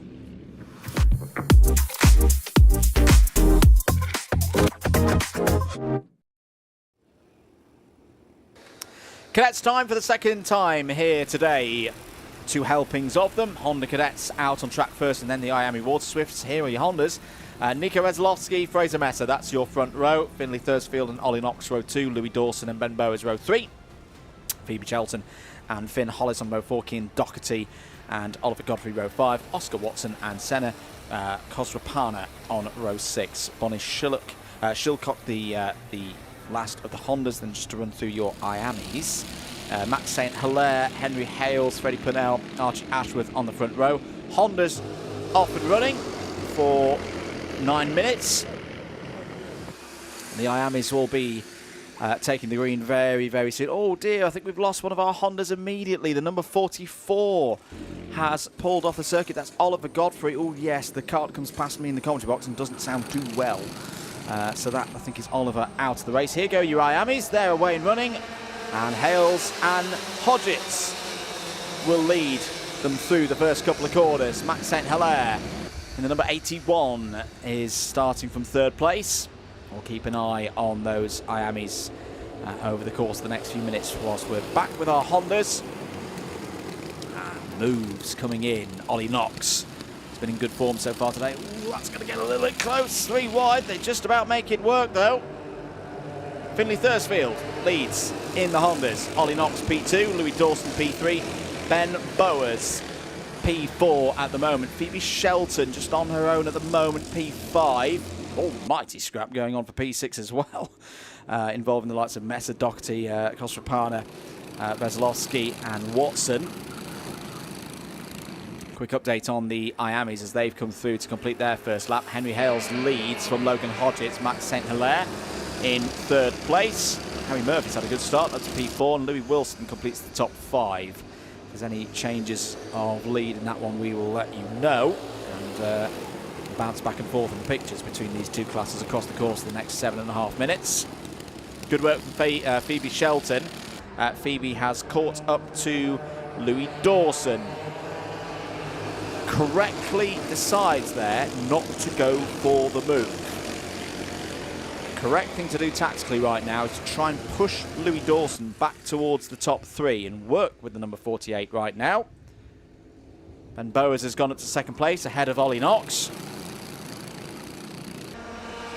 Here is, right on cue, change for the lead in Miami. Logan Hodgetts through past Henry Hales and to the lead of this race. Downhill towards the hairpin. I say downhill, it's not really downhill. There's barely any elevation change along this circuit at all. Being that this ground used to be an air base back in the day, during the 40s and the early 50s. Karting has been taking place on this ground since the early 60s, pretty much from birth time of the sport in the UK. In Europe, and when it came over from the United States through the late 50s. Hodgetts looking good, really good at this stage of the race. Henry Hales has been a strong competitor so far this year, but right now is being dropped. There's a nice move. That was Tommy Walton in the number 87 going through and gaining a position. Tommy Walton fighting for the top novice honour within this race in the Iamis. Charlie Kitchen up there, and Arlo Pulter-Goody also running quite well.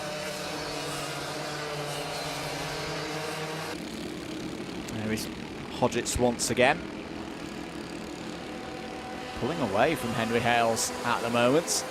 All these drivers on slick tyres, and a thought for the drivers who have moved up to the cadets this year, or in say the last 12 months. They may have moved up at the back end of 2025, but particularly if they've moved up at the back end of 2025. So changes from when you go from Bambinos to this level. The big one, slick tyres. In Bambinos, by the rules, you always run on a treaded tyres, and that's to keep corner speeds down, keep it at a steady state for those younger drivers. You step up to cadets, you're on slick tyres. That means higher corner speeds, higher loads on both the kart and also the drivers. For many of the drivers in this field, this may be the first race they've done in a heat wave, and that will be a real challenge for a number of them.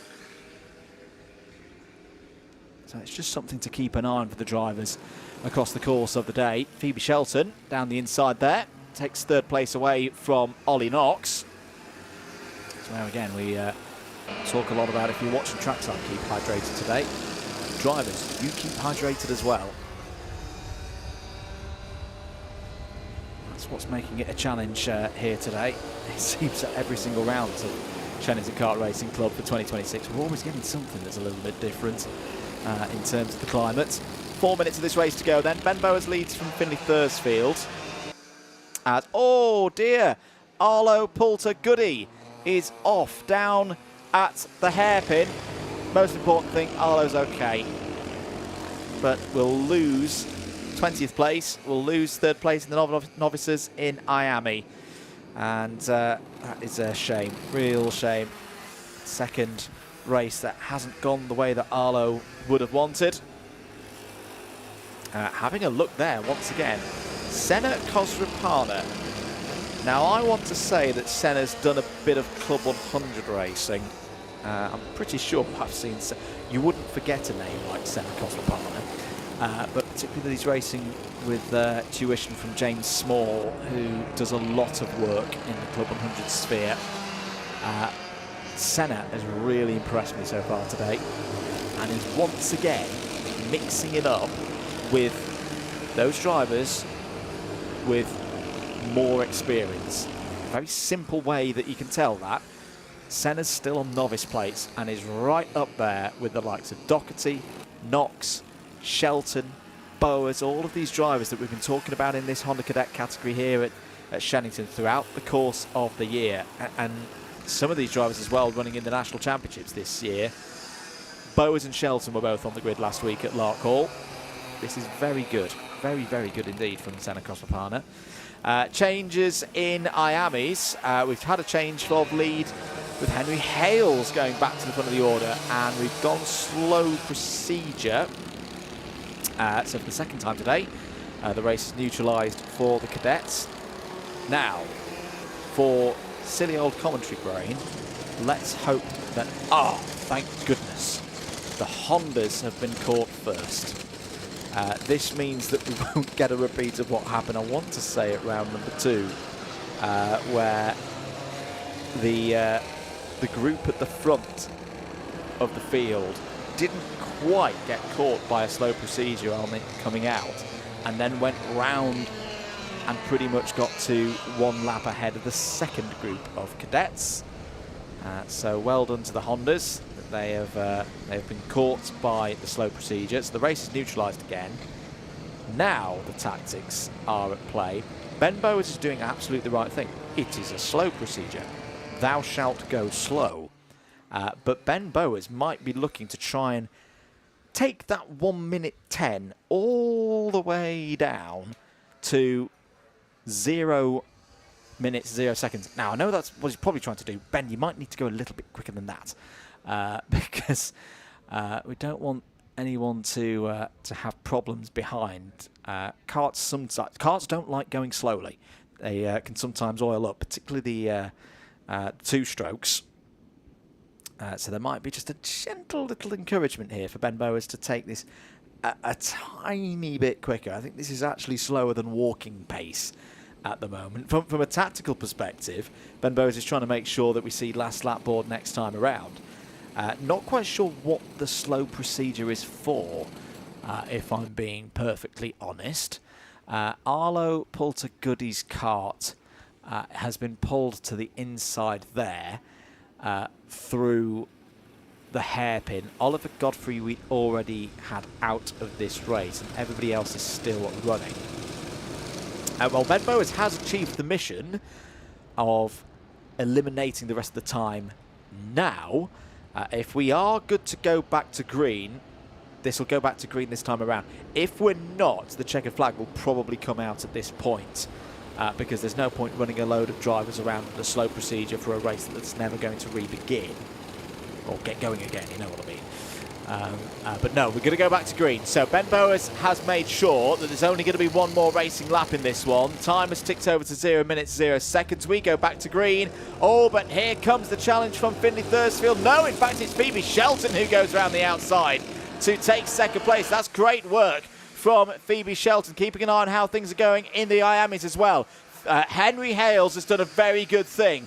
He's given himself a bit of a gap and a bit of space to run into. He's not having to pick his way through a load of Hondas and also trying to retain the race lead. That's very shrewd work from Henry Hales. Into the Bruno chicane then. No move yet for the race lead in Hondas. It's the 2 teammates for Team 17 at the front of the order. Might be a move coming in for 3rd place. Solly Knox is looking around the outside of Finley Thursfield. Also there is Kean Doherty.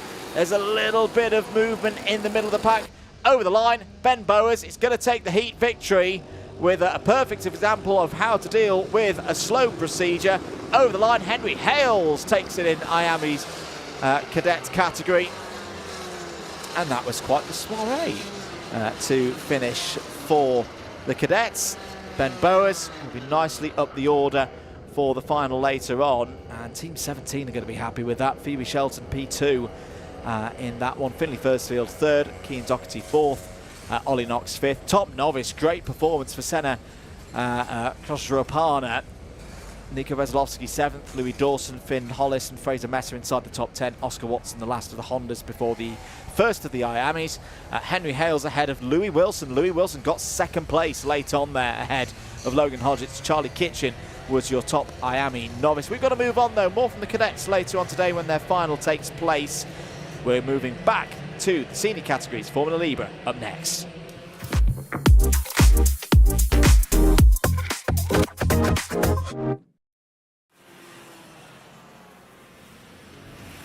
Let's whiz you through the grid then for Formula Libra.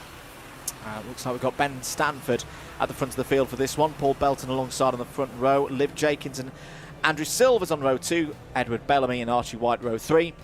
Thomas Pugh and Matt Venn go from 4. Richard Manson and Harple Baines on row 5. Marcus Smith and Ian Davis go from row 6. James Ogden, Pierce Armstrong there on 7. Oliver Bourne and Ollie Venn go from row 8. Ashley White and Lewis Paynton go from 9.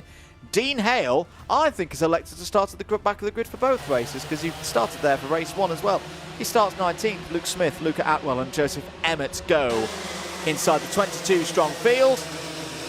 We are racing once again in Formula Libra. Paul Belton will lead us down towards Stratford for the first time in this one.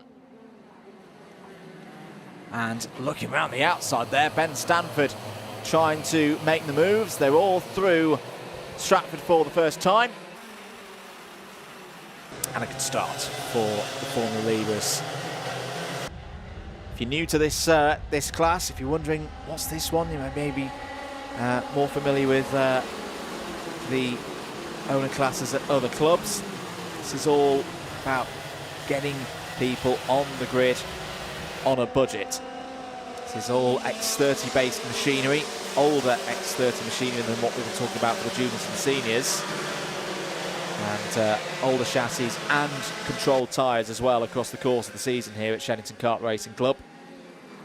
And it's provided us with a lot of entertainment so far this year. Paul Belton leads from Liv Jenkins. Ben Stanford running in 3rd place at the moment. Good scrap going on behind for 5th place. Matt Venn has got through past Harple Baines and Pierce Armstrong. There is the number 21 of Archie White in the green and black. It's had a bit of a tricky start to this race. And there down the inside goes Matt Venn, taking 3rd place from Ben Stanford, whether Ben likes it or not. Good run for Pierce Armstrong here. Getting down the inside. He's up into the top 5. Pierce, who, I say, if my memory serves me correctly, did a bit of Tillotson T4 a couple of weeks ago at PF International. It's part of the support bill for the British Kart Championships. Very experienced racer indeed. Just a quick recap. Oh no, we'll come back to that because we've got problems for the number 66 of Ollie Venn and Ian Davies in the number 17. They were in the top 10. No more. Dropped down the order. Seem to have come together through Cafe Curve. Result from the first race, because we didn't cover that before we got this one running, as White moves down the inside of Stanford for 5th place. James Ogden took the win. Lewis Paynton 2nd. Pierce Armstrong 3rd. Dean Hale 4th. But Dean Hale started towards the back of the grid. I wonder with Dean Hale, he just wants to get the lasso, whatever you want to call it, out, doesn't he? Although he's not doing much of it at the minute. He's down in 17th place, is Dean Hale. He has just gone purple through sector number 1.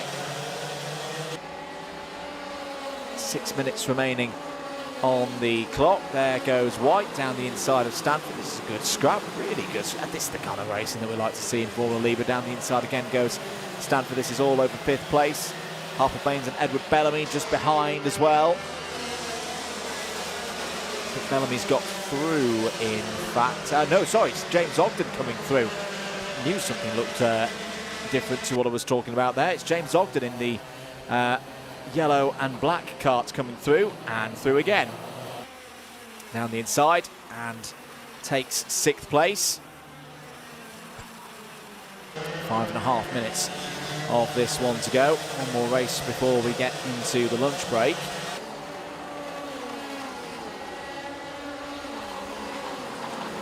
Through and towards the Wilkins complex. Nice move from Joseph Emmett on the novice plates.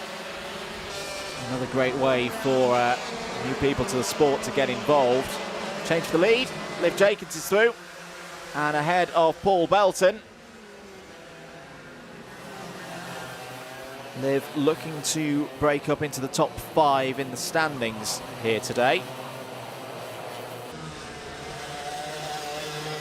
And winning this race would do quite nicely to elevate Liv up the order for the final later on today. Best result so far this season, a second, the final in March. As Pierce Armstrong got a little bit out of shape there.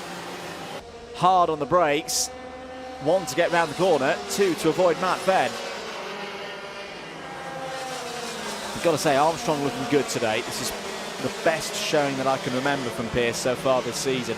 Best result in the final back in March, P6. But apart from that, it's been a couple of 10th places and an unfortunate April final, P20. This could well be a day where Pierce Armstrong is up to the top 5 in the final for the first time in 2026. With our drivers towards the front. A couple of penalties coming in. Marcus Smith has picked up a 3-second, as has Richard Mallinson, so most likely that is 2 wheels outside of the tram lines at lights out. Pierce Armstrong down the inside. Lovely stuff from Pierce Armstrong. Aboard that Gillard, gets up into 3rd place ahead of Matt Venn. Matt Venn wants to take that position back though, and is going to respond down the inside. No, not. Good response around the outside from Pierce Armstrong there. I thought Matt Venn was going to have that one, but in the end, Matt Venn holds onto it. James Ogden closing in though. James Ogden, fastest driver in this race. Dean Hale has got his overtaking shoes on again. Or boots, I should say, for the cowboy. P7 at the moment for the driver, the number 31. 3 minutes of this final to go. There's Oliver Bourne on your screens. There's another bit of nice work from Joseph Emmett. Joseph Emmett now up to P9 in this race. There's your race leader, Liv Jenkins, clear by 1.2 seconds ahead of Paul Belton. Good to see Paul back on the track. Paul's single point score from so far this season back during February, as that's a brave go down the inside from Matt Venn. I think Matt just lifted off a little bit there. Credit to Pierce Armstrong, who gave room through Hanger Corner, which you have to do when you're in that situation. A touch of wheels through that part of the circuit generally doesn't end well. Paul Belton's going to be under a bit of pressure here though, from Armstrong and from Venn.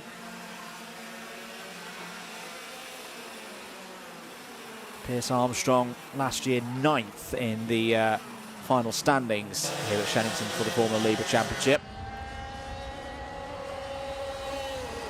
Venn down the inside of Armstrong and through into 3rd place.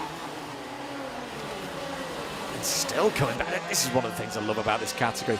The back and forth between these drivers. Sorry, this is for 2nd place. They've both got past Paul Belton. Armstrong has a look. James Ogden's on the scene now as well. Gets past Belton for P4. 1 minute and 15 remaining on the clock. Jenkins looking good for the win here. Gap to this quartet now over 2 seconds. So they're not going to be feeling any kind of benefits in terms of air resistance and aerodynamics and a bit of tow. That's well gone for Venn, Armstrong, Belton and Ogden outside of themselves. Dean Hale now up to P6. Dean Hale fastest lap of the race a few moments ago, 44.111. Over the line goes the race leader. We'll get 2 more laps here. Don't think they'll have more on time. James Ogden, that's brave. On Pierce Armstrong. Pierce leaves him enough space. Ogden's going to try and get it done on the overlap, round the outside and through Pitts Bend. James Ogden's on it today, really, really on it. That was brave stuff. He's looking good for pole position already before that move. But he's not wanting to put anything to chance here today in what is most likely going to be a really fierce battle with Dean Hale later on in the final, given that the pace of Dean Hale has taken him up to P6, but not if Pierce Armstrong. Oh, I thought Pierce was going to try and repay the favour down the inside at the start of the new lap. Last lap, I don't think got called that time, so no, we'll get another one in. And there was a couple of seconds still remaining on the clock for Liv Jenkins as Liv came over the line. 2.5 seconds clear of Matt Venn. James Ogden looking to try and take second place away from Matt Venn now. Liv Jenkins finished 6th in the first race, so yeah, looking like even with this result, James Ogden would be on pole position for the final later on this afternoon. It doesn't need to take too many risks with this one. Matt Venn, meanwhile, finished 7th, so once these scores are combined, Ogden would have pole position. He's not satisfied though, he wants another, and he's got second place. That was much more a clear-cut thing for James Ogden. Matt Venn may be thinking that his race isn't against James Ogden right now in terms of where he wants to start on the grid for the final. Needs to keep Pierce Armstrong behind. And that was a good move from James Ogden. Final lap has been called, so we are going to see the checkered flag this time around. Liv Jenkins comes through the last couple of corners. He's going to take a win and move up the order for the final. Liv Jenkins takes heat 2. James Ogden will be on pole position for the final though, with that P2. Venn 3rd, Armstrong 4th, Belton 5th, Hale P6. That's a 4th and a 6th for Dean Hale. And a good race once again there from the drivers in Formula Libra. 7th for Archie White, 8th for Oliver Bourne, Ashley White and Marcus Smith complete the top 10. That is before penalties. Smith does have a +3 second. Lewis Payton 11th. Luke Smith, the first of the novices. Oh, that means there must have been a problem for Joseph Emmett, I think, on the last lap. It's dropped down the order. Luca Atwell, good drive there from Luca. 13th spot ahead of Ben Stafford, Andrew Silvers, Edward Bellamy, Richard Mallison, Thomas Pugh, Harper Baines, and Joseph Emmett, as I say, did not come across the line, I think, on the last lap. Ian Davis and Ollie Venn complete the order. We've got to move on to the next race, Mountain Circuit right now, Senior Rotax.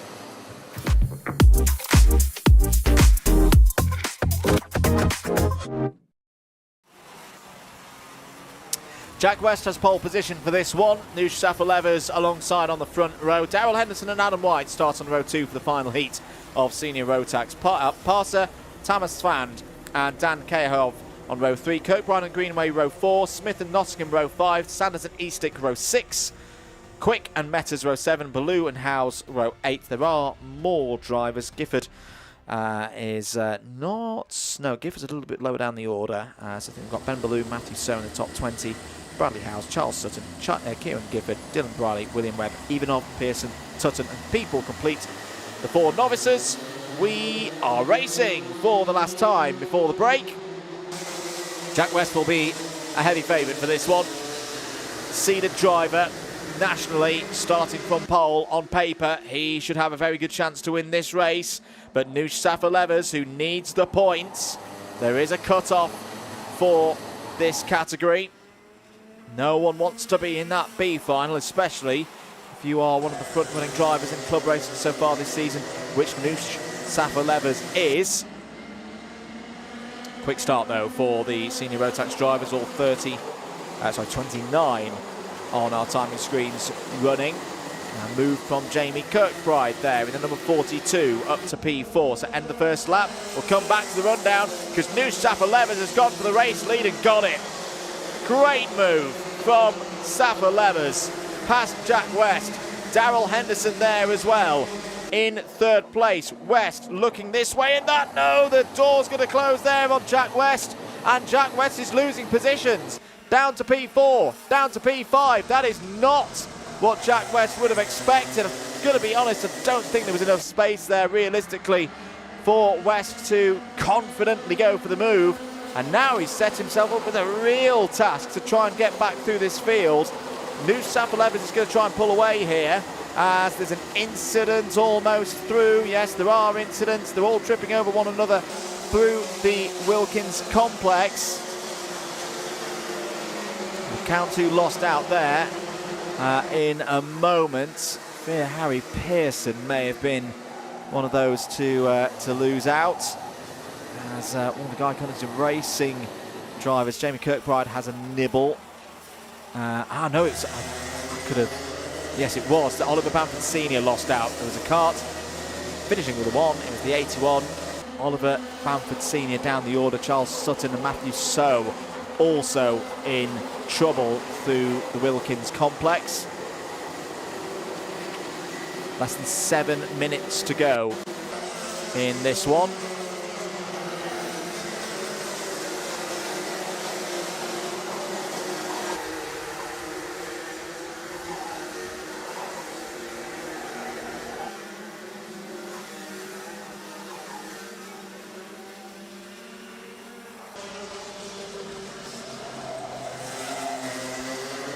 Mechanical flag for Daniel Kehov.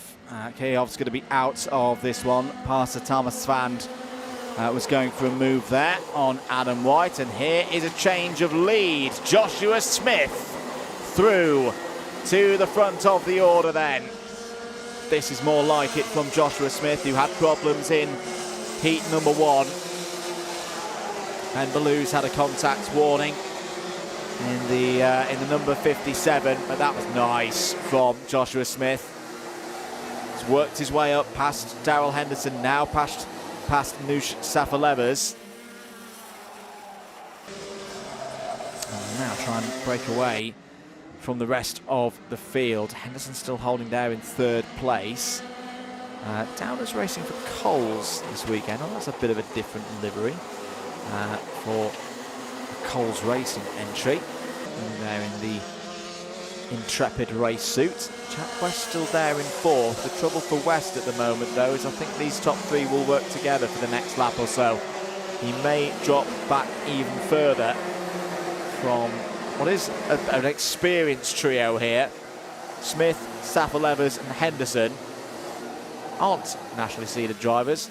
They still know what they're doing. Very much so, particularly Joshua Smith. And see him leaning there, getting the pivot round the corner, round the Bruno chicane. Looking very in tune with his machine. Oh, that's a move and a half from Noosh Safa-Levers down the inside and gets the lead. Thought for a moment there that Smith was going to get him back on exit. But good positioning from Safa-Levers means he's got the lead here at the start of lap number 7. Now that is good for Jack West. The top 3 lost time with that. And Jack West set the fastest lap of the race so far. Henderson down the inside of Smith. West's coming back here. And that shows the quality that West has got. Was in real trouble about a 2.5 seconds back. What, 2 laps ago? Has now got a chance of winning this race again. Capitalising on the descent in the ranks.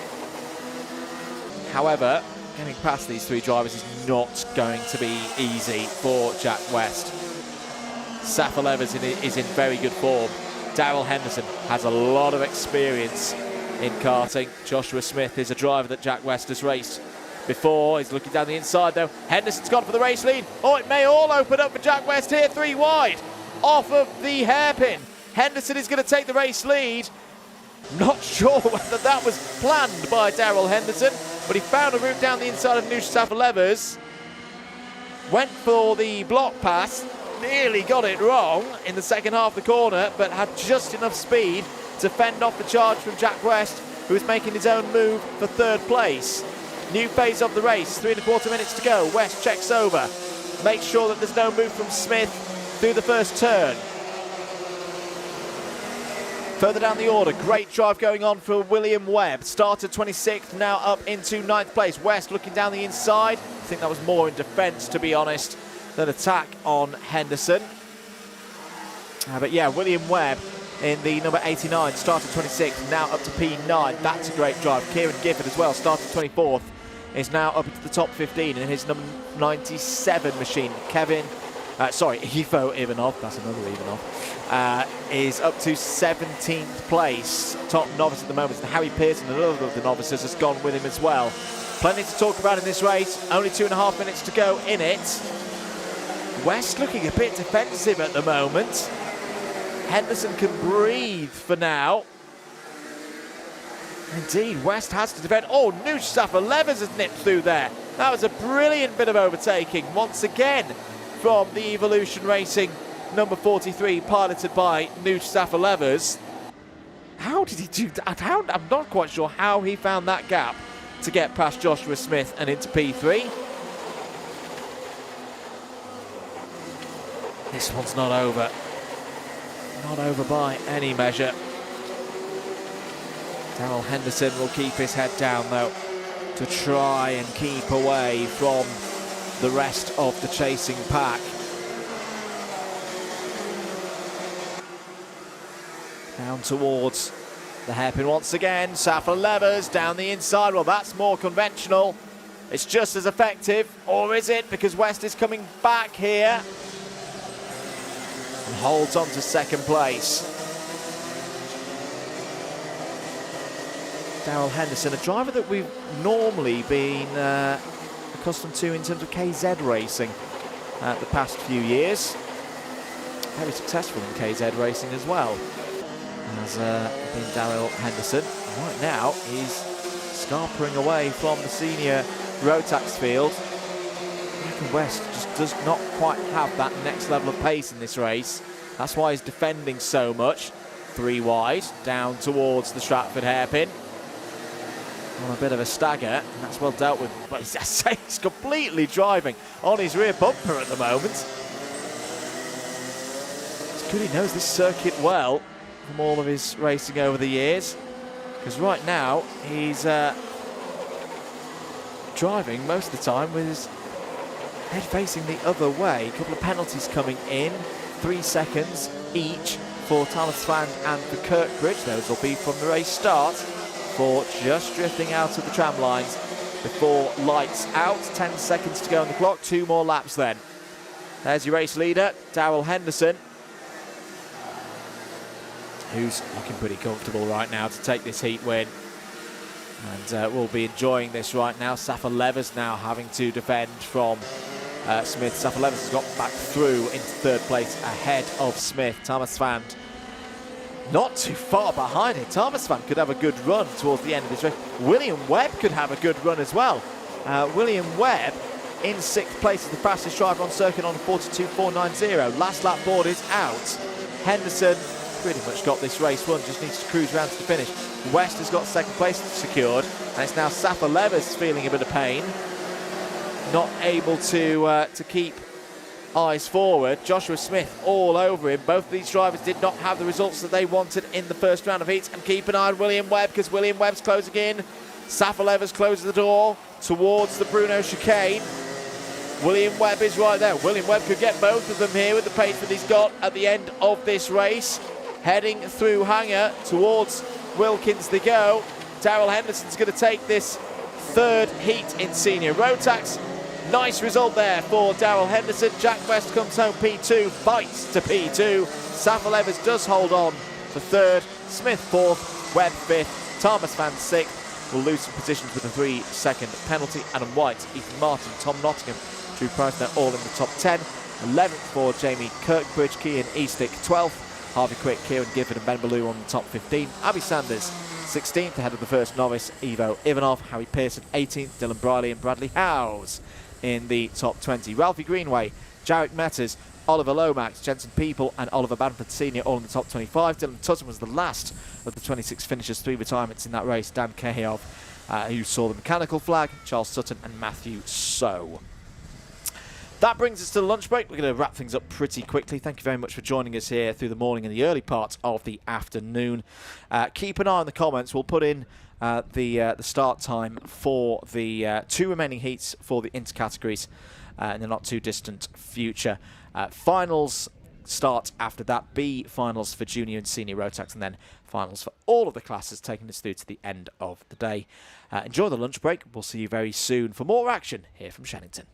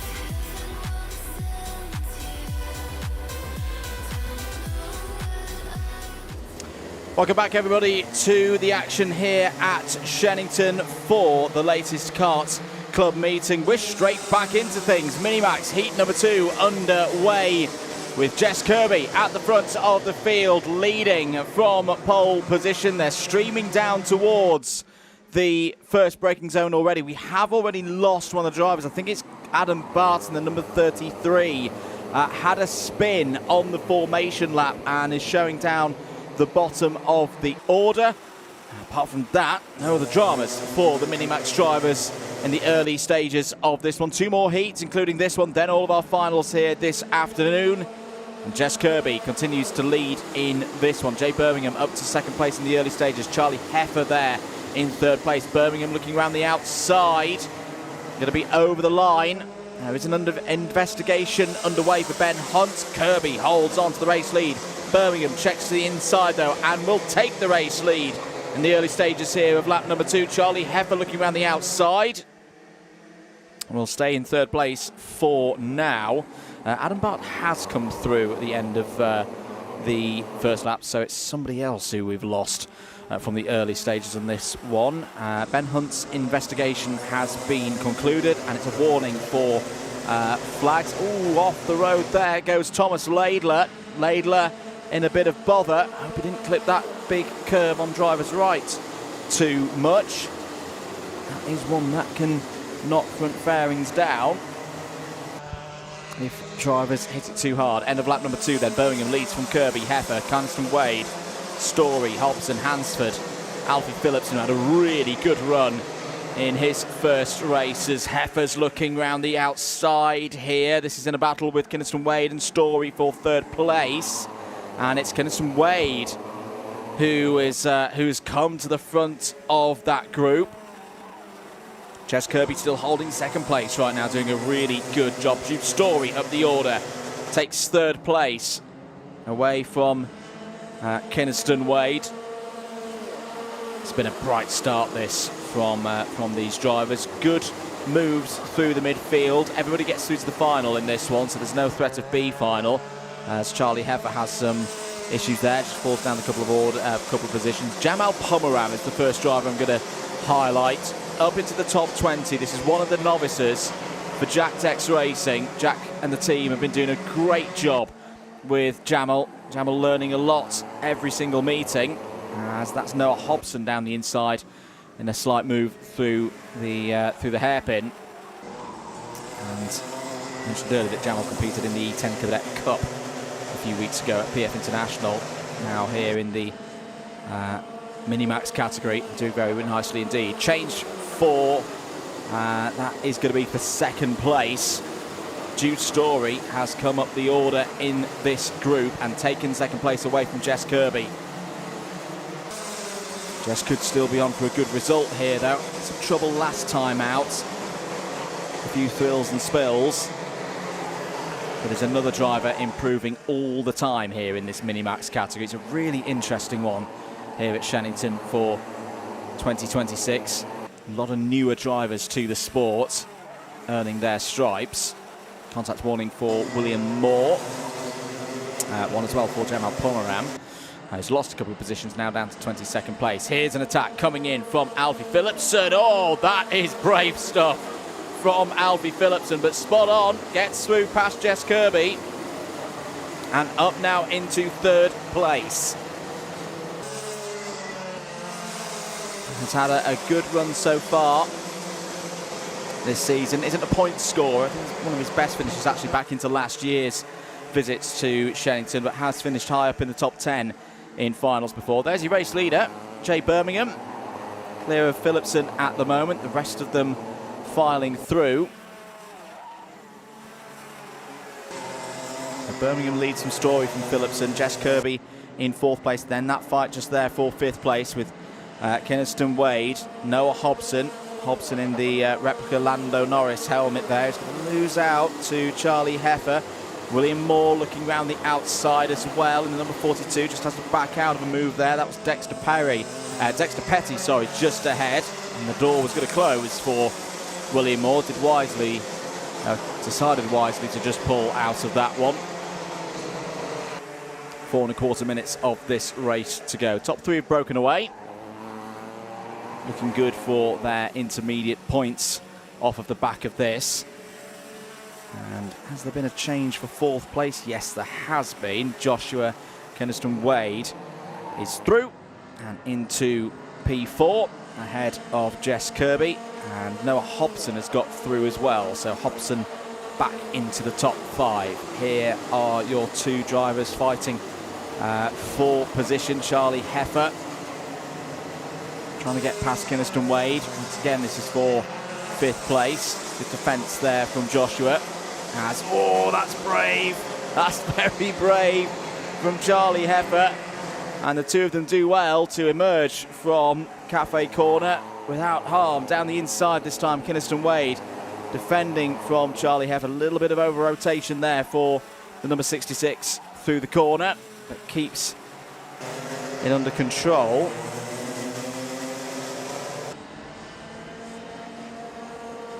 Down the hanger straight once again. Keniston-Wade having to work quite hard, and Heffer could have a route underneath here, could be followed through by Jess Kirby as well. And Jess Kirby, nearly gets both of them as a result of that. Here comes William Moore in the number 42, another of the Jack Dex Racing runners.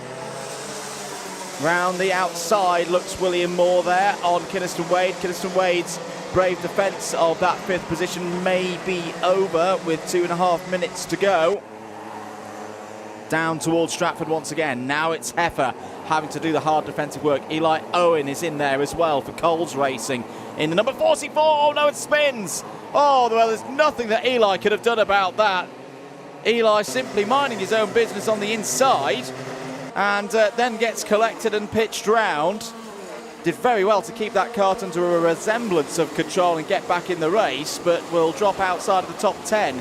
As a result of that, and nearly going up over the back, Dexter Petty with William Moore, I think that was there. Is there going to be damage to the rear of Moore's kart as a result of that? We'll wait and see.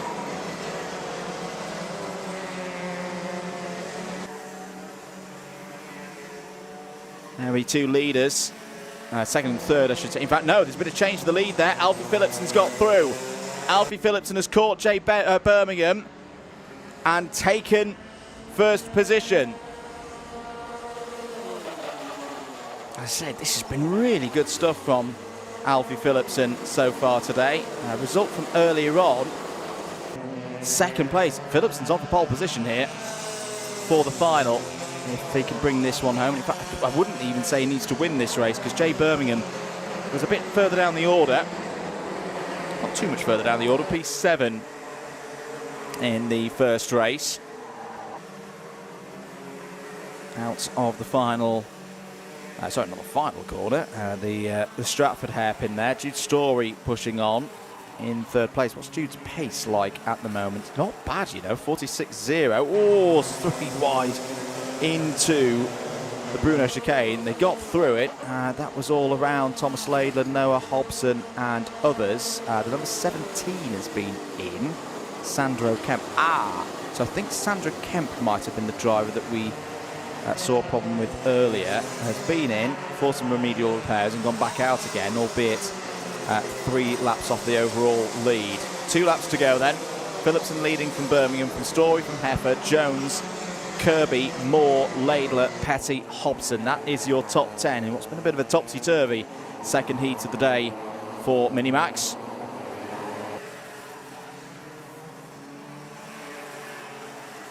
Out to the hairpin once again. Ollie Blanford on the move there, as that's a close moment immediately behind Blanford, involving the likes of Keniston-Wade and Adam Bart, who's come from the back of the field. Up to 13th place. Bit of a slide there for Jess Kirby. Means Kirby will lose out to Thomas Laidler. Laidler through and into 7th place. Last lap board shown. Phillipson, Birmingham, Story, 1, 2, 3. Battle on your screens is for 4th place between Heffer and Logan Stanley Jones. And Jones is going to have a good run here down towards the hairpin. Stick it on the inside and take 4th place away from Charlie Heffer. There is your race leader, though. This has been a tremendous performance from Alfie Phillipson. And as long as Alfie can get through the final couple of corners, it's going to put him on pole position for the final in minimax later on today. There it is, across the line. Alfie Phillipson takes it by a second ahead of Jay Birmingham. Jude Story third. Logan Stanley Jones with that move on the last lap holds fourth. Charlie Heffer inside the top five again. William Moore in sixth. Thomas Laidler seventh. Jess Kirby eighth place. Good drive there from Jess. That is good progress. Dexter Petty ninth and Ollie Blanford continuing to show progress as well, P10. Joshua Kinniston Wade in 11th. Adam Bart 12th. Ben Hunt 13th. It's been maybe a little bit off colour today. 14th. Noah Hobson, Charlie Gregg, 15th, Alicia Waterhouse, Jake Hansford, Jamal Pomeram, Arthur Koza and Toby Marsall is up top 20, Pomeram the top novice. We're going to have to end things there for Minimax. We'll see their final later on in the day. We're sticking with the intercategories though, because Miami Waterswift is up next.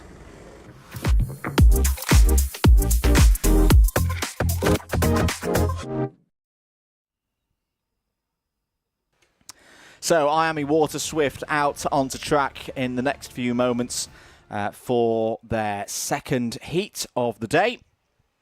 We'll have 9 drivers out on circuit. Hopefully 4 is in this one. Just waiting for a couple of karts to be recovered back to the paddock from that previous race, and then we'll get this formation lap underway. Keep your comments and your messages of support coming in. I'll try and read them out as and when we receive them. Hello to Eric, who's been enjoying a bit of Formula Libra. Let's take you through the grid then, if we can, for Miami Waterswift. The 9 drivers are out on circuit. And I do think we'll have Margaret Kvetskis on pole position for this race. Oliver Kleinfelter row 1 as well. On the opposite side, William Bennett and Cody Vertigan row 2. Travis Giddings and Harley Bradbury Stretton on row 3. Joshua Knighton will start towards the back of the order. I think actually there's been a problem for the number 19, Felix Booker. Has only just left the dummy grid, which was not expected. Who else are we missing from that? Theo Tyak I've not seen come out onto circuit. Theo is there, starting on the 4th row of the grid. So we'll see whether we are going for a start on this one. Yes, we are. We are racing once again in Miami Waterswift. Margus Kvetskis has the race lead. Straight up into second place. Good start there for Oliver Kleinfelter. There is Felix Booker, who gets into the race, but a long, long way down the order in towards the Bruno chicane for the first time. Booker's kart just comes past me here in the commentary box. It sounds okay. Maybe just initial troubles getting it going. Unfortunately means that he's effectively missed the start of this race. Battle between the Jade Racing team there, and it's Theo Tyak who takes that position ahead of William Bennett. Travis Giddings not too far behind. Margus Kvetskis won the first heat on the road at a decent pace. Kept the race win, and in the end was 2 seconds ahead of Theo Tyak. Cody Vertigan in 3rd from the first race involving these drivers earlier on today.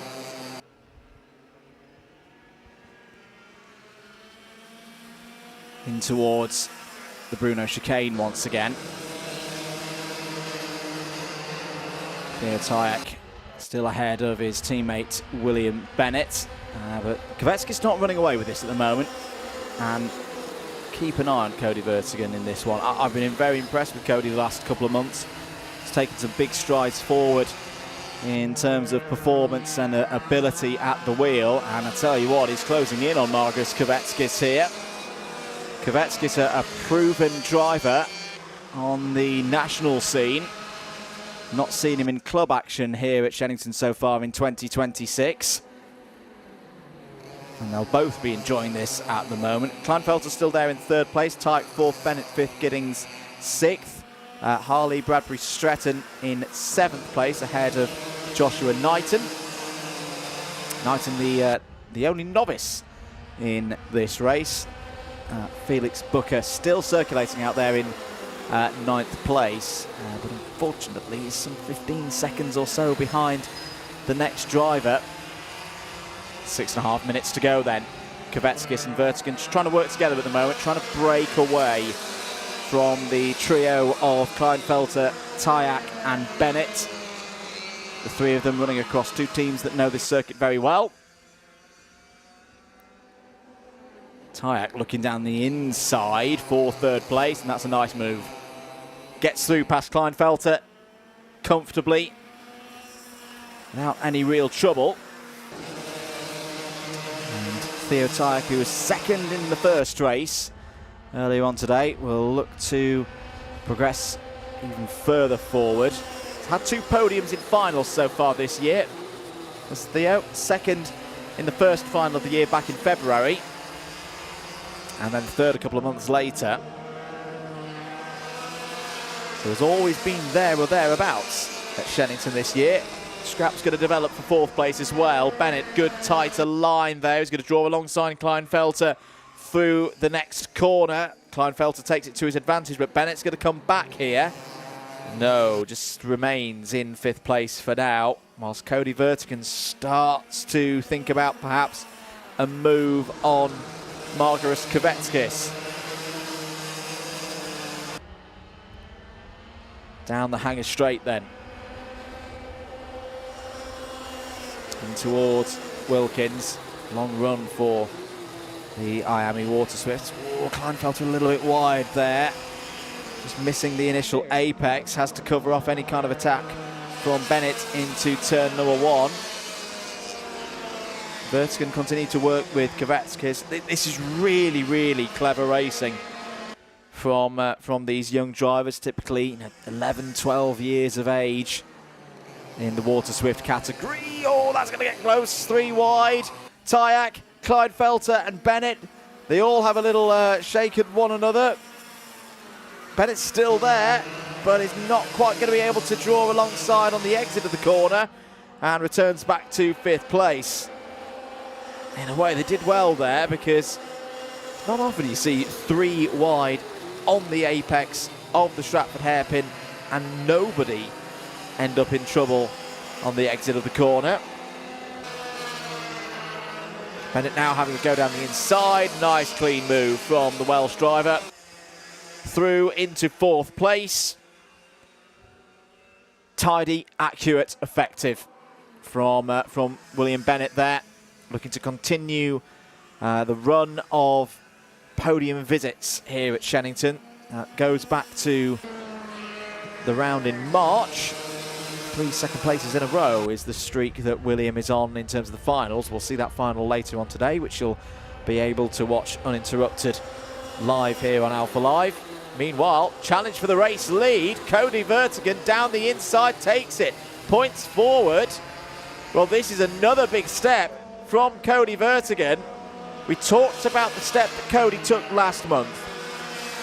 First full championship score this year was back in March. It was a 6th place. April, 8th place. May, on the podium. And that was a big, big step. Now, Cody Vertigan is challenging for race leads. This is really, really good progress. This is what you like to see across the whole of a season. Drivers develop their skills, develop their abilities, grow in confidence. And that is very much the case here with Cody Vertigan. Cody did have good results in heats last month as well. This could be a really, really big result if Cody could beat a highly rated, established driver in the national championships in the shape of Margaret Kvetskis. 2 minutes and 15 seconds to go. Vertigan has had a couple of contact warnings, so just needs to be careful should Kvetskis come back and attack. Doesn't want to pick up another one of those. That could then lead to something else. Tyak and Bennett might go at it again for 3rd place. They're very close to one another, or at least were at the last timing loop. Still the best part of 2 minutes to go in this race as well.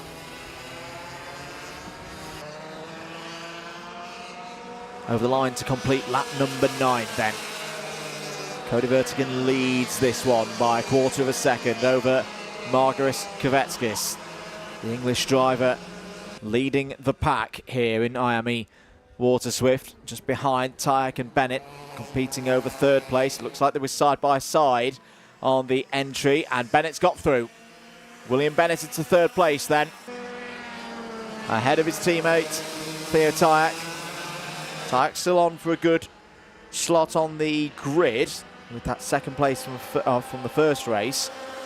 I reckon Kvetskis would still be on pole position for the final. First and second place is the live score for the Lithuanian driver. The driver flying the flag for Lithuania, I should say. Based here in the UK. It's a lot of great work for the Apollo Karts team across the course of the 2025 campaign, then switched to Team BMR for 2026, and now Kvetskis starting to come back at Vertigan, maybe getting an overlap on the exit. Here comes Kvetskis up the inside into the Bruno chicane and has taken the lead back.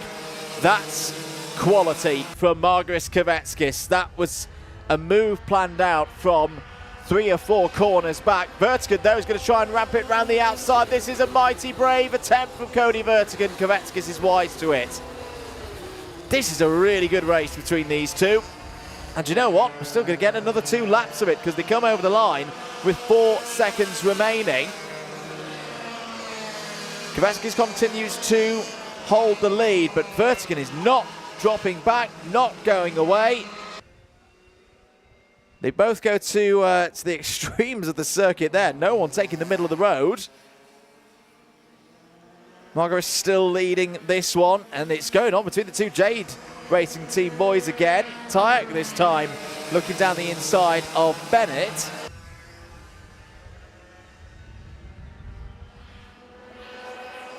Well, they may be the smallest field of the day. That doesn't mean that they deliver the smallest amount of entertainment. This has been really good again from the IME Waterswift drivers. Over the line, now they take the final lap board. The checkered flag will be out one more time around. As Vertigan's got down the inside, Kvetskis does the switch back with wise to it. That was the first go from Vertigan on this last lap. Tyek has taken third place away from Bennett, but I think they're going to go and have a squabble over that position again. And Bennett's got back ahead. Vertigan looking for a way through into the Bruno chicane. Kvetskis has it covered off. Has a bit of a gap as they come out of the Bruno chicane. Still feels the need to go down the middle of the road into Hanger, into the Wilkins complex. If Kvetskis can get off the line, he should have this race won. We'll stick low. We'll stick to drivers left. It's going to be a run to the line that goes the way of Kvetskis by less than a tenth. Ahead of Cody Vertigan, William Bennett and Theo Tyek with a similarly close finish there. Third for Bennett, fourth for Tyek. Oliver Kleinfelter solid there, comes home in 5th place. Travis Giddings 6th. And then across the line will be Harley Bradbury Stretton, who got that 7th place on the last lap, just ahead of Joshua Knighton and Felix Booker, who, well, the race for Felix pretty much over before it had even begun, but had some decent pace in that race, did Felix. Comes home in P9. We'll see all those drivers again later on for the final in IME Waterswift. But now, that is all the heats done. Next up, one of the busiest races of the day, Junior B final up next.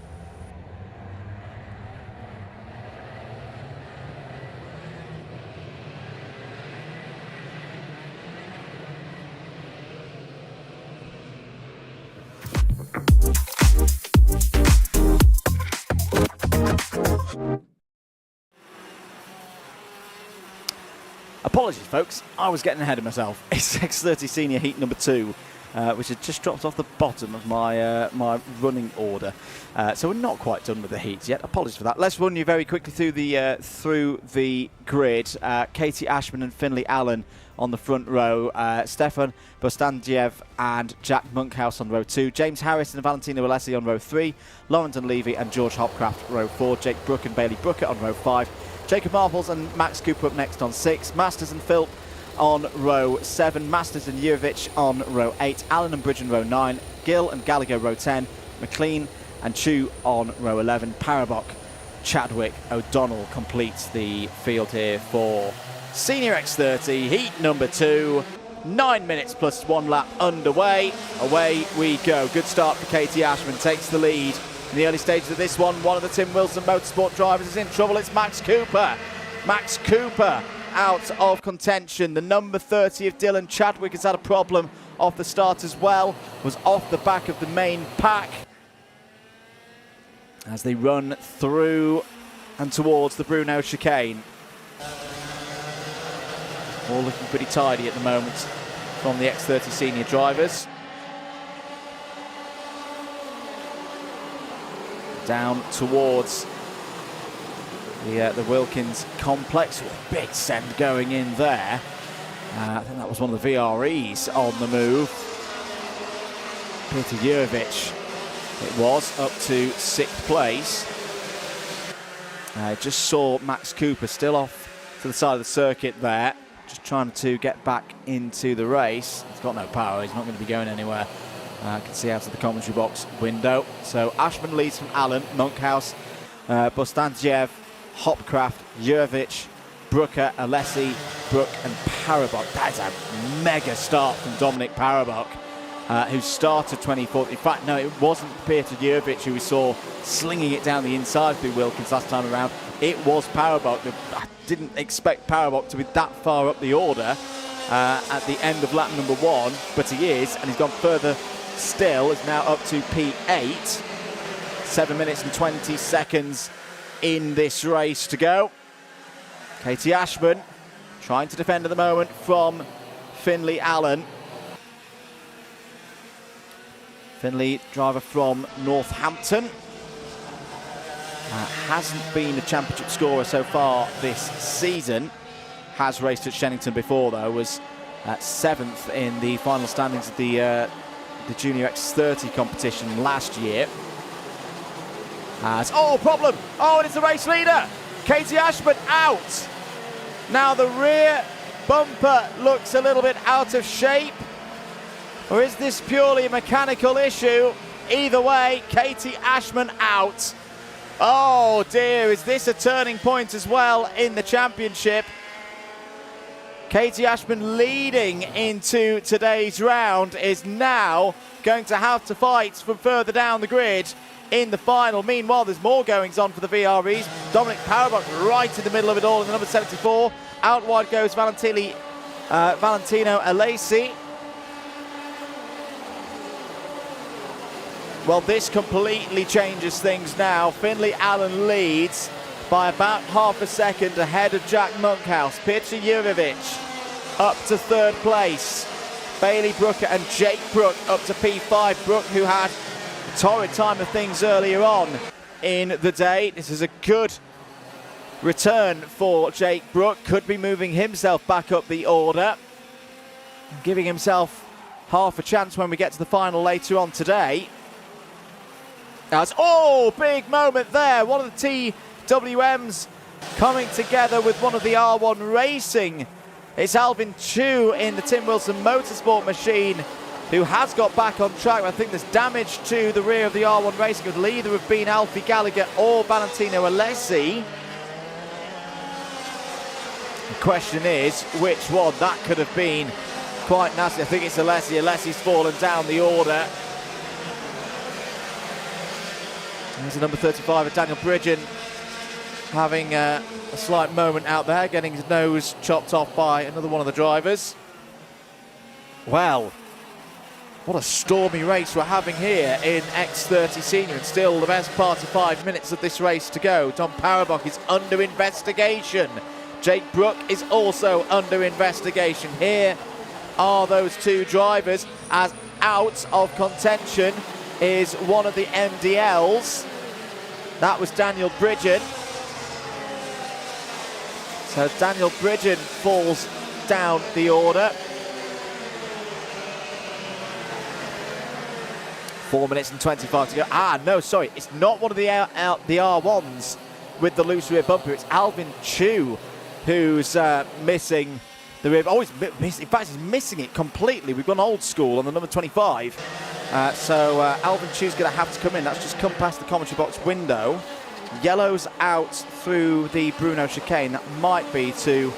yes, that'll be to deal with Daniel Bridgen. Down the inside, this is for 5th place. Through goes Powerbox past Brook.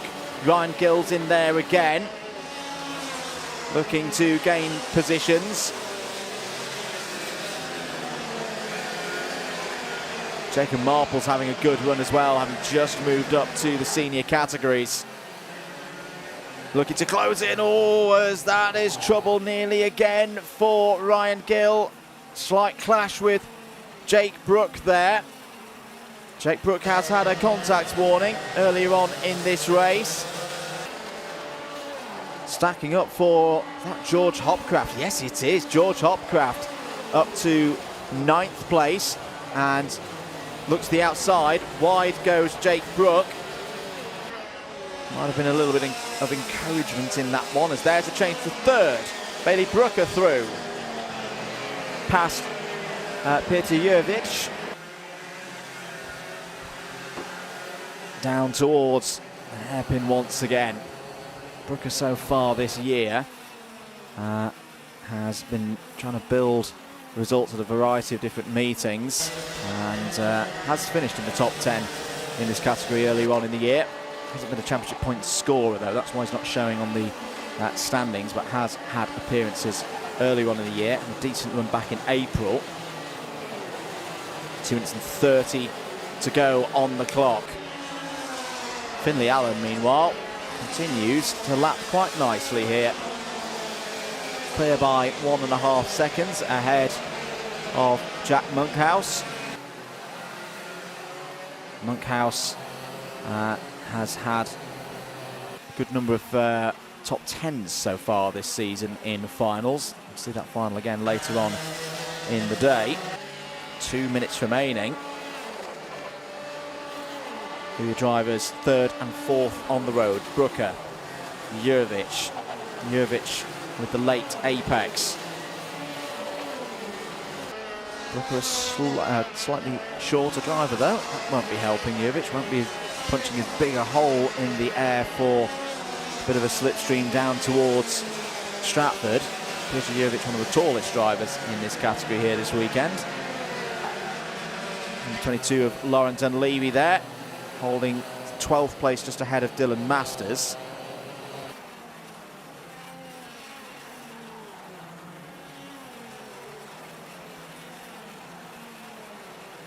So this race has settled down, got into a nice rhythm. Contact warning for the number 14 of Alfie Gallagher. There's Gallagher at the moment, he's running in 10th place. So with 60 seconds to go, Alan leads from Monkhouse pretty comfortably, 2.3 seconds the gap. Then another couple of seconds back, we find these two, Brooker and Jurvic. Then the battle with Powerbox as well. In fact, Powerbox crossed the gap and is now with his teammate. Then it's Ryan Gill, Jacob Marples, George Hopcraft, and not too far behind him. It looks like Joshua McLean has got through, has indeed, in the number 80, back up to 9th place and ahead of Jake Brook and Alfie Gallagher. Leader comes over the line again. 2 more laps. Sort out, oh dear, and it's gone all wrong for Jake Brook. Trips over the back of Josh McLean. Hope McLean's exhaust is okay and all that. He's lost position and is trying to fight off the number 67 there of Dylan Masters. So Dunleavy and Gallagher got through in all of that. The rough day for Jake Brook, unfortunately, continues. Down to 17th now. That is not where he would have wanted to be. McLean back down the inside of Gallagher, takes another position, takes a spot inside the top 10. I think, by the way, Max Cooper did get going again and has actually gained a few positions in this race. He is off the lead lap, In fact, there he is. So that's a good example of where, when you have something go wrong on the lead, on the first lap, keep going if you can. You never know what's going to happen to other drivers. You never know what points and positions you're going to be able to pick up later on in the race. Leader is on the back straight, just about to come through Wilkins. It's been a fine drive from Finley Allen, untroubled since the early stages, and takes the second heat. Wins by nearly 3 seconds ahead of Jack Monkhouse. In fact, not nearly, bang on 3 seconds, the gap between Allen and Monkhouse. Bailey Brooker fights home to third, ahead of Piotr Jurvic and Dominic Parabok in 5th place. Ryan Gill 6th, Jacob Marple 7th, 8th for George Hopcraft, 9th for Laurenton Levy, 10th for Joshua McLean, Alfie Gallagher, Dylan Masters, John O'Neill. Great drive there from John O'Neill, the top novice, home in 13th place. Stefan Bostandiev and James Harris in the top 15. Valentino Alessi 16th, Jake Brooks 17th, Charlie Phillip and Josh Allen completes the runners in the top 19. Dylan Chadwick, I don't think got across the line at the end, or we're still waiting for him to come across the line. He's currently showing in 20th place. Max Cooper did get going again after a first lap incident. Finishes P21. Reese Masters, Alvin Chu, Daniel Bridgen and Katie Ashman all did not see the finish of that race. Well, we'll see the X30 seniors out later on in the day. Looking forward to that one. That is now all of the heats done. Apologies for the false alarm. And we next move on to the B final, the Junior Rotax B final.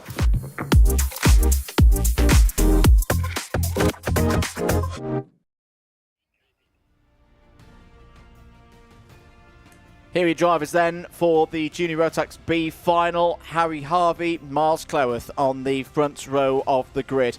Lily Shaw and Cooper Moore on row 2. Finley Hans and Sam Batty on row 3. Iris Crease and Jack Dimbleby, they go from row 4. It's Fenton Roderick and Ethan Guest on row 5. Charlie White and Louis Marchand on row 6. Maximilian Braskov and Ryan Rapini row 7. Aidan Young and Zane Perry row 8. Tyler Rackham and Frankie Charles Jones go from row 9. Elliot Dimolo and Zach Waddle go from row 10. It's Harley King and Jack Corser on row 11. Harvey Everett and Adam Asgar go from 12. Leighton Kelly and Jack Bowie on row 13. Esme Rossi and Amy Grazieri go from row 14. Ava Crawford and Jay Singh complete row 15. Austin Moth and George Ralston complete the 32 strong field here. One of the biggest B finals that you will possibly ever see. This is going to be a really, really competitive race then to see who can go through to the A final. Away we go then for 8 minutes plus 1 lap. Not a long race for these drivers. Straight to the front of the order. Harry Harvey leads for Coles Racing. Down towards Stratford for the first time then. Ethan Guest in the middle of it all. There's some pretty strong names in this B final. Essentially, if you had one really bad race, didn't matter what happened in the second one, you were not going forward to the A final. Calmness, I think, has got to be shown from the drivers in this one. End of the first lap, Harvey leads from Shaw. Oh dear, as out of the race is Jay Singh. Jay Singh will go no further in this one. That is not what he would have wanted. Remember, it is the top 4 who go through as there's a change for the lead. Lily Shaw down the inside now. Harry Harvey's got his hand up there thinking, oh dear, as one of the Guy Cunnington Racing drivers, that is Leighton Kelly, is out of the race. Elliot Dimolo was up in the air for a moment there. Elliot had problems in the first race. And, no, in fact, I think it's Elliot. No, it's the number 23 who's out of the race. That will have been a very quick stop. And that is Cooper Moore. Cooper Moore was up in the top 5. So what has happened there to Cooper Moore? Cooper's chances of going through disappear in a flash. 6 minutes and 15 seconds to go. So just to explain, I think, why Harry Harvey was so frustrated there. He was probably thinking, right, I've got the lead, I've got the speed, let's try and push away. So wasn't necessarily expecting a move to come in. That's getting tight as well. Out wide goes Finley Hands. Ryan Rapini's gained in all of that, up to second place. Harry Harvey kind of got caught in the middle of all of that. His Hands got a problem. Not looking particularly quick at this stage of the race. Under investigation is Esme Rosie in the 148. There's Zane Perry moving up the order in the number 25. So 5.5 minutes to go. It's currently Shaw, Rapini, Crease, Harvey going through. However, there's some strong runners picking their way through the field who could be a factor in the second half. Zane Perry's one of them. There he is in the red and white helmet for Jack Dex Racing. Started 16th, is now P7. Tyler Rackham started 17th, now P9. Ethan Guest, P10 at the moment, looking down the inside of Rackham for a moment there. Sam Batty, the number 99, is losing a bit of time here at the moment. His first Shenington race meeting off of novice plates, if I've got my facts correct. There is Rackham coming through with Braskov, Guest in there as well.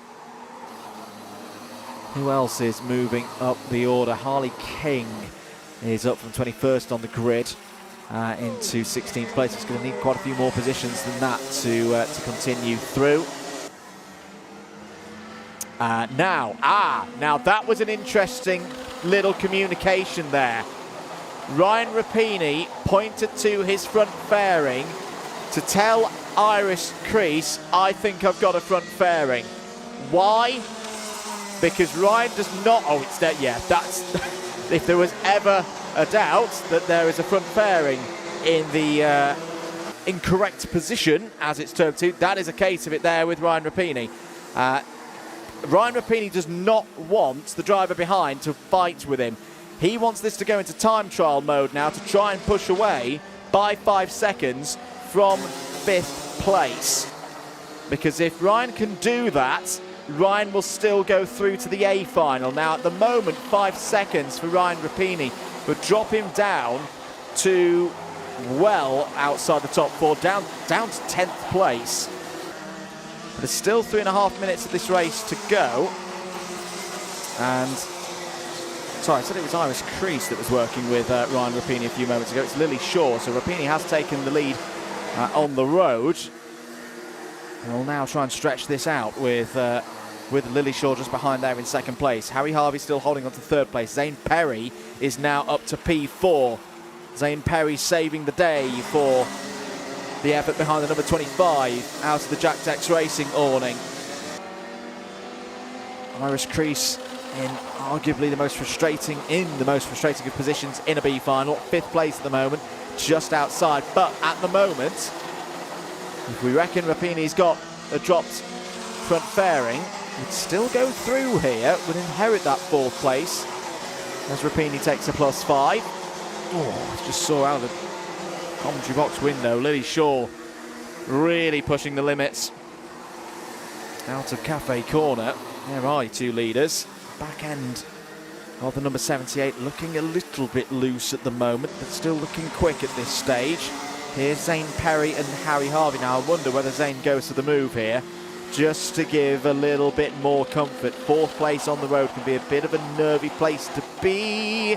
If he makes the move though, it's got to be clean. I don't think, yeah, Harry Harvey's not going to be too happy about that one.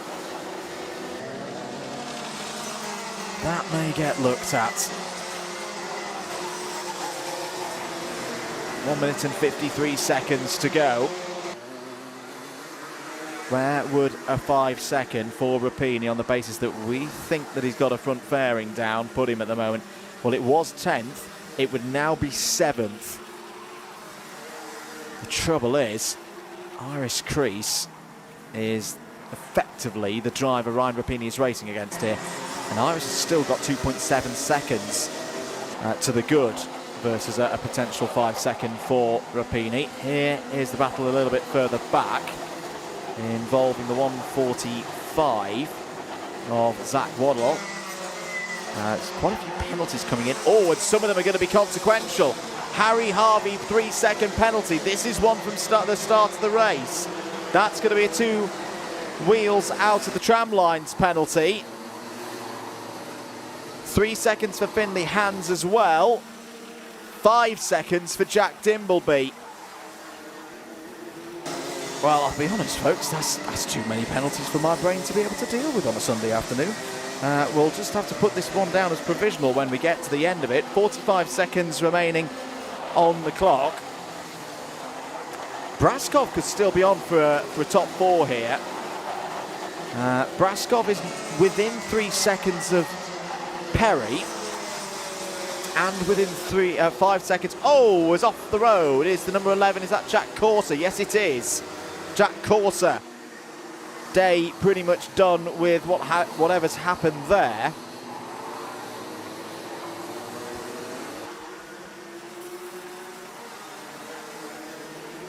So Braskov could still be on the 2nd place in this race at the moment. If Perry's...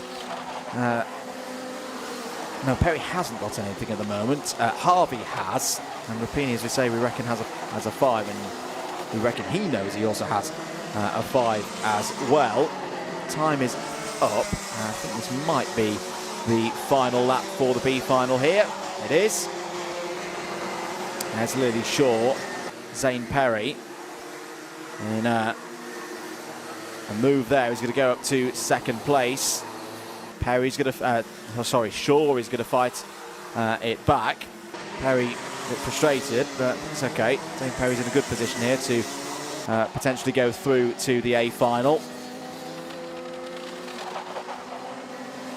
You can hear the skating of Ryan Rapini's front bumper. Ryan Rapini's going to take the checkered flag. There it is on the screen. Takes it from Zane Perry. Lily Shaw 3rd. 4th for Harry Harvey. Max Braskov 5th. But yeah, I can see the front fairing is not looking too good there for Rapini. 5 seconds at the moment. Oh dear. I think he's going to drop him out of the top 4. He might actually get saved by the fact that there's at least one driver behind him with a +3 for the race start, but that is going to be a nervous wait for Ryan Rapini. We'll see what the result is in a later part of the day, and we'll see who joins the automatic qualifiers through to the A final in Junior Rotax. There's your provisional result. Rapini, Perry, Shaw and Harvey on the road go through, but we know that Harry Harvey definitely has a +3 second penalty from the start of the race, and we reckon Ryan Rapini has a +5 for a front fairing. Max Braskov 5th, Fenton Roderick 6th, Jack Dimbleby and Iris Crease in the top 8, Zach Waddle and Ethan Guest in the top 10. Charlie White, Aidan Young, Jack Bowie and Sam Batty all in the top 14 on page 1.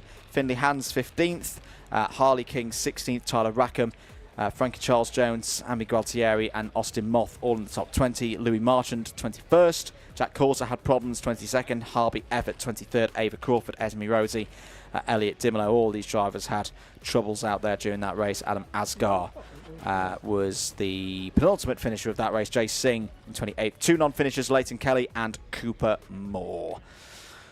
Well done to all of those drivers. The majority of them, I hope we see them again later on in the season. Super Prix, of course, next month will hopefully be a place where many of them will take part. That's the first of our B finals done. Got another one coming right up. Seniors up next.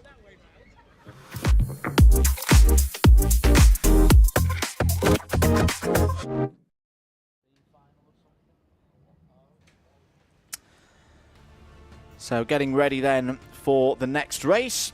Should be our senior Rotax B final. Bertie Wellesley and Rossi Costello on the front row. Ivo Ivanov and Harry Pearson will be on row number 2. Ralphie Greenway and Alex Vasia on row number 3.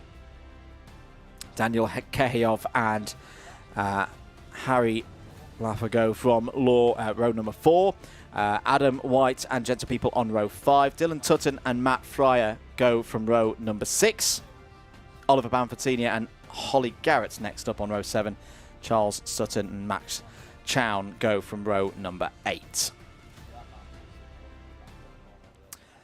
So not as big a field in this B final for the senior Rotax drivers. Still just the 4 places available though to try and get through and into the A final. A couple of karts just being recovered off the circuit from that junior Rotax B final. Engines fire and the formation lap begins for our B finalists here in senior Rotax. Oh dear, is there a problem straight away?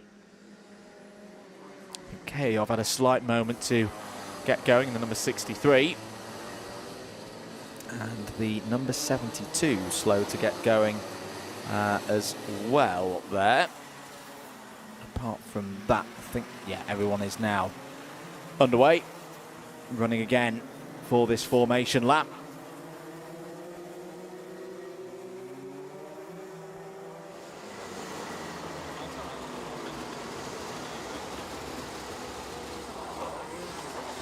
So longest race of the day so far for our senior Rotax B finalists. 11 minutes plus 1 lap, and we're not going this time. The chevron is illuminated to indicate to the drivers that we're not ready to go racing. So, and is a reprieve for those who had slow getaways from the dummy grid.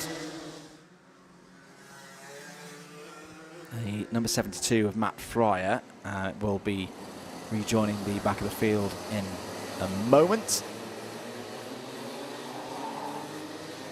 And drivers will go again then for another attempt at that one. Daniel Cahill has already got back into the main part of the pack. And should be able to retake that spot. Yeah, just there on the 4th row of the grid. Good recovery there from Daniel. That will have been a little bit of a scary moment. Particularly as like row 4, yeah, you could race through from there. Top 4 from 8th place, very much achievable.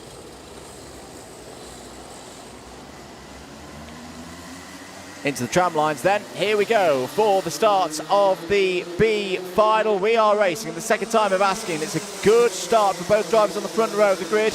It's the number 48 though of Bertie Wellesley for Racing Perfection, who gets a perfect start and leads them down towards the Stratford hairpin. Defends, wants to keep this track position in the early stages, and is looking pretty good through the Stratford hairpin towards the Bruno chicane. And it'll still be the same off of this part of the course. The number 20 of Ralphie Greenway has work to do, is in 5th place. The top 4 are already breaking away. That's a nice move down the inside from Ivo Ivanov.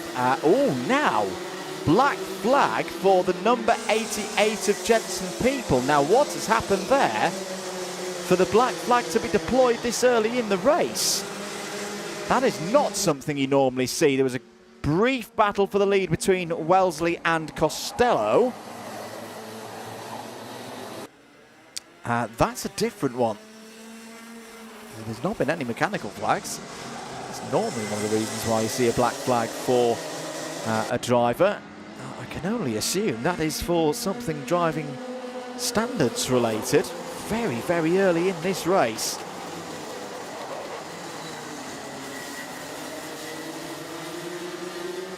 So round to complete another lap. Apologies, I thought it was a little bit long. It's not an 11-minute race, this. It did say 11 minutes on the... was the number 70 of Harry Law is out of the race. Front fairing completely missing. That is going to be the end of things. Apologies, I said earlier that this was an 11-minute race. It's actually an 8-minute race. So time remaining, 6 minutes. I just wonder for Wellesley, you will be able to notice that he's a taller driver.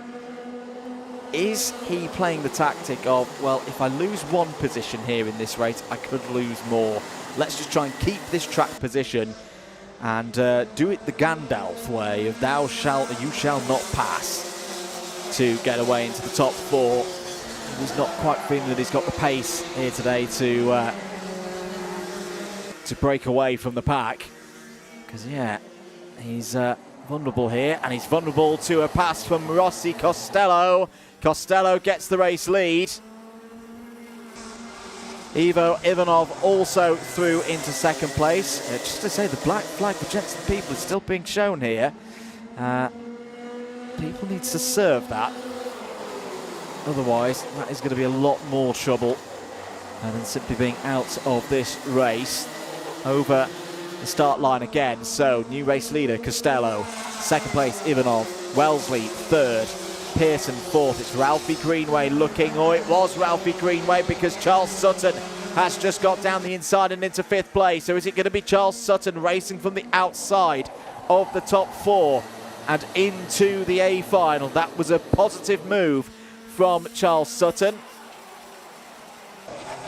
Dylan Tutton out of this race, it would seem, as well. Oh, Ivanov was wide, and that's going to let Wellesley back through.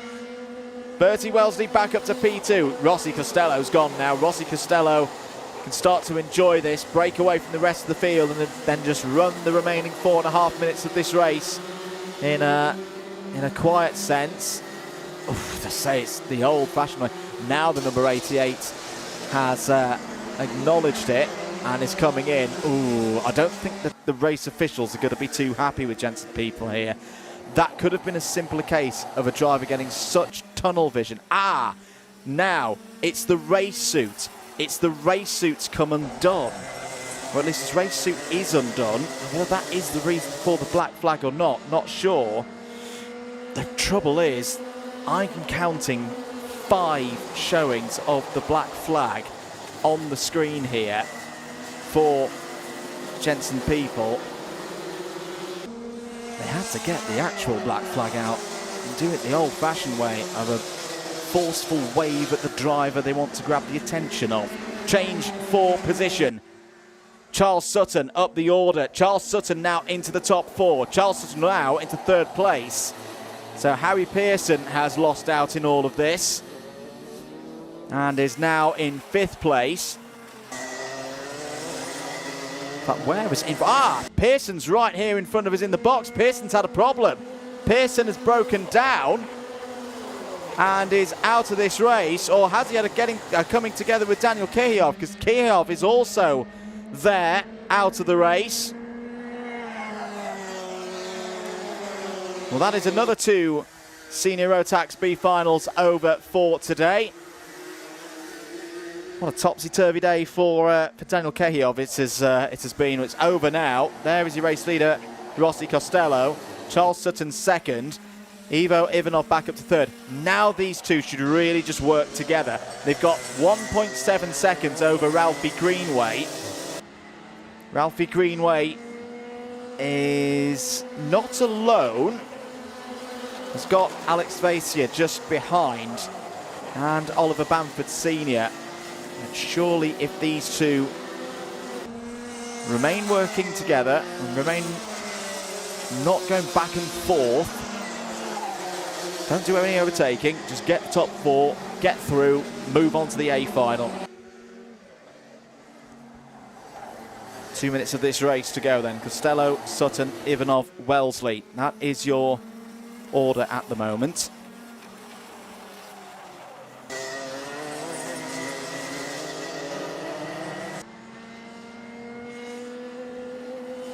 This should be a relatively calm one now through to the end of the race. We just had yellow flags out there into the last couple of corners. It may have just been for making sure that everything is tidy. We saw Dylan Tutton off there a few laps ago. 10 drivers remaining in this one. Holly Garrett has just got 8th place off of Adam White. Holly, who was involved in one of the first lap incidents in one of the earlier heats. That's what put Holly into this B final. Oh, now the number 13 has just come in. That's Adam White. So Adam White is out of this one.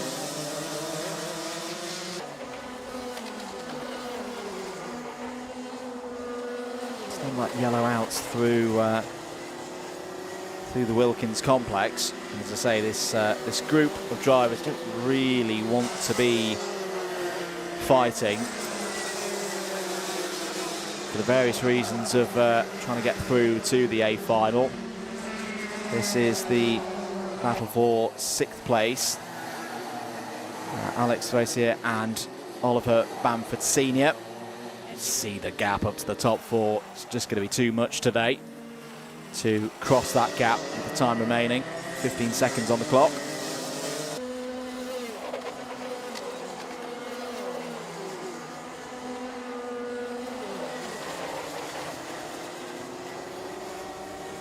Leaders coming over the line. We did have a couple of seconds remaining on the clock, so we'll get 2 more laps of this one. Bamford Senior having a look here for 5th place into turn 1. Nice move. Well, it's not going to be an A final today for Oliver Bamford Senior unless there are some post-race changes, but that will give him a nice feeling to make a clean overtake into turn 1. Show his team, show everyone supporting him at home exactly how it's done on the air kart. There is your race leader, Rossi Costello. Run into Wilkins, really starting to grip up now. You can see the span of rubber that's been laid down across the course of the day. The line has subtly changed through that part of the course. Whilst we've gone through the heats in these B finals, that could be an important note for drivers looking for overtakes and alternative lines when we get to the finals in a few moments' time, particularly in the senior categories. Those on the full-size karts, the juniors as well. For Rossi Costello, though, this is going to be a good win. He's driven a nice, controlled race, and he's going to win the B final here in senior Rotax and march on to the A final. There we go. Oh, you've got to love it. Across the line, that's a good celebration. Charles Sutton, P2, will join him on the penultimate row of the grid for that A final. Ivo Ivanov and Bertie Wellesley go through as well. Good effort there from Bertie to bring that one home in the top 4. 5th place for Ralphie Greenway, 6th for Alex Facia, Oliver Bamford Senior, 7th, Holly Garrett, Matt Fryer was the last of the 9 finishers. Quite a few retirements in that one. Adam White late on, Harry Pearson, Daniel Kehiov, Jensen People was shown the black flag from the first lap, and then Dylan Tutton and Harry Law completes the 15 runners there in the senior Rotax B final. Well done to all of those drivers, for 4 of them. We'll see them later on in the A final for that class. Very much looking forward to that one. That will be our last race of the day as well. But we're into the A finals now. Let's kick things off with X30 Junior.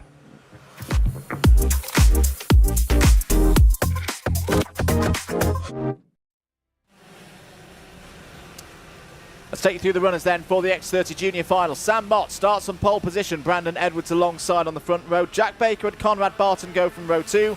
Alfie Taylor and James Backworth on row 3. Katie Donaldson and Tom Fox there on row 4. Ian Carey and Alfie Fulton on row 5. Seth Angus and Finley Hines go from row number 6. Jack Wish and Archie Lee Bullock start on 7. Charlie Blenkinsop and Lucas Murray on 8. William Haynes and Sebastian G on row 9. Barker and Cattett go from row 10. It's Maxwell and Clark on row 11. Thomas is the highest of the novices with Watson on row 12. Duncan and Wright on 13. McLaughlin and Lima Evans on 14. Midden and Bundock on 15.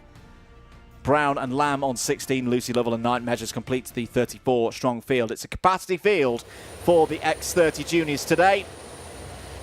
Who's going to take the first A final here at the Heatwave Cup? The heat is rising here in X30 Junior, and we are racing once again at Shenington. Good start for Sam Mott, who will lead off of the first couple of corners here on lap 1. Are they all going to make it through the first sector? Yes, they are. Good start from the X30 Juniors down towards the hairpin for the first time. This is the next pinch points for everybody. So far, looking good here in this final. Little bit of a rumble in the lower quarter of the field off of the Stratford hairpin, but apart from that, we're looking good still. All 34 drivers in the mix here.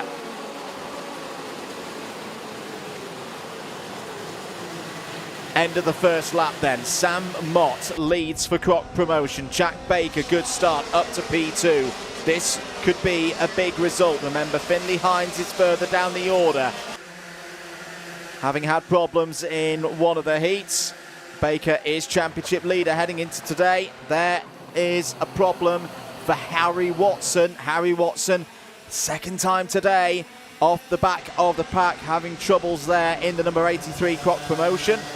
Kart, at the other end of the order though, looking good for his teammate Sam Mott. However, Alfie Taylor, third place, looking good on this second lap, is closing in, and well, Finley Hines back up to P4. What a start to the race this has been for Finley Hines. Sorry, P5. Either way, great start from 12th on the grid. Has put the disappointment of the second heat for these drivers behind him, and is still in the mix for a podium here today. Taylor down the inside for second place, takes it away from Jack Baker. Jack Baker's got to stay calm at this stage of the day. These are the pressures of being a championship leader. You're not necessarily going to win every single race in a season. It's the days where everybody's bringing their own game. Oh, it's 3 wide, and Hines has got down the inside and taken the race to Jack Baker here. That was a great move from Hines, gets him up to third place and now ahead of his championship rival. Oh, Katie Donaldson having a rough moment there on the apex of Cafe Corner. Is there damage to the number 77 MDL Motorsport machine? Possibly so. One of the Norris Carey Motorsport machines. It's Ian Carey on the scene, driving up the order. Good stuff from the Irish lad. Theo Thomas has had a contact warning. Sam Mott gets his head down, looking to push away from the rest of the field. He may get a helping hand from Alfie Taylor. Finley Hines has joined them now. I tell you what, Finley Hines could win this race, you know. He's looking really, really good. Has had wins here at Shenington before. Had the win earlier on in the season at round 4. Was outside the top 5 1 month ago. This would be a great way to bounce back and really ignite this championship bid here at Shenington Kart Racing Club.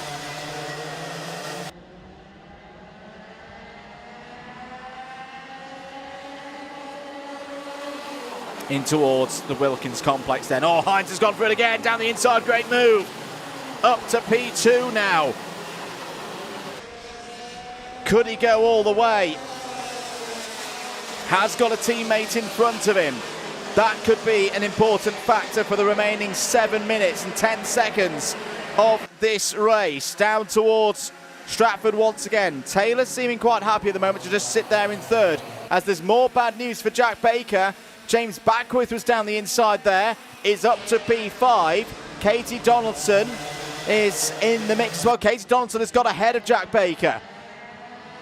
Baker now down to P7. Is this going to be a bit of a difficult day for the standings leader? Took the first 2 finals of the year. Hasn't been on the podium since then. This is what we should remember, that the championship scores at the moment based off the best 2 scores. So that's best 2 scores out of 4 finals so far this year. Here's a move though from Hines for the race lead. Goes through past his teammate Mott. Mott fights back though off of the hairpin. Is not going to give this one up. That's a great response from Sam Mott. Back into the lead of this race. This is a good scrap. Really good race in X30 Junior. Alfie Taylor still there in third place. Brandon Edwards in fourth. That's getting close as they run through Wilkins. Katie Donaldson has got past James Backworth and is up to 5th place. Here goes Hines again for the race lead for the second time. Is he going to get it this time? Yes, he is. Great move from Finley Hines. Nothing Sam Mott could really do about that. In fact, Mott's now going to have to think carefully about holding on to second place, because Alfie Taylor is right there. Taylor has had a contact warning. Mott's gone in on his teammate, had taken the race lead back. Brilliant racing again here at Shenington. Brandon Edwards trying to get alongside Taylor for 3rd place. What a breathtaking final this is to get things going for the big races at the Heatwave Cup. Contact warning for William Haynes. That's a little bit further down the order. Change of lead. Again, Mott back ahead of Hines. Hines is going to attack once more. Same place as one lap before. Mott's trying to hold it around the outside.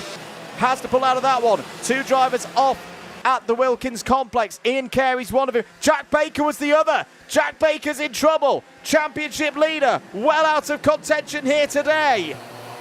Could this be the point where the X30 Junior Shenington Kart Racing Club Championship for 2026 really takes a pivotal turn? Championship leader Jack Baker is out. Second place in the championship heading into today. Finley Hines leads this race, started 12th. Brandon Edwards now down the inside has got second place off of Mott. Over the line, end of lap 9, 4.5 minutes to go. Zoe Caddett's had a contact warning. Katie Donaldson's down the inside. That's a great move by Katie Donaldson past Alfie Taylor. 4P4. Here goes Brandon Edwards down the inside. Edwards to the lead of the race. How does Hines respond to this? Does he work with Brandon Edwards for the next couple of laps? Big step forward for Brandon Edwards. Was at the last round, finished inside the top 15. Hines has got through again and back into the lead of this race. So that's how he's going to respond. He's going to go straight back into the lead of this race and try and control his own destiny. That's looking close. On the run through turn 1. Katie Donaldson trying to get third place off of Sam Mott. What a race this is for the X30 Juniors here at Shenington. Down towards Stratford once again. Hines defends. Mott gets back through into third place. Donaldson's still there. Backwith still there. Seth Angus has joined this out of nowhere. Where has Seth Angus come from in all of this? In 7th place now. In towards Wilkins once again. Edwards trying to make the opening work there. He's got through. Takes the race lead away from Finley Hines. Investigation underway for William Haynes. That was earlier on in the race. How important a final could this be for the X30 Juniors as Hines is looking around the outside. He's got no grip through there. This could lose him a podium. Mott's got through. Where is Backwith? Backwith's up to third. Hines fights back, immediately retakes third place away from the Jade Racing team number 24. But that's released Edwards. That's released Mott. Donaldson down the inside for 4th place. Seth Angus now up to 5th place. Do not go anywhere. Do not change your screens for the next 3 minutes, because any one of these 7 drivers could win this kart race here this afternoon at Shenington. Brandon Edwards still has the lead of this race, as that's a move for 3rd place by Donaldson. Katie Donaldson now on to the podium. Through the Bruno chicane. 1 minute 40 to go. Contact warning though for Katie Donaldson. They need to be careful, all of these drivers, as Mott's gone down the inside for the race lead. That's a spot on move. That's how to do it. Through Wilkins. The Croc promotion number 38 back to the front of the order. Donaldson has a look for 2nd place. Not able to get through. Contact warning for the number 88 of Katie Clark. Katie's a bit further down the order. Running in 9th right now. Mott defends into the hairpin. Block pass from Donaldson down the inside for 2nd place. They're still side by side though. Now they get themselves sorted out. Donaldson up to P2. In comes Hines again. That could be an important move for the potential championship leader leaving Shenington here today. And there's still time to play with in this one. Back is coming Brandon Edwards. Lost out a couple of positions, but just got down the inside. Got back into 5th place as Donaldson looks around the outside of Mott into turn 1. What a tense final this is. There's still a couple of laps of this one to go. Mott defends once again down into the hairpin. Donaldson trying to find a way open. Over the back there goes Seth Angus. Is Seth Angus okay? Is the kart okay? Is he out of this race? That was a clash, I think, with Brandon Edwards. We'll wait and see whether this is going to be last lap this time around. There's not a lot of time left. Hines has got back down the inside of Edwards, back onto the podium.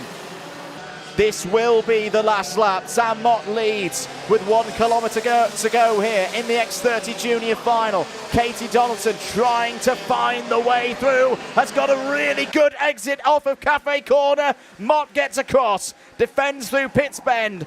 Hines looking to the high side, round the outside. Oh, he's changed that before. He's tried that before. It's not worked again. Still Mott in the lead of this race. Edwards back up to P3. What a final. Hines will just not give in today. Has got back up to P3. The point's so important for his championship bid, but it's looking like it's going to be Sam Mott's final. What a way to start the A finals here today at Shenington. Off the final corner, Sam Mott wins at Shenington. A brilliant X30 Junior final. Katie Donaldson is on the podium. No, there's one more.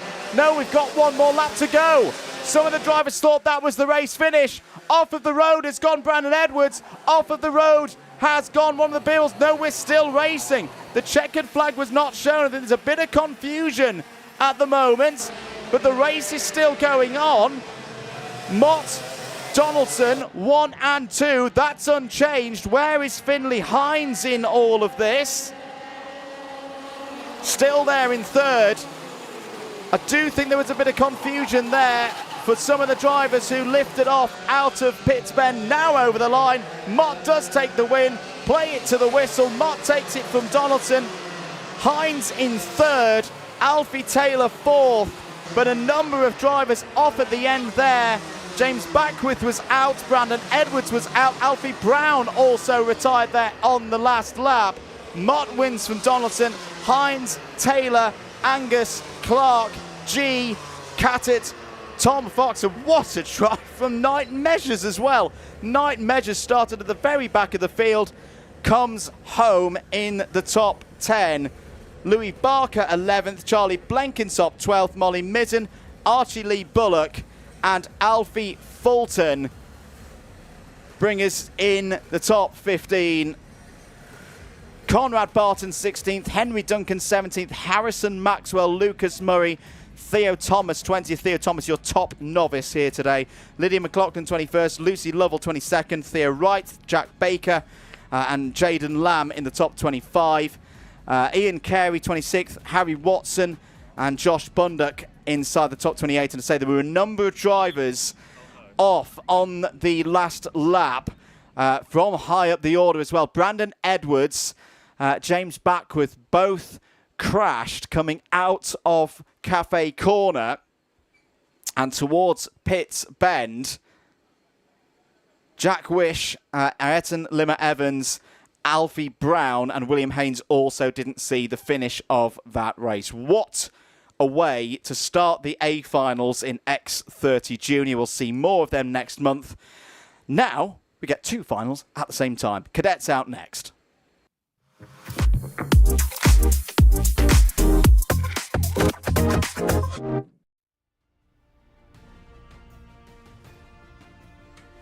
Here we go then for the cadet finals. Both Honda Cadet and Miami Waterswift Restricted will be out on track in a few moments' time. Here's your grid for the Hondas. Ben Boas and Phoebe Shelton on the front row. Ollie Knox and Louis Dawson row 2. Senna Kosrapana and Kian Doherty on row 3. Finley Thursfield and Nico Veslovsky on row 4. Oscar Watson and Fraser Messer row 5. Finn Hollis and Bonnie Shilcock go from row number 6. Last of the Hondas will be Oliver Godfrey. Into the Miami Waterswift Restricted drivers. Henry Hales has class pole position for them. Max St. Hilaire has done really, really well today, up to P2 in the heats. Logan Hodgetts will be next up before we find Charlie Kitchen. Freddie Purnell. Charlie Kitchen, I think, is one of the Hondas, in fact. Freddie Purnell completes the top 18 for the cadets here. Louis Wilson, Tommy Walton on row 10, Harley Bebb and Jennifer Banks, row 11, Helmsley Schultz and Archie Ashworth next up on row 12, Arlo Pultergoody and Kimberly Banks on row 13. Harry Murphy has not had a good day so far. Will start at the back of the field, but you never know in a final. Can really mix things up. No, I don't think that that second of the novices is with the Hondas. I think that is a genuine, really good qualifying from one of our IAMI novices. We're just having a slight pause here at the circuit, just whilst a couple of the karts from the incidents at the end of the X30 Junior final are cleared off the circuit.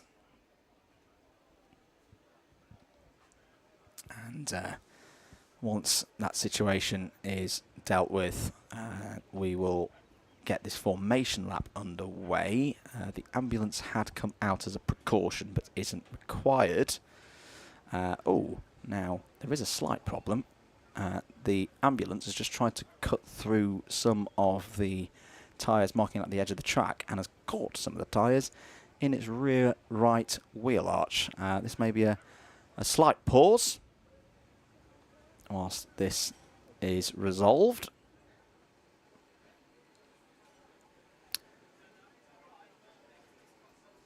That could be a question of sport. Answer what happened next for you, if question of sport was of course still a programme, because it's not anymore. Sad times. Keep your comments coming in.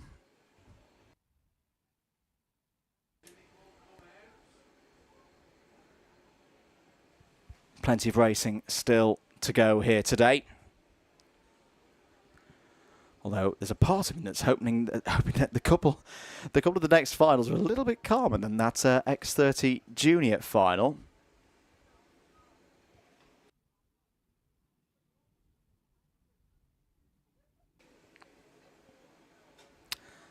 So great work by the marshals. They have resolved the situation, and the ambulance will be able to return back to its race-ready position.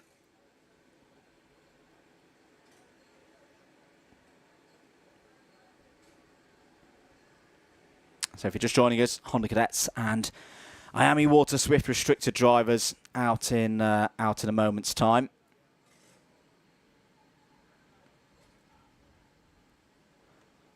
Hello to SD Media, who was, I wouldn't say cheering on Holly Garrett early on in one of the B finals. Hello to Henry Gould as well. Hello, Henry. And Lewis McLaughlin as well, cheering on Lydia McLaughlin here today. Well, we've just seen Lydia race in the X30 Junior final. Remember the championship situation heading into this one, because they don't get championship points for the heats. Those heats just set the grid for the final.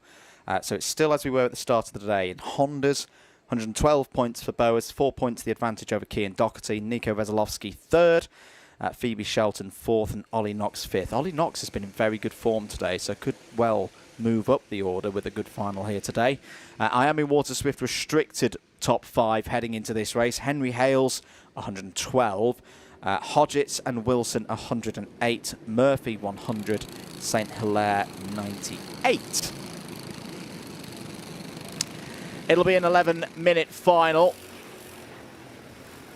And rolling starts for both. That's the difference for the Hondas. You often see the Hondas go from a standing start, but not the case with us running 2 grids, and the IAMI waterswift restricteds have to have a rolling start. So keep that nice and safe for everybody by having both categories have a race start in a rolling disposition. So off the final corner, are we going to be racing at the first time? Lights are red. If they go out and start ticking down, we are racing for 11 minutes in the cadet finals. Ben Boas has got a good start, but a really good start for Ollie Knox. Ollie Knox takes the race lead then through turn number 2 in Honda Cadet. Looks like Phoebe Shelton has had a good start as well in the 84. The IAMI waterswift restricted drivers get going as well. Henry Hales has got the lead for them. Change in the Hondas. The number 27 of Ben Boas has got back to the front of the order. Phoebe Shelton currently making it to Team 17, 1-2. And look at who's flying through the order. Senna Kostrapana is up to 3rd place. What an impact this would be if we could have a novice win a final outright. End of the first lap, Bowers, Shelton, Kosrapana, Thursfield, Doherty, Knox. Miami drivers over the line as well. Henry Hales has got the lead as Kosrapana's down the inside going for second place. Did Senna get it? I think Senna did. I think Senna's up to second place now and is not done. Not done at all. Is the James Small Racing Academy driver. Finley Thursfield's coming through as well. Finley Thursfield's got a really good run out of the Bruno chicane. This could be a tough moment for Kosrapana because Senna is on the outside now. Phoebe Shelton coming back through. Oh, it's getting a little bit rough in the middle there as number 28 of Ollie Knox is starting to regain positions.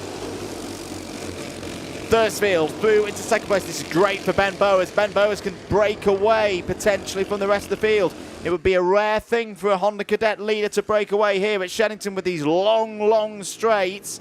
But with the rest of them fighting so fiercely over second place, that could happen here today. Quick update of what's going on in the Miami running. Hales from Hodgetts. Louis Wilson's up onto the podium past Max St. Hilaire. Charlie Kitchen is your top novice in the Miamis. Charlie running really nicely here today. Apologies, I thought he was one of the Hondas. I was mistaken. He is one of the Miamis and is another novice right up there in with a chance of getting one of the best overall positions in a class for a novice here this year at Shenington. Hondas go over the line then. Fairly quiet amongst them at the moment. Thursfield, Shelton and Kosrapana have pulled Ben Bowers back in. Leaders, as there's been a lead change in the Miamis. Logan Hodgetts has got through past Henry Hales, just going down towards the hairpin now. They'll come into shot in a moment's time off of the hairpin, and there you see it in the red and white card. Logan Hodgetts now leads ahead of Henry Hales. Third place at the moment going to Louis Wilson. Louis, who's been getting stronger and stronger through the season. Had a good time of things last week up in Scotland as Hales goes down the inside, takes the race lead back from Logan Hodgetts. Hodgetts looking good down the straights though. Now it's going to get a little bit tricky for the Miami front runners because they've caught the rear of the Honda field. They will probably work their way through to win the race overall. As what was happening there for Senna Kosrapana down the straights, down the Stratford straights, was out on the edge of the track. Been there myself, Senna. That's not a comfortable piece of tarmac. 7 minutes of this race to go. Still Ben Bowers in the lead in Honda Cadet from Thursfield, from Shelton. Bright yellow number 48 machine there. One of the Hondas trying to fight with Ollie Knox. That's Louis Dawson in the number 48.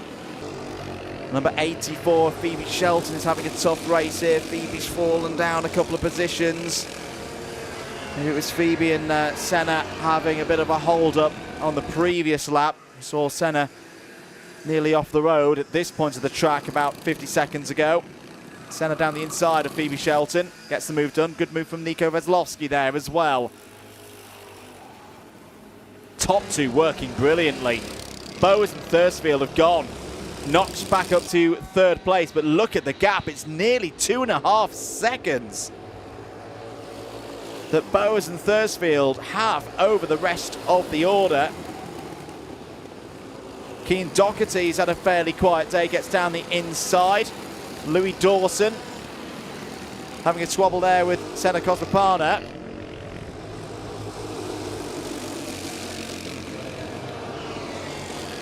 Five minutes and 40 seconds of this race to go. Quick updates of what's going on in the Miami. Still Hales from Hodgetts. Louis Wilson third. It's really close though in the battle for third place today with Wilson, St. Hilaire. Fraser Messer is one of the Hondas who's just been overtaken by those two. Freddie Pennell has got through past Bonnie Shilcock for 17th place overall. These are some of the Miami runners moving through the rear of the Honda's field.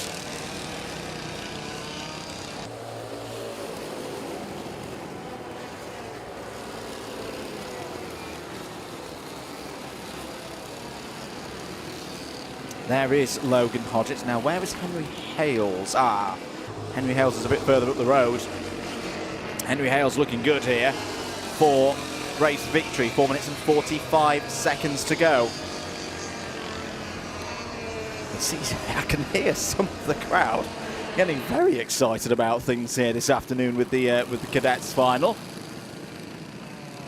Louis Wilson gets down the inside there. Nice driving from Louis.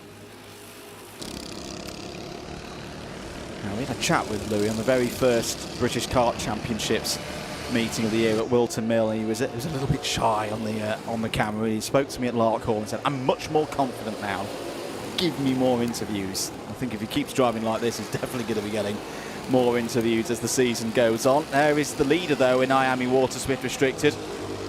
I know I talked to you a little bit earlier about the physicality of a day like today, as Ted Partner loses out a little bit there to Cian Doherty. Oh, Cian Doherty absolutely scything his way through the order.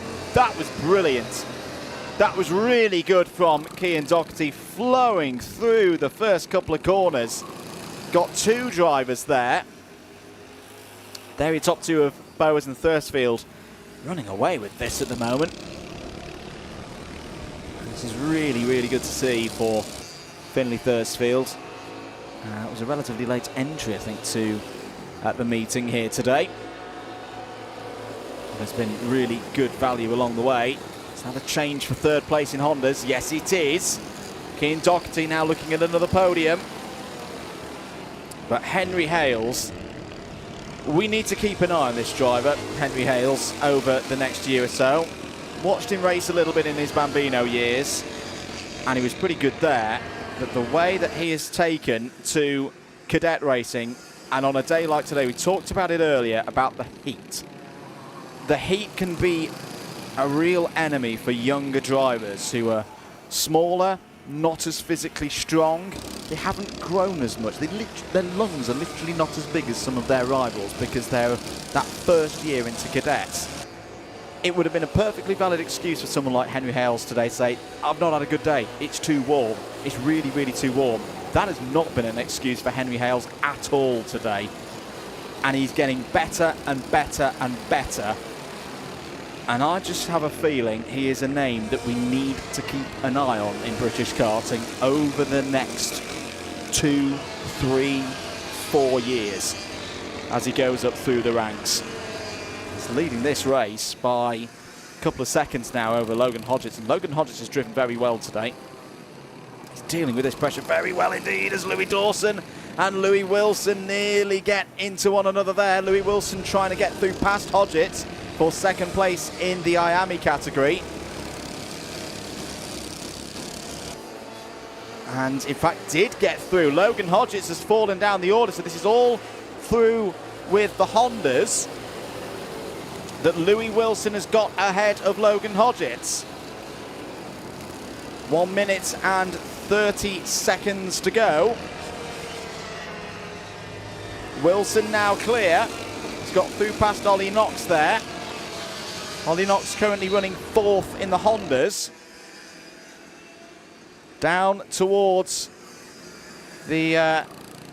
now, where has Thursfield gone? Thursfield just a little bit further back. Okay, so the leading Hondas have now started to catch some of the back markers in IAMI Waterswift Restricted. Got to remember, if you're watching this race, we've got a really, really wide range of experience levels. Bambino is the youngest set of classes in British karting, but still cadets is where a lot of them enter for the first time. So we have got the fastest Hondas now catching the slowest today, IAMIs. They won't be the slowest down the line once they get fully up to speed. That's allowed Ben Bowers just to break away from Finley Thursfield here. Henry Hales is now, and that's really heads-up driving from Ben Bowers. Checks over his shoulder, sees that it's Henry Hales, points to the inside and goes, "Henry, I'm not racing you today." These two may well race each other later in their karting careers, but we'll look forward to that day in the future. Ben lost very little time there, if any time at all, letting Henry Hales through. Time is up. 0 minutes, 0 seconds, so it should be the last lap board this time around. Over the line, it is indeed the last lap here. And I think we know who our two winners of the day are going to be. And they're both going to extend their championship advantages with these results. Both went into today with 2 wins from the 2 counting scores. The counting scores will go to best 3 results at the end of today. These 2 will still be perfect on the season in that regard. Got to say, these 2 drivers deserve it. They've both been brilliant here today. They've not had it all their own way. For Henry Hales, this is going to be another final win. For Ben Bowers, it's actually the first time he's going to be able to, on the road, say, actually, no, he has had wins, before in Miami Waterswift Restricted. He's not taken one on the road, but that's often because it's been this same case as well of Henry Hales getting ahead of him on the road. It's the same result as we've had before. Henry Hales takes the win in Honda Cadet. Ben Bowers, 2nd overall, but more importantly, is your winner in Miami Waterswift Restricted as a class. In Honda Cadet as a class. Hales, your winner in Miami. Bowers, your winner in Hondas. Louis Wilson in 3rd, Finley Thursfield 4th, Logan Hodgetts in 5th. How that works out in terms of the classes, it's Hales, Wilson, Hodgetts, your 1, 2, 3 in Miami's. Ben Bowers, your winner in Hondas. Finley Thursfield 2nd, and Cian Doherty 3rd in the Hondas today. Rest of the running order, we'll just go down this in overall order. Cian Doherty, 6th as we mentioned. Senna Cosapano, what a start today. 7th overall. That will be 4th in the Hondas. A brilliant run. And another driver that we look forward to seeing come off the novice plates in due course once Senna has got all those signatures for coming off of the novice plates. Ollie Knox 8th, Louis Dawson 9th, Max Hilaire 10th. We've got to move on though. Formula Libra final is up next.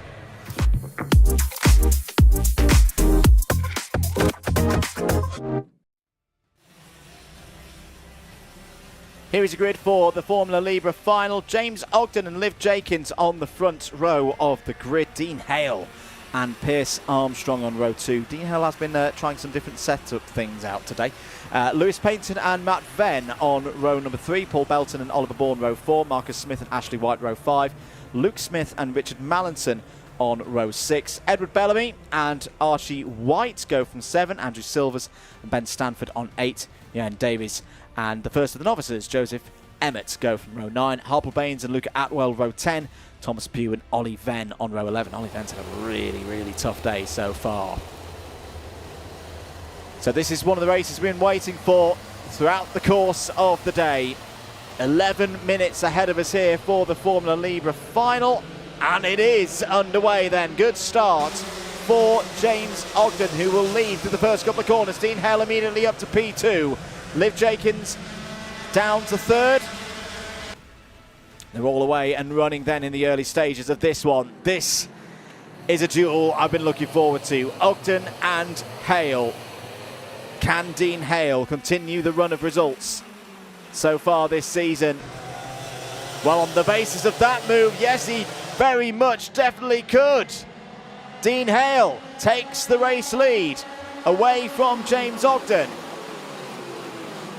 Liv Jenkins running in 3rd place. Bit of a wide moment for the number 14 of Richard Mallinson. End of the first lap then. Hale from Ogden from Jenkins. Lewis Payton's had a decent start, up 1 position to 4th. Pierce Armstrong is inside the top 5.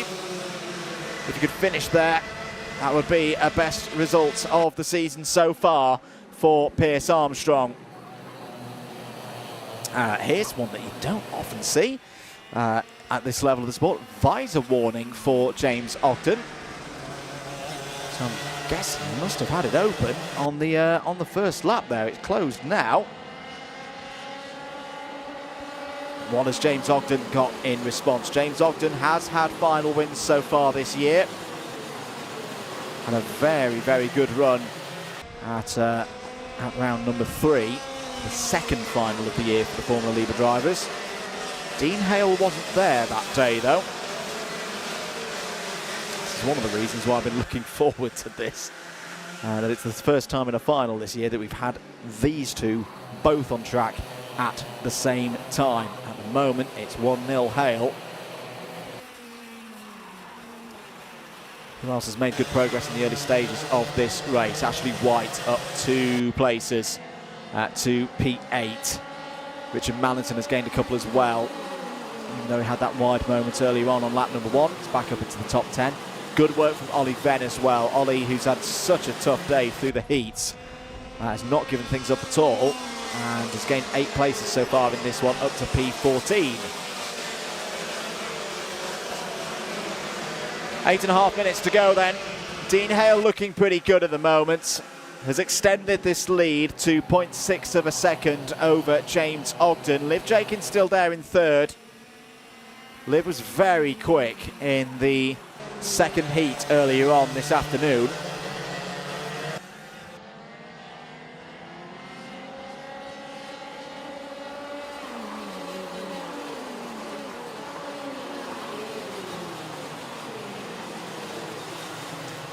Here watching the battle for fourth. Lewis Payton, Matt Venn, Oliver Bourne, Pierce Armstrong in there as well. There is Lewis Payton. Payton's actually broken away from that group. And so it's Matt Venn now up to 5th place. Bourne just behind on the Charles Leclerc liveried machine. 7 minutes and 40 seconds remaining in this one. How's Ollie Venn getting on? Still in 14th at the moment. Not able so far to make up any more gains after that right first couple of laps. Oh, a bit of a squirrely moment there for Pierce Armstrong, mid-corner through the Bruno chicane. Is there going to be a move here from Ashley White? Oh, down the inside goes Armstrong. I don't think Armstrong was quite expecting that. I wasn't expecting it. Oliver Bourne loses out there. And Bourne is going to lose out to Ashley White. No, he's not. Holds it round the outside. Retains 7th place. Luke Smith having a great run in this race. One of the novices.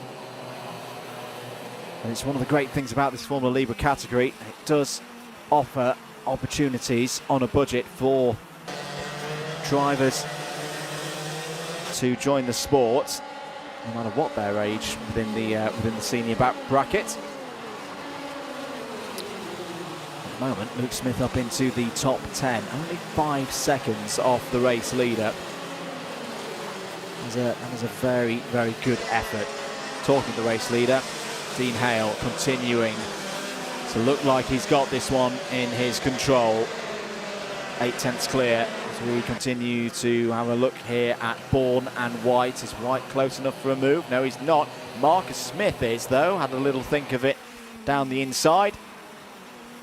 But stays in P9 for now. 6 minutes to go. Ollie Venn just behind this group. Has gained some more positions. Got past Paul Belton and Richard Mallington. Is up to 12th place now. Joseph Emmett has just gained a position as well. He's just got past Andrew Silvers for 17th place.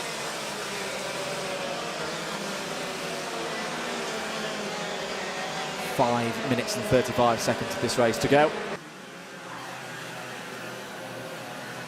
Marcus Smith having another look. Well, he tried this one lap ago. That's a much more successful attempt. Through goes Marcus Smith into 8th place and ahead of Ashley White. Front end of that kart looking pretty useful. Tight line through the Bruno chicane that time around. Can Marcus Smith find a route down the inside? That's perfect. That's really nice stuff from Marcus Smith. That's what you get from a front end of a kart feeling good round this place. It's not just about the corners and keeping things in a nice, smooth arc through the corners, particularly when you're on the brakes. Down into Stratford here and down into Wilkins. If you've got a front end that's working well, that can really, really reward a driver in race trim. And well done to Marcus Smith. for piloting that kart up to 7th place. That was a good couple of moves, and I don't think Marcus Smith is done, you know, because if he can catch up to Pierce Armstrong, could latch on with Armstrong and potentially push forward and maybe even get a top 5. Here is, I wouldn't say the battle for 2nd place at the moment, because James Ogden and Liv Jenkins haven't been going back and forth, but it could be a battle in 3 or 4 minutes' time. Right now, I think they're just thinking of trying to drive as fast as possible to keep Dean Hale on his toes. The gap for Hale at the moment just under 1.2 seconds. Now the one problem with Dean Hale leading this race is I think it means we're not going to see the lasso today. No need for the lasso or the lasso, depending on which way you're inclined. 3.5 minutes of this race to go. How must the tyres be feeling in this one? Now this is a class where they're limited on the number of set of tyres that they can run across the course of the whole season. It's been a tough day for tyres today. Just over the course of the last, 20-odd races, you can see that the colour of the tarmac has changed. Just look at how much darker it's got, particularly through this part of the course. As everybody's been leaning on the brakes, leaning on the front tyres. I'll tell you what, Liv Jenkins' kart just looks like it's starting to pick up. Liv is a little bit smaller than James. That is a good thing to have on a day like today. Not necessarily punishing your tyres as much when it's gripping up and on a mid-20s, low 30s degrees Celsius day like it is here in June. When you're a taller driver like James, naturally there's a bit more of a, it's like a pendulum-like swing that pulls on the tyres and leans on the tyres. Just starts to cook them a little bit more, and Liv Jenkins is now right on the tail of James Ogden. Now it's starting to be a battle with 2 minutes to go. Ogden's good off of Cafe Corner though. That is a good bit of news, because it means that James isn't under attack into the Stratford hairpin. But it's through these next few corners, through the Bruno chicane, where you really lean on the kart through here. Trying to carry as much speed as possible through that 3-parter, then onto the back straight, onto the hanger straight. Hanger will be flat out today. And then hard on the brakes into Wilkins, the rear of the kart, constantly wanting to swap ends on you. That's the part of the course where Liv Jenkins is looking really good. Really, really good at this stage of the race. Can Liv get a better exit out of Cafe? Yes. I don't think he's going to be close enough to go for a move on James Ogden at the moment. Nope, thinks better of it. Dean Hale now 2 seconds in the lead. That was a good exit though for Jenkins, but no, not enough of an exit to draw alongside and get through by the time they get to the Bruno chicane. However, Jenkins is a lot closer this time around through Hanger. If a move's going to come in, I don't think it's going to be here. I think it's going to be into turn 1. 35 seconds remaining on the clock. 2 more laps then.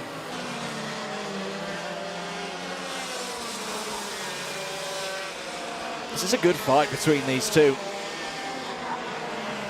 James Ogden trying to use as much of the track as possible. It's a good scrap going on as well between Pierce Armstrong and Lewis Payton. Lewis Payton has fallen into the clutches of that second proper group. Matt Benton's got through into 4th place. Pierce Armstrong, in fact, has Pierce Armstrong got back ahead in all of that? Yes, I think Pierce has. Pierce still on for a best result of the season so far. Contact warning for Luca Atwell. Last lap then for Dean Hale.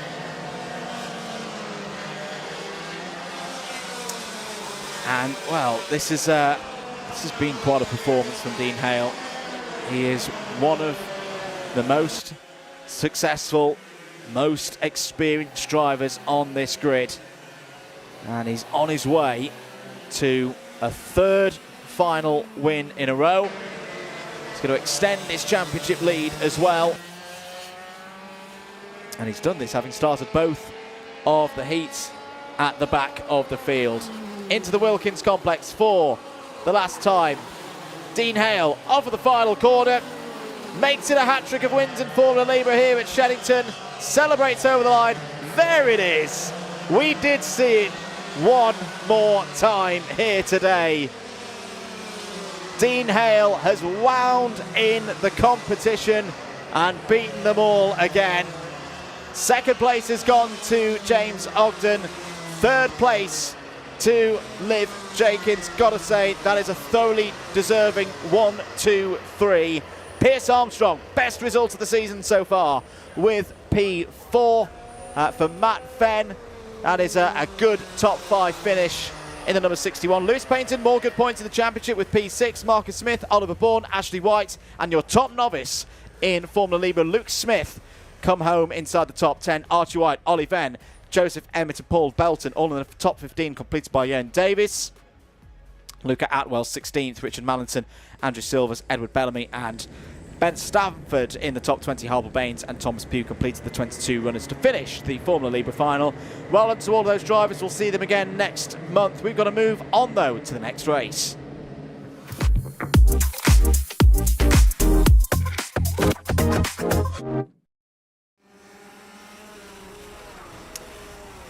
Into the Minimax final then. Minimax always a class that gives us entertainment, particularly here at Shenington. Let's very quickly try and run down the order. Alfie Phillipson and William Moore on the front row. Jay Birmingham and Thomas Ladle row 2. Charlie Heffer and Logan Stanley Jones go from 3. Dexter Petty and Ollie Blanford, the first final of the novice place, on row 4. Jude Story and Alicia Waterhouse complete the top 10. It's a big grid once again in Minimax. 33 drivers ready to go for their final. We're racing for 11 minutes plus 1 lap here at Shenington. Straight into the race lead, Alfie Phillipson. Could this be one of the biggest races to date for Alfie Phillipson? Has been brilliant through the heats across the course of the morning and the earlier part of the afternoon. Down towards Stratford for the first time. Jay Birmingham's had a good start. He's up to P2. Oh no, in the middle of the pack, the number 33 of Adam Bart has gone round. Several of the drivers have had no option but to come to a stop. Charlie Gregg was one of them in the 51. This may be a race neutralisation straight away, because there's 5 of them stuck down there at Stratford. Currently being covered by local yellows. Over the line, Phillipson leads from Birmingham, from Moore, Heffer, Petty, Laidler, Story, Jones, Kirby, Blanford. That is your top 10 as they head down to the heavy braking zone of the Stratford hairpin for the second time. Great work by the marshals. They've cleared that incident. Those 5 drivers have all got going again. Unfortunately for Charlie Gregg, Mia Gualtieri, Mahi Maru, Adam Bart and Sandra Kemp, they are out of contention, but they're not stranded there as the leaders came to go through for lap number 2. So that is brilliant, brilliant work by the Orange Army.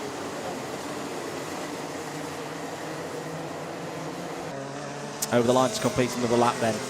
Alfie Phillipson leads from now the number 42 of William Moore. William Moore has got through past Jay Birmingham. Contact warning for the number 66 of Charlie Heffer.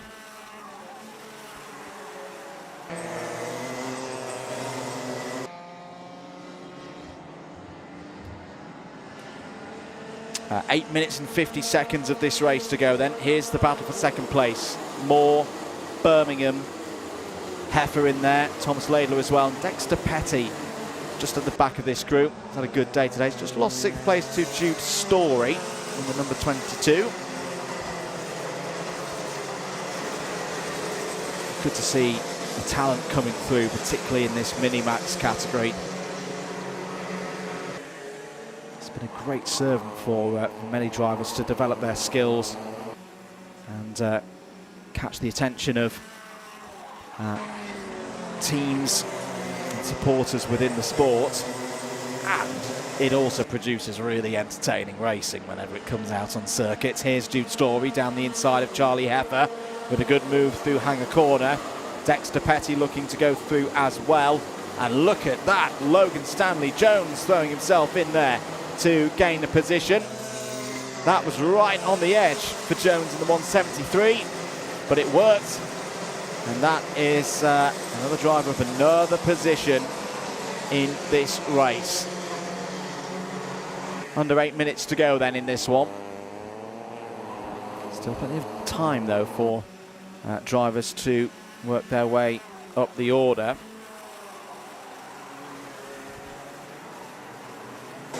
Contact warning for the number 41 of Jay Birmingham.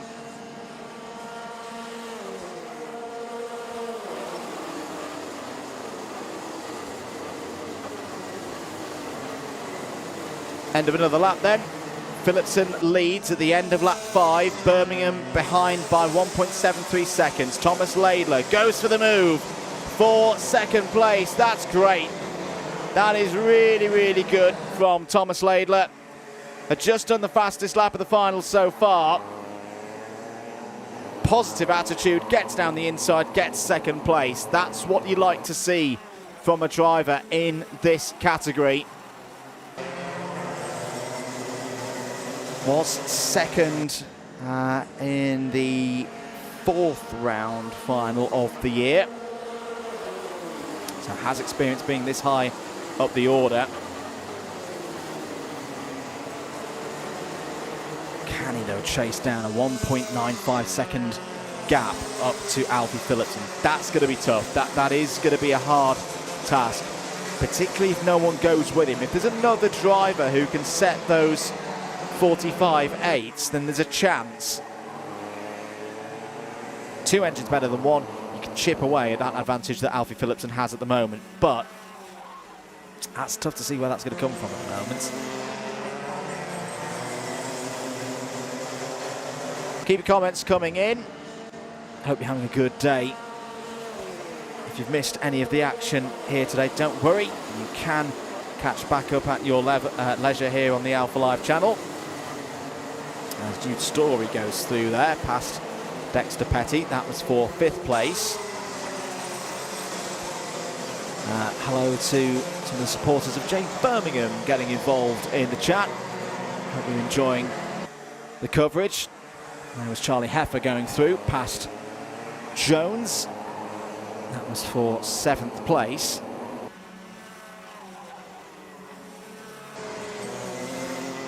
Drivers who started a bit further down the order who are having good finals. Eli Owen for Coles Racing started P22, is now 14th. Joshua Kynaston Wade started 26th, is up into the top 20. And good to see Xavier Davidson after retirement earlier on in the day.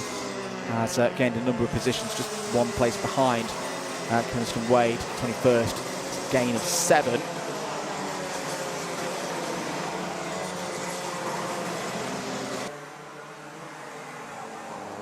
Four and a half minutes remaining in this race then. Looking very much like Alfie Phillipson's to lose at the moment. Alfie is in such good rhythm here. Always a good sign when you've got a leader, clear by 2 seconds, when they keep putting the fastest lap in. Laser focused today is Alfie Phillipson. There's a move from Charlie Heff down the inside.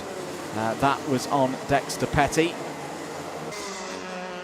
And that takes Heffer up to 5th place now. Good scrap going on here for 5th place. Story involved once again, and Ollie Blanford there as well.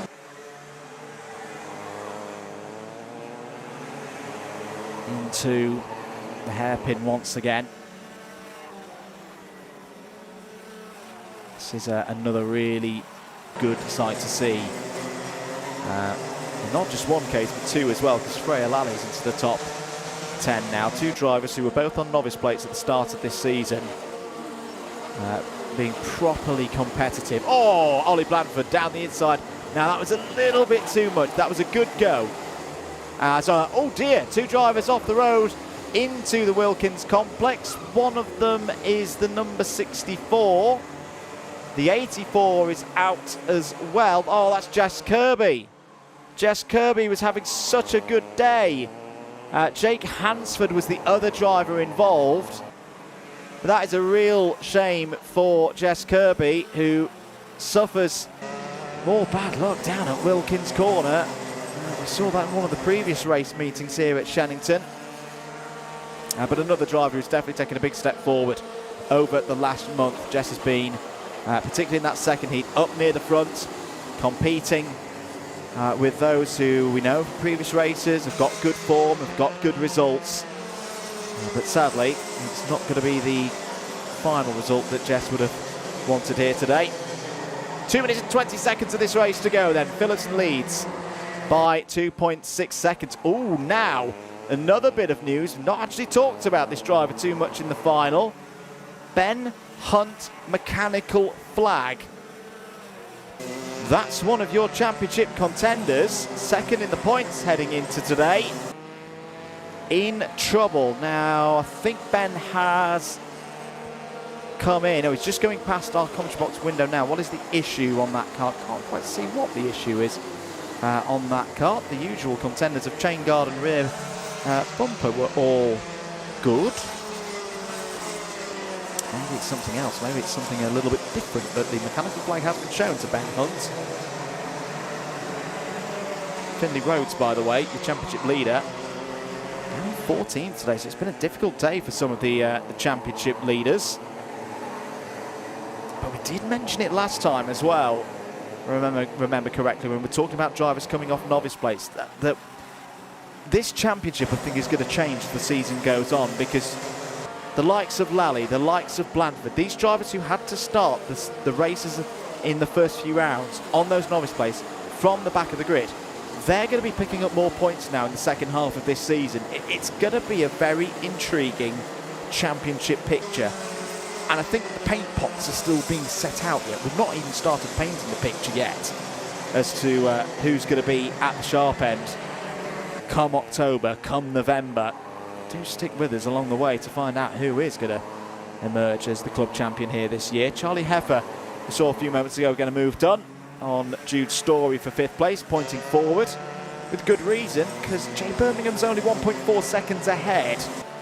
Not a lot of time left, but that is a gap that can disappear in 1 or 2 laps round Shenington.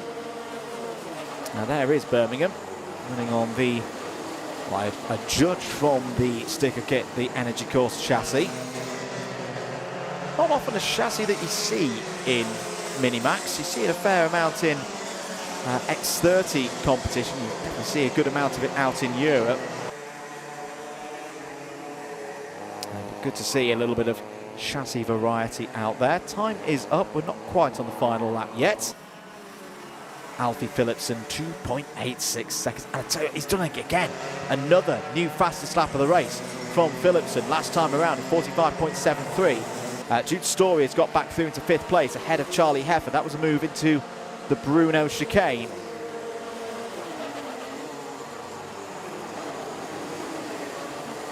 Across the line then goes your race leader. Final lap board shown.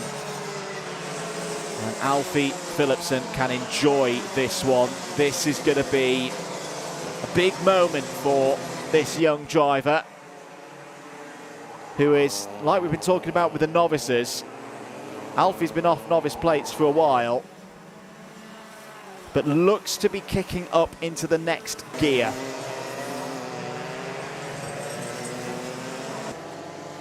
Thomas Laidler's driven well today as well. He's going to pick up a podium. But here comes your leader through the final couple of corners to the line.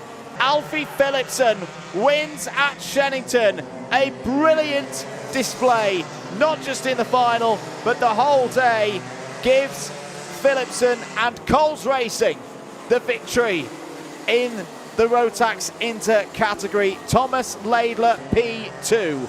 Brilliant drive in the number 97, and it's a podium for Jack Dex Racing as well, in the hands of William Moore. Jay Birmingham, P4. Jude Story, P5. Dexter Petty, P6. Freya Lally and Ollie Blandford both impress with top 10s. Top 10s also for Alicia Waterhouse and for Eli Owen. Noah Hobson comes home in 11th. Finley Rhodes may not be in the lead of the championship after tonight. We'll have to do the maths. Leaving Shenington this evening. 12th place today in the final. Jamal Pomeram.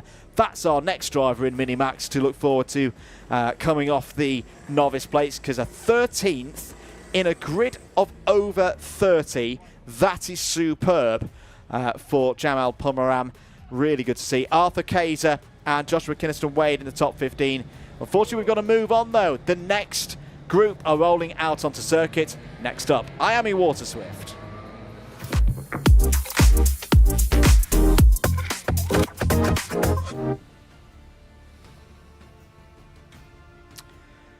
Into the second of the inter-class level finals. This is the Miami Waterswift final. Margus Kvetskis will start from pole position. Cody Vertigan alongside on the front row. Theo Tyack and William Bennett form up an all Jade Racing Team row 2. It's Travis Giddings and Oliver Kleinfelter on row 3. Felix Booker is due to go from 7th on the grid. Joshua Knighton will start 8th on the grid. Sorry, we've got one missing, but is out there on the grid. It's Harley Bradbury Stretton as well, who will start towards the back of the field. Now, are we set to go here for the race start? No, I didn't think we were. So we'll go around again for another formation lap.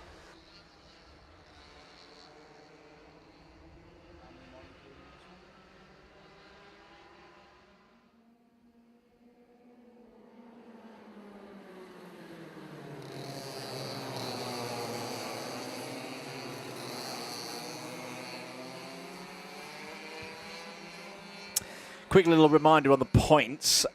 There won't be a change of championship leader today, despite the championship leader not being here.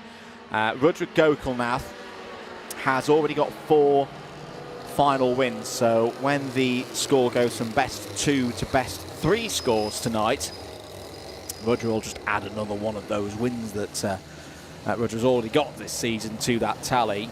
Second place could change though. Bennett on 104, Tyke on 102 heading into this race. Are we ready to go racing? Yes, we are. I don't think William Bennett was quite ready to go racing, but we are green side by side between Kvetskis and Vertigan. Out of turn number 2, Kvetskis gets the nose ahead. Theo Tyke's had a really good start. Theo Tyke on the outside, potentially going for the race lead, sweeping round the hairpin.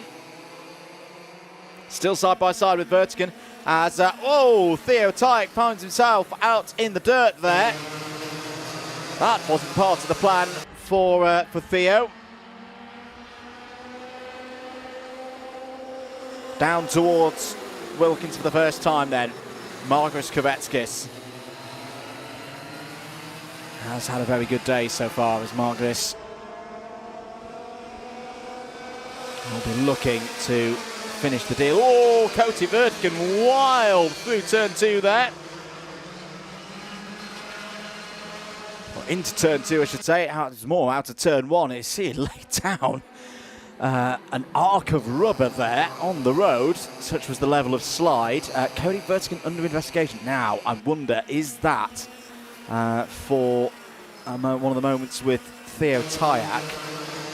Cody Vertigan contact warning is the next message on the screen. Although actually that came after. Sorry, that was the first message on the screen, and then under investigation came up 3 seconds later. But right now, though, Cody Vertigan's not going to worry about that. He's going to take the lead, point forward, say to Margus Kvetskis, let's do the same thing that we did in heat number 2. And look to pull away from the rest of the order. Travis Giddings is running in 3rd place at the moment. Felix Booker up to 4th. That's a great recovery from Felix. Remember, Felix had a problem before the start of the 2nd heat, so didn't really have that much opportunity at all to get involved with scraps for positions and the like. Hasn't let that bother him. and is running just ahead of teammate William Bennett, who back up to speed now. P5 at the moment for the Welsh driver. Oliver Kleinfelter just behind, Booker down the inside.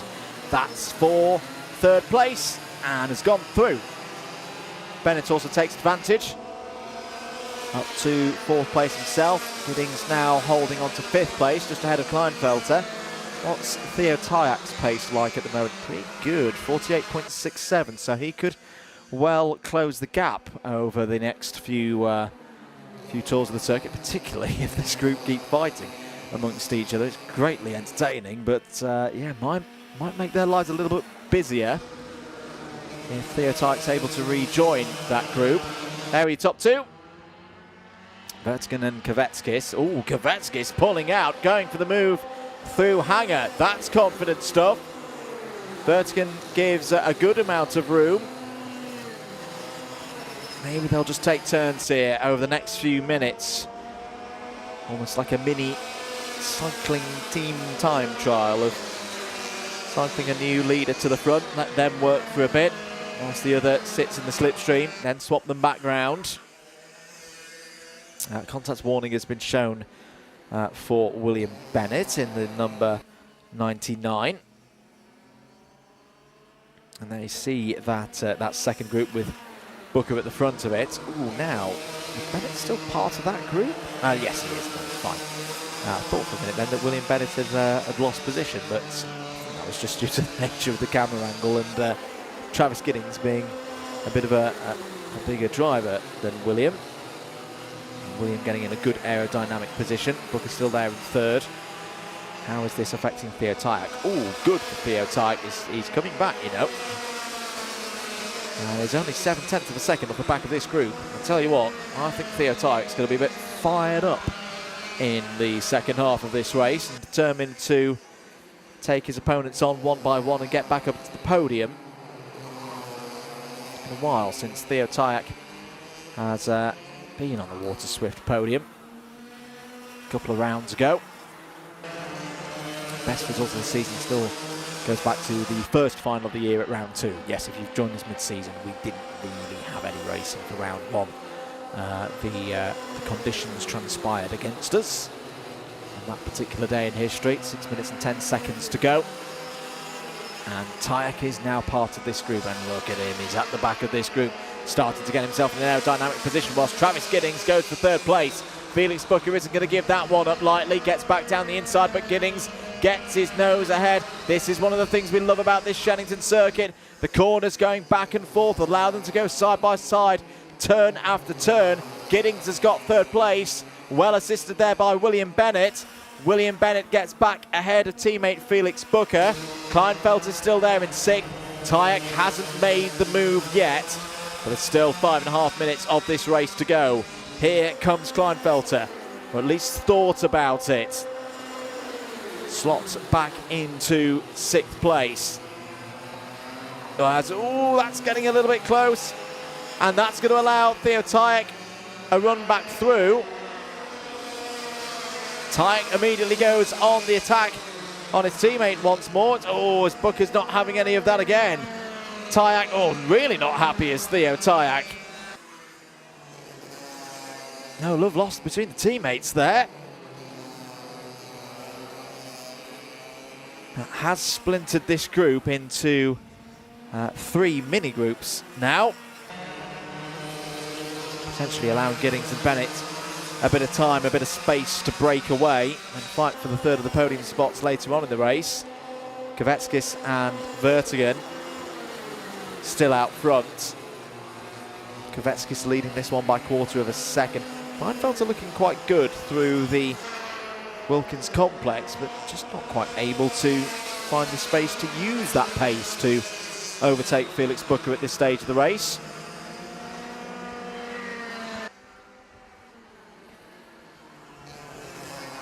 Travis Giddings, in terms of race results, I think you've got to go back to 2025 and Travis's time in Micromax for the last time that we saw Travis on the podium in a final. Doing very nicely indeed at the moment in third place, ahead of William Bennett, who's been ever present so far this season.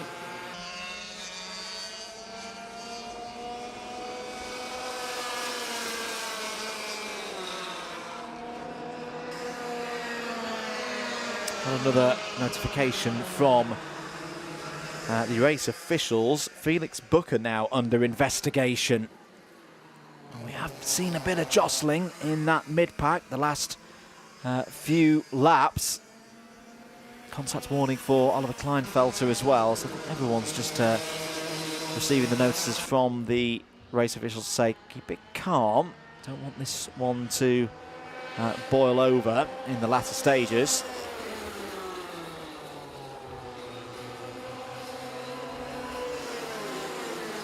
Three minutes to go then. Another lap ticks on by. Margus Kvetskis set to 48.34. Vertigan 48.18. That's good pace.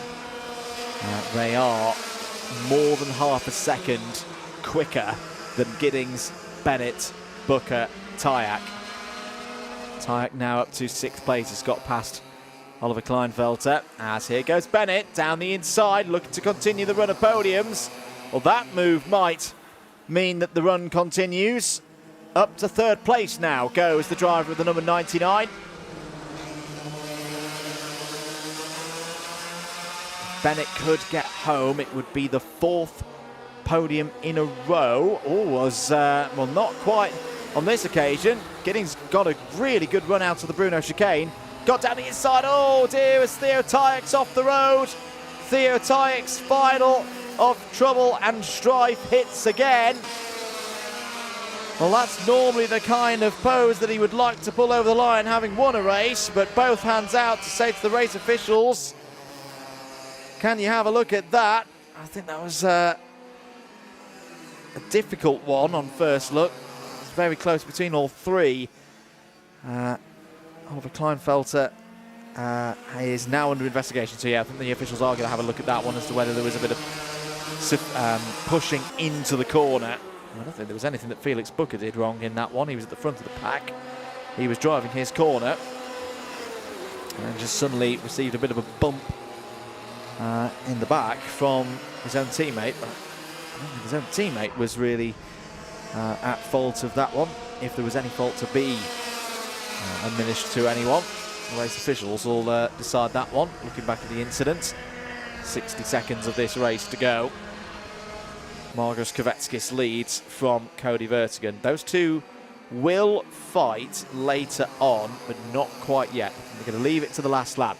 These two are going to go wheel to wheel though for 3rd place. William Bennett back alongside Travis Giddings. Giddings gives room on the entry to the Bruno chicane. Good racing. Giddings holds on to 3rd. Also puts Bennett back into the clutches of Felix Booker. Maybe that was part of the tactics there from Travis Giddings to fight that one fairly hard. 2 laps to go. Okay, now we're starting to see the battle between Vertigan and Kvetskis. Vertigan actually had the lead over the start-finish line, over the timing loop a few seconds ago.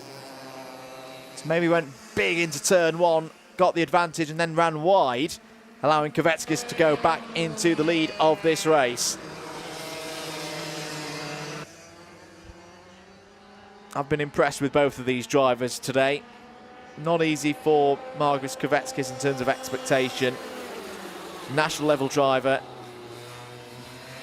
Naturally, he's going to be expected to do pretty well at the club level. And the fact that he's on a machine that's been running very, very well in waterswift based classes so far this year, whether that be at a club level, whether that be nationally and on the continent, particularly for Team BMR, as that is a move for 3rd place. Bennett trying to fend off Booker. Giddings is still there. Kleinfelter might pick up out of all of this. In fact, Kleinfelter's going to throw it down the inside. Oh, he's going to get one of them. That's good, though, for William Bennett. Now there's a bit of a gap. The Welsh driver doesn't need to defend too hard into the chicane. We're on the final lap. The leaders going round Wilkins now. It's going to be a win for Margaris Kvetskis over the line. Margaris Kvetskis wins today here at Shenington. Cody Vertigan takes a well-earned second place in his best display so far. William Bennett's podium streak continues. That's now 4 in a row for the Jade Racing team and the driver of the number 99. Felix Booker comes home P4. A good fight back after disappointment in the second heat. Kleinfelter 5th, Giddings 6th. Theo Tyke, I don't think he's going to be too pleased with that 7th place. That's not the result that Theo would have wanted or expected, particularly after the first heat. 8th place for Harley Bradbury Stretton, and our novice Joshua Knighton home as well in 9th place. There we go then. So more from the Miami Water Swifts later on in the season. Well done to all of them. We've got 3 more races to go here today at Shenington, and we're into the big boys now. X30 Senior Final is up next.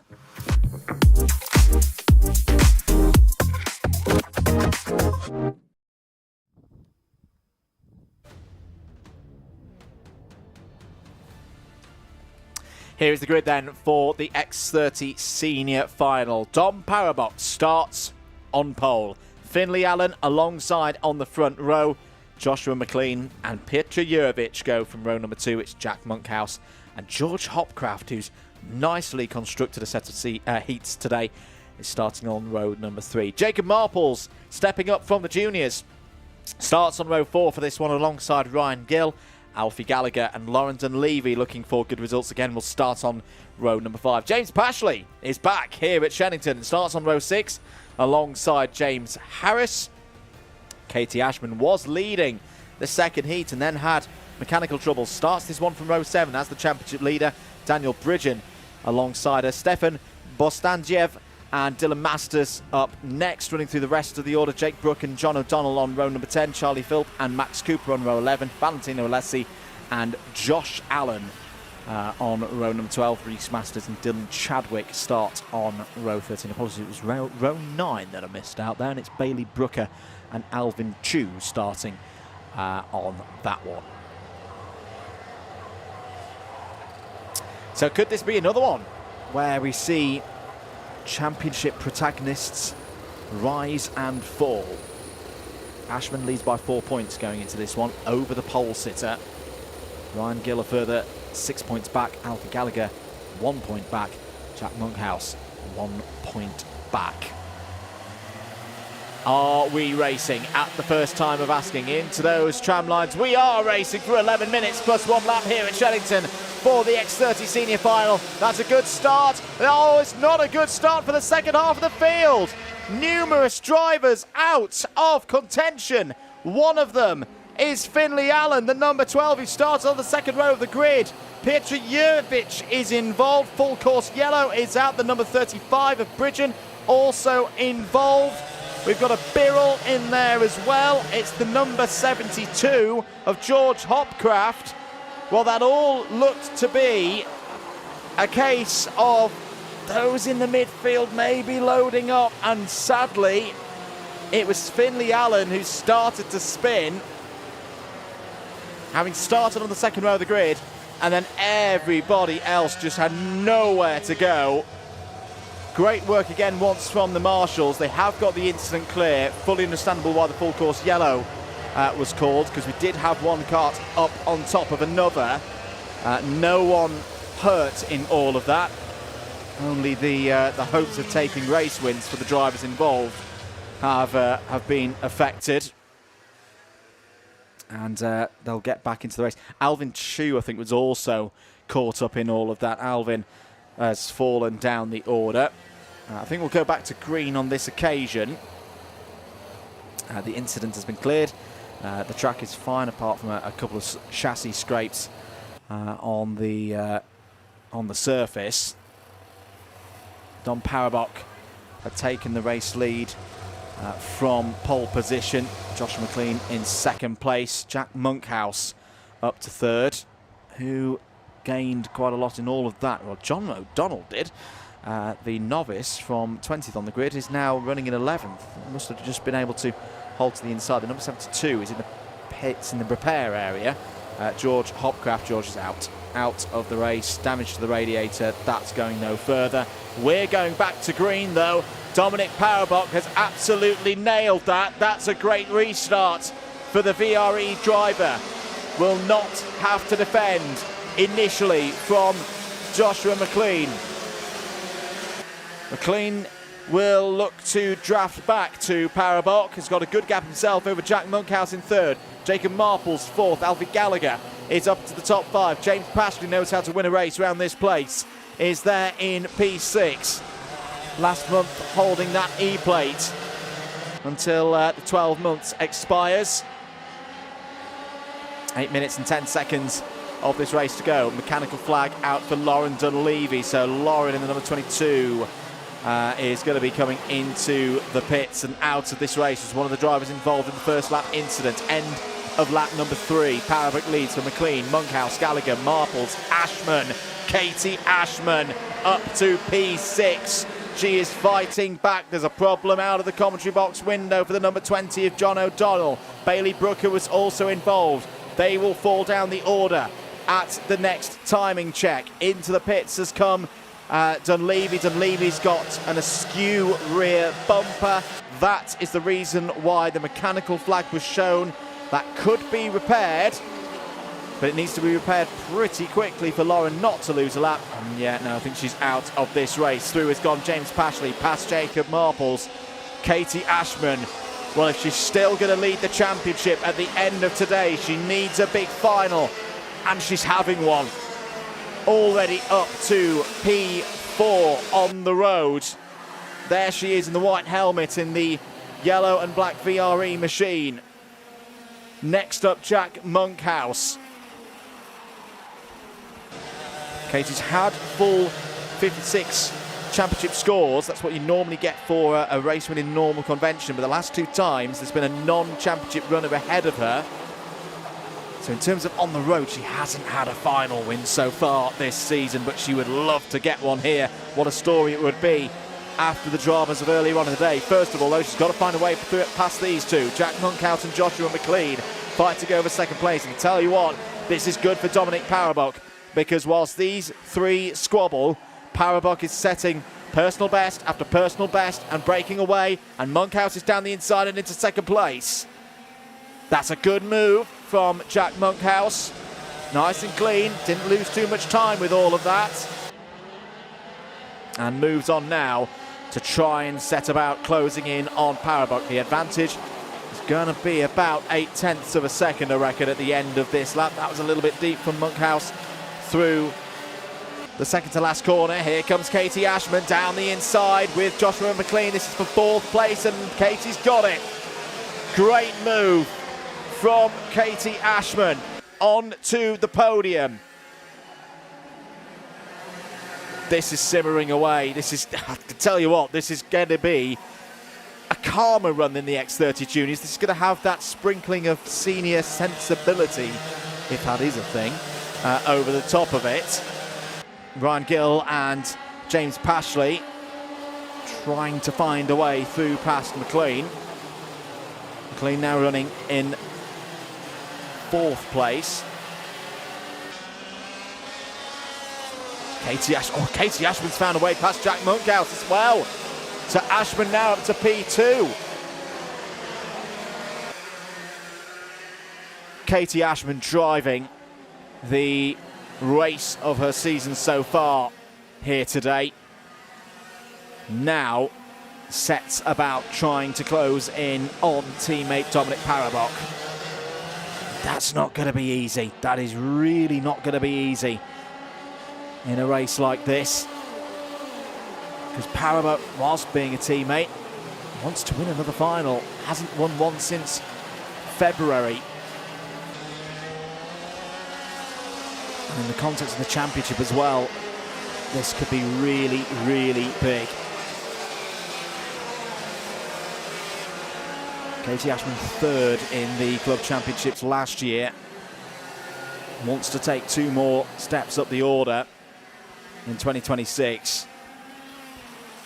As we mentioned earlier, championship isn't going to be decided today, but these swings of points back and forth, particularly if it's a close battle. You can look back at a race in June and go, yeah, that was the one. That day in history is the one that made the difference come the end of the season. Could today be one of those days? Here's the fight for fourth place. Ryan Gill and James Pashley, the 43 and the E-plate. And they're not too far behind the top three. 2 seconds covering the top five right now. Just to note, Bailey Brooker earlier in the race got the notice of being under investigation. I imagine that is for the moment with John O'Donnell, which happened through Cafe Corner. Contact warnings as well for Alvin Chu, Jake Brook and Pietra Jurovic. 3 minutes and 10 seconds to go in the round 6 X30 senior final here for the Heatwave Cup at Shenington Kart Circuit. Katie Ashman last time around, 42.24, a new fastest lap of the race for Ashman. Ashman has picked up the pace, has closed the gap to Powerbach, is going for the race lead down the inside and taken the race lead. Points forward to her teammate to say, don't fight, we've not got this race won yet. Jack Monkhouse is less than a second behind. Ryan Gill and James Pashley there as well. Oh, but Powerbach's gone back in. Powerbach retakes the race lead. That is a statement from Powerbach to his teammate to say, no, I'm going to lead this race today. You need to work with me. Ashman pointing forward. I think that one was more to the mechanics gallery to say, come on, I've got more speed. I need to be the one who leads us out. Ashman down the inside again. Powerbook not complying. The two of them, the teammates, not happy with one another here, and they're costing each other time. Ryan Gill has got through into third place, has got ahead of Jack Monkhouse. James Pashley is furiously trying to push himself forward as well from fifth place. This could be another grandstand finish here in X30 classes today. 1 minute and 40 to go. Ashman again, that's got to be the fifth time that she's pointed forward to Powerbook to say, got to work together at this stage. They're side by side again as they run through Cafe. Powerbook gets back ahead, but the chasing back and closing as Ashman's got down the inside. Was there a little touch there on the approach to the corner? Ashman takes the race lead again. How does Powerbook respond to this? Ryan Gill is right there now in third place. James Pashley has got through past Jack Monkhouse for P4. You'd back James Pashley in a race like this with his extra experience.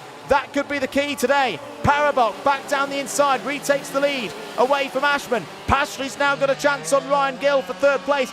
See how much he is pushing himself here. Has got third place now. James Pashley can smell victory once again here at Shenington. Down the Stratford straight into the hairpin. Ashman now looking to the outside. That's not going to go well. Pashley goes through.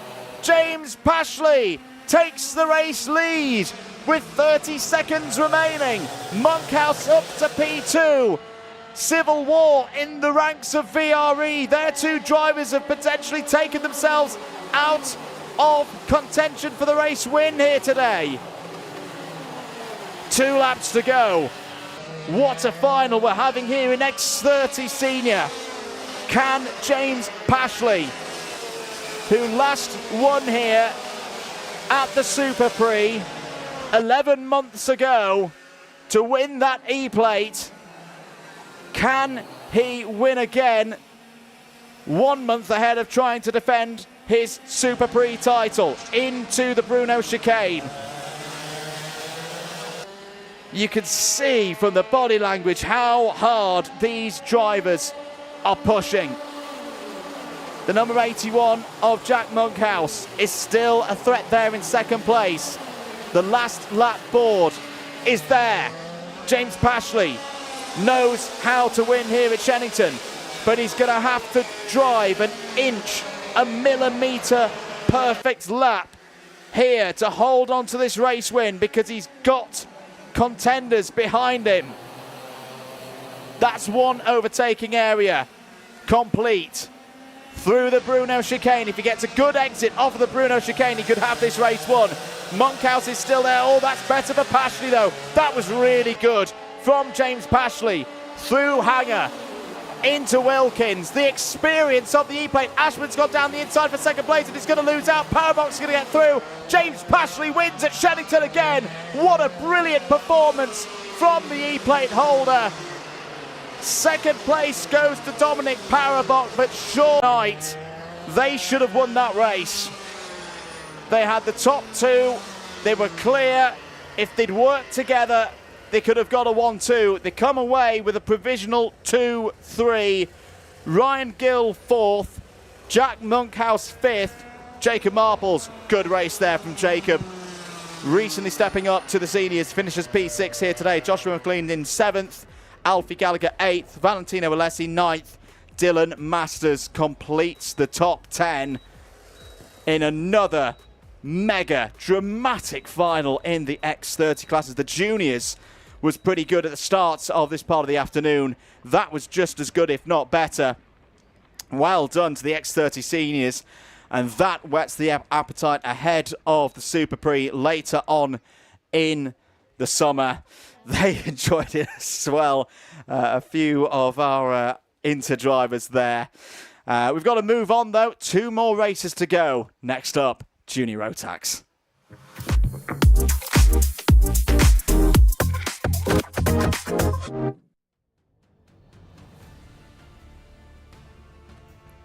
It's been the hardest grid to get on here today. It is the A final for the Junior Rotax category. Ewan House starts on pole position. Noah Moulton alongside on the front row. Jensen Hookey and Stanley Williams, the top 2 in the championship, start on row 2. It's Benjamin Lawn and Jensen Powers looking to move forward from row number 3. Rest of the order then, Adam Judaitis and Archie Ray Watson on row 4. Zach Turner and Lewis Gilbert on row 5. Louis Marshall and Cash Harris on row 6. Row number 7, Varian Burton, Bishop and Cahiov on row 8. Hunt and Cometa on row 9. Row 10, Lane and Justin, Bell and Naylor on row 11. Hundle and Dooling on row 12. Wisniauskas, Bart, that's row 13. Waddle and Keane on row 14. Thom and Evans and Cooper on row 15. Then your qualifiers from the B final. There were changes. Rapini, Shaw, Braskov and Roderick were your top 4 in the final classification in the B final. Unpick that one. Into the tram lines then, waiting for those lights to go out. They do. We're underway for 11 minutes and a lap here at Shenington. Good start for Ewan House, who will lead in his number 90 Jack's Prepared Machine off of turn number 2, down towards Stratford for the first time.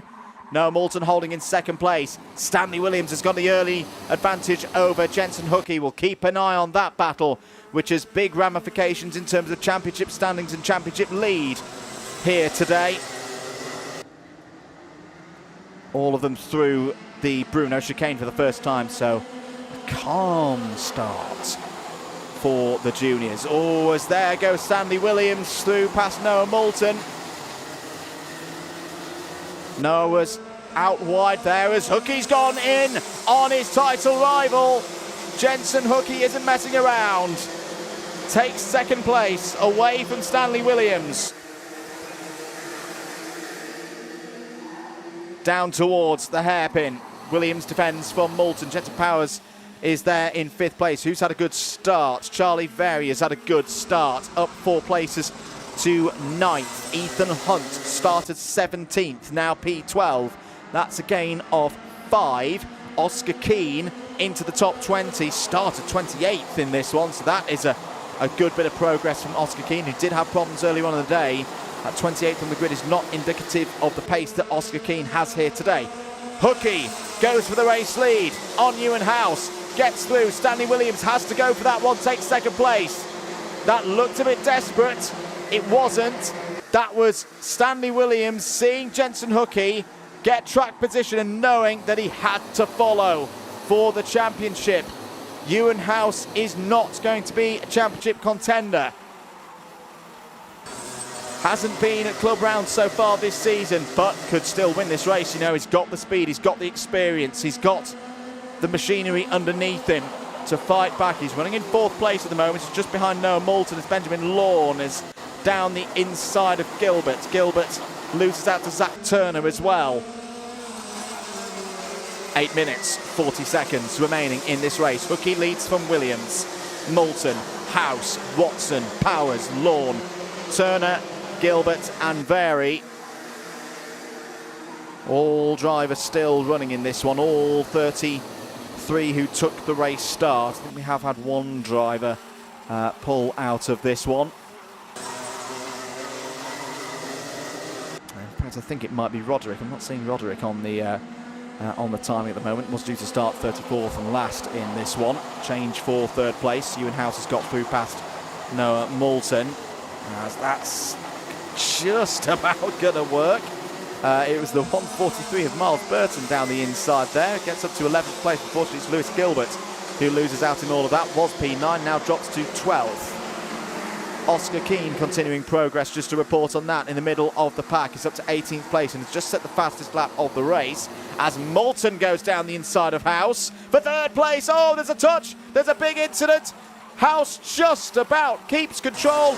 Moulton's got damage to the front left. Looks to be out of this race. And has House got damage as well? How's the radiator? The side pod has got a great big dirty tyre mark on the side of it. Is that the only damage? Oh, there's more drivers tripping over one another. Adam Giuditis is out of this race. And the 151 KX machine looks to have damage on the front corner of the kart as well. It's okay, actually, as we look at... Oh, no, it's Harrison Bishop who's in trouble. Yeah, Harrison Bishop's going to be out of this race. I hope he hasn't just kicked the front bumper there. But he's definitely having a little bit of a poke and prod at it. The 111 is out of this race. That's Max Braskov. Noah Moulton is out of this race. That's a real shame for Noah. Deserved a lot more in this final. Well, it seems like the number 90 of Ewan House is okay. It's not slowing down. There's no powertrain parts making a break for freedom. Radiator flaps wide open today, understandably. Well, needing to warm the powertrain parts today with temperatures up in the high 20s, if not more. 6 minutes of this race to go then. Here are your 2 leaders. You know what I'm going to say. It's not going to be a decider for the title today, but could this be another race where you get a 4-point swing here or there as Stanley Williams has gone through. Jensen Hookie protests. Jensen Hookie does not feel like that was a fair move. It was a close run thing at least into the Wilkins corner. Hookie's going to try and fight back here though. He's not the kind of driver who just rolls over for a competitor.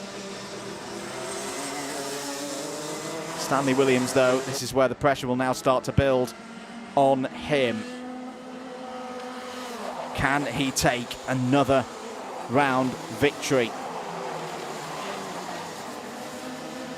It's going to be very, very tricky to break away.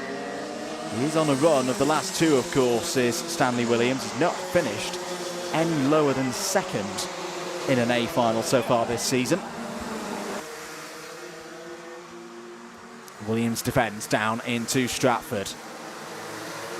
Hookie not able to get through. Is this going to give an opening to Zach Turner? Zach Turner up to 3rd place now. I'll tell you what, Stanley and Jensen, Zach Turner is not a driver that you want to just leisurely let back into a race-winning battle. Zach is a very good driver. He's had an up and down season so far, but a day like today could just be the tonic for Zach Turner to get his season back onto a bit of a winning streak. Gap last time around 2.4 seconds. The saving grace for Williams and Hookie at the moment is Turner is similarly engaged in trying to keep Archie Ray Watson and Jensen Powers at bay. So it's a group of 2, then a group of 3, another second or so back to find Charlie Vary in 6th place. He's just had a contact warning.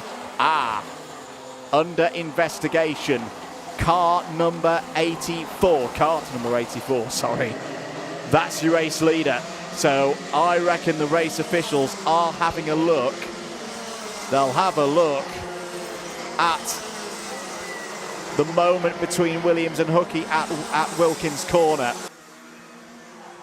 We will let you know if anything is made of that whilst the race is going on. Ewan House is also under investigation. He's had a contact warning.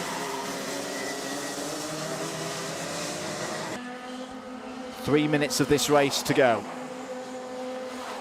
Turner breaking away from Watson. What's the pace like at the moment for the top 3? We'll get an update in a moment as the leaders come over the line. 43.4s for all of the top, 43.7s, sorry, for all of the top 3.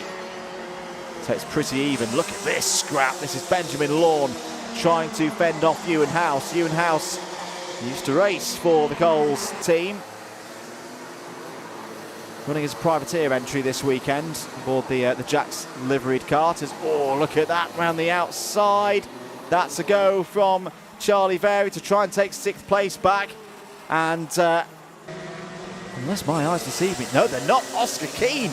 Oscar Keane well up the order again. What a drive. Having retired from one of the earlier heats, Ewan House trying to go round the outside. That's brave. Not quite going to work. Too much grip down that inside line for Benjamin Lawn. Miles Burton on the inside line, trying to hold on for a spot inside the top 10. As back into the lead, it's gone Hookie. Hookie through. So Hookie has retaken the lead of this race. Game on again in Junior Rotax. 1 minute 40 seconds remaining on the clock. In towards Wilkins. This is where the lead has already changed once in this race. Hookie gets it into the corner. He knows if he controls the apex there, there's not really much that Stanley Williams can do. With the track conditions as they are, plenty of grip on the apex. If you park it there, the driver's going to go round the outside. Oh, as Williams nearly gets to the inside there. I thought Williams was going to go for it. Not quite on this occasion. But into Wilkins. If you park it through Wilkins, your opponent has to go round the outside. They have to go onto the part of the circuit where there isn't as much rubber laid down. They're not going to get the punch off the corner. They're not going to get the grip off of the rear axle. Just there. Just there. And Jensen Hookie is reading this race really, really well. Stanley Williams is going to have to pull off an absolute worldie here if he's going to win this race. Through turn 1, through turn 2. You can see through turn 1 just how much rubber has been laid down today. Down into this corner is probably Williams' best chance. If he can get Hookie off the main racing line and draft alongside him out of the corner, he could have the overlap into the Bruno chicane. Brilliant. Absolutely superb. That was the one place that Stanley Williams could make that move work. Hookie's going to try and get down the inside. Who's going to yield into Hanger? It's Hookie who yields. And now Jensen Hookie's got to do it all over again. We've got one more lap to go. Stanley Williams has the race lead. Hookie has a think about going down the inside into Cafe Corner, but that's well done by Williams, and he's got a good run out of Cafe Corner. He'll have to defend once again down in towards the hairpin. Not seen the final lap called yet. So that was another one close on time, so we might have 2 to go here. I think we're going to still have 2 to go. That's good news for Jensen Hookie. That's going to be more opportunities to overtake. Oh, Jensen Hookie's got down the inside, and they've collided. They've taken each other out of the race. The 2 championship leaders meet again at Wilkins. Zach Turner leads this race. Let's look at it again. This was down into Wilkins. Was there space there? There was a little bit. Oh, well. They'll both blame each other on that one. There was a bit of a space down the inside. But what drama once again here in the juniors. A very different kind of drama that's going to give Zach Turner a thoroughly deserved race win. This has been a superb run from Zach Turner. He had to ride the rough waters, but he's won it here at Shenington. He takes it ahead of Archie Ray Watson by a second. Jensen Powers third. Jensen Powers is going to be very pleased with that result in terms of the championship. He's the one in the top three in the standings heading into this one who takes the biggest load of points. Charlie Berry fourth, Jensen Hookie fifth, Stanley Williams sixth, Ethan Hunt, Ewan House, Teddy Cooper and Benjamin Lawn inside the top 10. And this is going to be a very, very interesting scene down in Parc Ferme on a warm day in June here at Shenington. The championship fight for the first time this year boils over. Zach Turner takes the win, keeps his cool, and will be very pleased with that indeed. The rest of the order there in junior Rotax: 11th for Burton, Keane 12th, Rapini 13th. What a drive from Ryan Rapini from the B final, up 16 positions in that one. Liam Dooling, Lewis Gilbert, Jackson Lane, Christian Cahill, Harrison Bishop, Kartik Kometa and Archie Thomond Evans all in the top 20. Joshua Jestin, 21st. Daniel Wisnauskas, Layla Bell, Lily Shaw and Chloe Waddle all in the top 25. We've got to move on, though. That was the junior Rotax final. Next up, last race of the day, senior Rotax.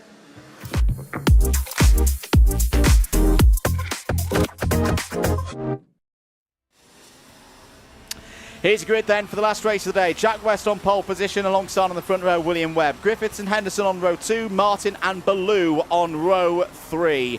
Thomas Van and Quick row 4, Nottingham and Gifford row 5, Fgrave and Gurney row 6, Alvarez and Davies row 7, Howes and Metters row 8, So and Kirkbride on row 9, Orton and Sanders row 10, Taylor and Preisner row 11, Lomax and Eastick row 12, Briley and Thacker row 13, Smith and Safa Levers row 14, Snelling and Teague row 15, and then your qualifiers from the B final: Sutton, Ivanov, Wellesley, Greenway. They're all here, they're all ready, and we are racing for the last time today here at the Heatwave Cup.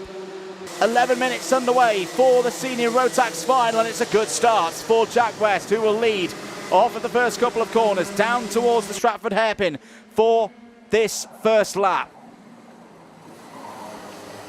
Can they all make it through? Looking pretty sensible in the midfield and off the corner as well. That's a good start from the senior Rotax drivers. A few drivers in this one out of position. The likes of Safa Levers, Joshua Smith, all names that you would expect a little bit further up the order, but they're not. They're going to have to work hard in the early stages of this race. Let's count them through the end of lap 1. It's West, from Griffiths, from Webb, Henson, Ballou, Gifford, Martin, Tarmasvan, Alvarez, Gurney, your top 10.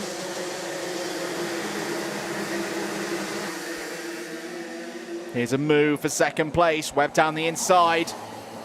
And a nice move as well. William Webb, who's been in good form so far this season. And we'd love to take the battle to one of the seeded drivers in the senior Rotax category from 12 months ago, less than 12 months ago.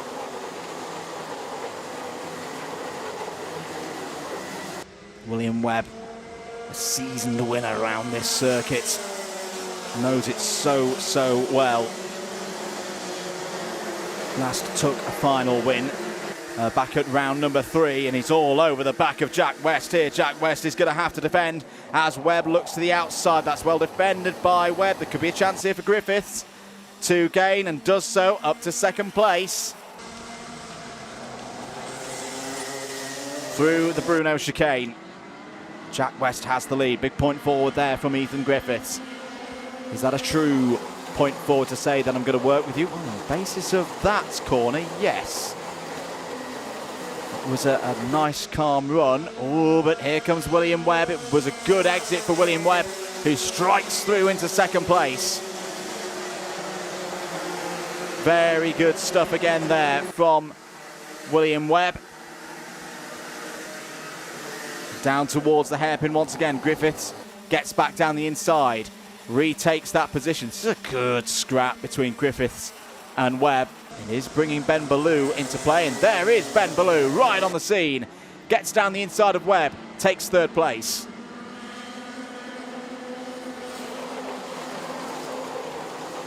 Darrell Henderson has had a good day, running in 5th place at the moment. West leads from Griffiths. West looking in a really, really good spot here in terms of just his body language. He's not looking tight, he's not looking panicked at the front of the field. Experienced driver in the senior Rotax category. Had a great season last year. Very, very competitive. Oh my goodness me! Off goes William Webb. That was with Darrell Henderson. William Webb very, very fortunate to still be on 4 wheels. That was a scary one. Webb out of contention then for the win here today. He's not going to be able to add to his tally from previous events. Oh, I'm just glad that he didn't fully catch the bank there. That could have been nasty. Contact warning for Ivo Ivanov in the number 79. What that has done, I'll tell you what, this could be quite consequential in the championship. Ethan Martin, who's had a very quiet day, is now up to 5th place. So far this season, it has been Webb and Martin, the 2 big hitters in terms of championship points. Has Ethan Martin just seen a door start to open to take charge of this championship battle? He'd like to get a little bit further up the order and get a few more points on the board, as there's some shenanigans in the midfield coming out of the Stratford hairpin. But with 6 minutes to go, this is a very intriguing situation. West, Griffiths and Ballou, 1, 2, 3 at the moment. None of these drivers really involved in terms of championship. Griffiths has only got 1 championship score so far this year, which was from the start of the season. So unless Griffiths ran then the rest of the campaign, he's not really in the mix with the likes of Ethan Martin and others. Kieran Gifford currently in 4th place. Oh, Ben Ballou has a little bite there at Ethan Griffiths. And that's good news for Jack West, because for the first time in a while, he's got a little bit of space between himself and the rest of the field. 5 minutes to go. Over the line once again. Need to keep an eye on that battle for 4th place, because Gifford's had a good day, that could be under attack from Ethan Martin in the not too distant future. Down towards the hairpin once again. Just checking in with who's having good drives through the field. Joshua Smith, what a star. Up 14 places in this one, now running inside the top 15. Charles Sutton as well, one of our drivers in the B final, has broken into the top 20. It's a gain of 11. As, oh dear, one of the Craft Motorsport runners is out. Is the number 27 of Oliver Lomax. That's a shame for Oliver. He's running quite nicely. He was up in the top 20 for this final, but we'll run down the order. Thankfully, Oliver's okay. Have a little thumbs up there to communicate that he was okay. Maybe a bit upset, but it's not going to be a good result for him today. 4 minutes of this final to go then. Griffiths and Ballou have worked nicely over the last lap or so. They've reeled Jack West back in. Jack West, I think, is racing with the Racing Perfection crew this week based on that livery. He's going to need a perfect run through the rest of this race if he's going to win this one, because Ethan Griffiths and Ben Ballou are going nowhere, down towards the hairpin once again. Kieran Gifford would like to see a little bit more of that. There he is, in the number 97, running in 4th place right now. He's only 1.5 seconds behind Jack West. That's nothing. That's nothing around this circuit on a day like today, when there will be attempts to overtake between these 3 drivers. If they're fierce ones, that 1.5 seconds will disappear in a flash. Ethan Martin will be thinking along those lines as well. Been a bit of a tricky day for the championship leader. He's still on for some good points. He's outscoring William Webb. He's outscoring Mustafa Leffers as well, who is moving forward, but is only P21 at the moment. Harvey Quick looking to gain positions for the R1 Racing team in the bright red and the black livery there. Looking good for a top 10 as, Ben Ballou. Not quite sure what was happening there. That's not really a conventional place to try and do a 30% on overtake. Thankfully, got out of that one. There is Harvey Quick. Number 14, just tucked under the rear axle of Alfie Davies right now. Griffiths starting to get a bit defensive. Maybe he's not got enough left.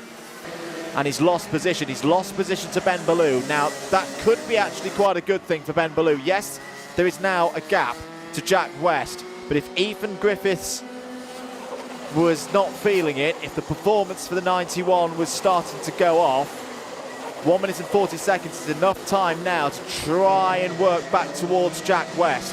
Ethan Griffiths has now got to turn into the shake and bake teammate and push the number 57 along, which he may be able to do. That may be what he needed. No, he's going to go for second place down the inside and retake that one. This is handing this race to Jack West. Ben Ballou gets down the inside, off of the corner, side by side. Oh, wow, that was brave from Ethan Griffiths. Griffiths into second place again, but this could bring Gifford into play. Oh, Ben Ballou has gone for it again. My, oh my.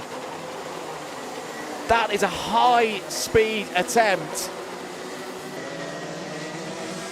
Griffiths did very, very well there just to keep the door open enough to get both of those drivers around that corner. That could have been race over for both of them if he hadn't. 40 seconds to go. Jack West's got this race won. Jack West has showed his class here today. He had a bit of a rough ride recently at PF International in the last British Kart Championships round. But good to see him here today at Shenington. Maybe like we saw with Zach Turner in the previous race, maybe this is the kind of result that can just get his season going. 5 seconds to go. We'll be having 2 more laps for this one. Freddie Snelling is under investigation, as is Tobian Alvarez. Apart from that, Alvarez has had a really good race here. He's up to 7th place, having started 13th in the midfield. We've lost Jamie Kirkbridge from this race, as has Darrell Henderson's out of this one, and Bertie Wellesley also pulled in. In fact, it's Bertie Wellesley, the latest retirement, just in front of me here in the commentary box. So, not what the Racing Perfection team would have wanted on this occasion. Wellesley, understandably, very annoyed by that. But at the front of the order, Jack West is on the final lap. Final lap of the day.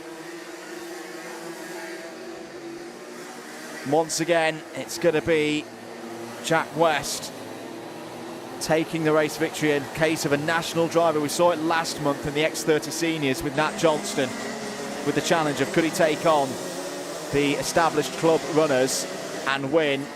It hasn't been straightforward for him today, but this final has always been under his spell and in his control. Jack West is your senior Rotax winner here today at Shenington. Finishes with a flourish. Ethan Griffiths P2, strong run, great result. Ben Ballou home in 3rd place. 4th for Kieran Gifford.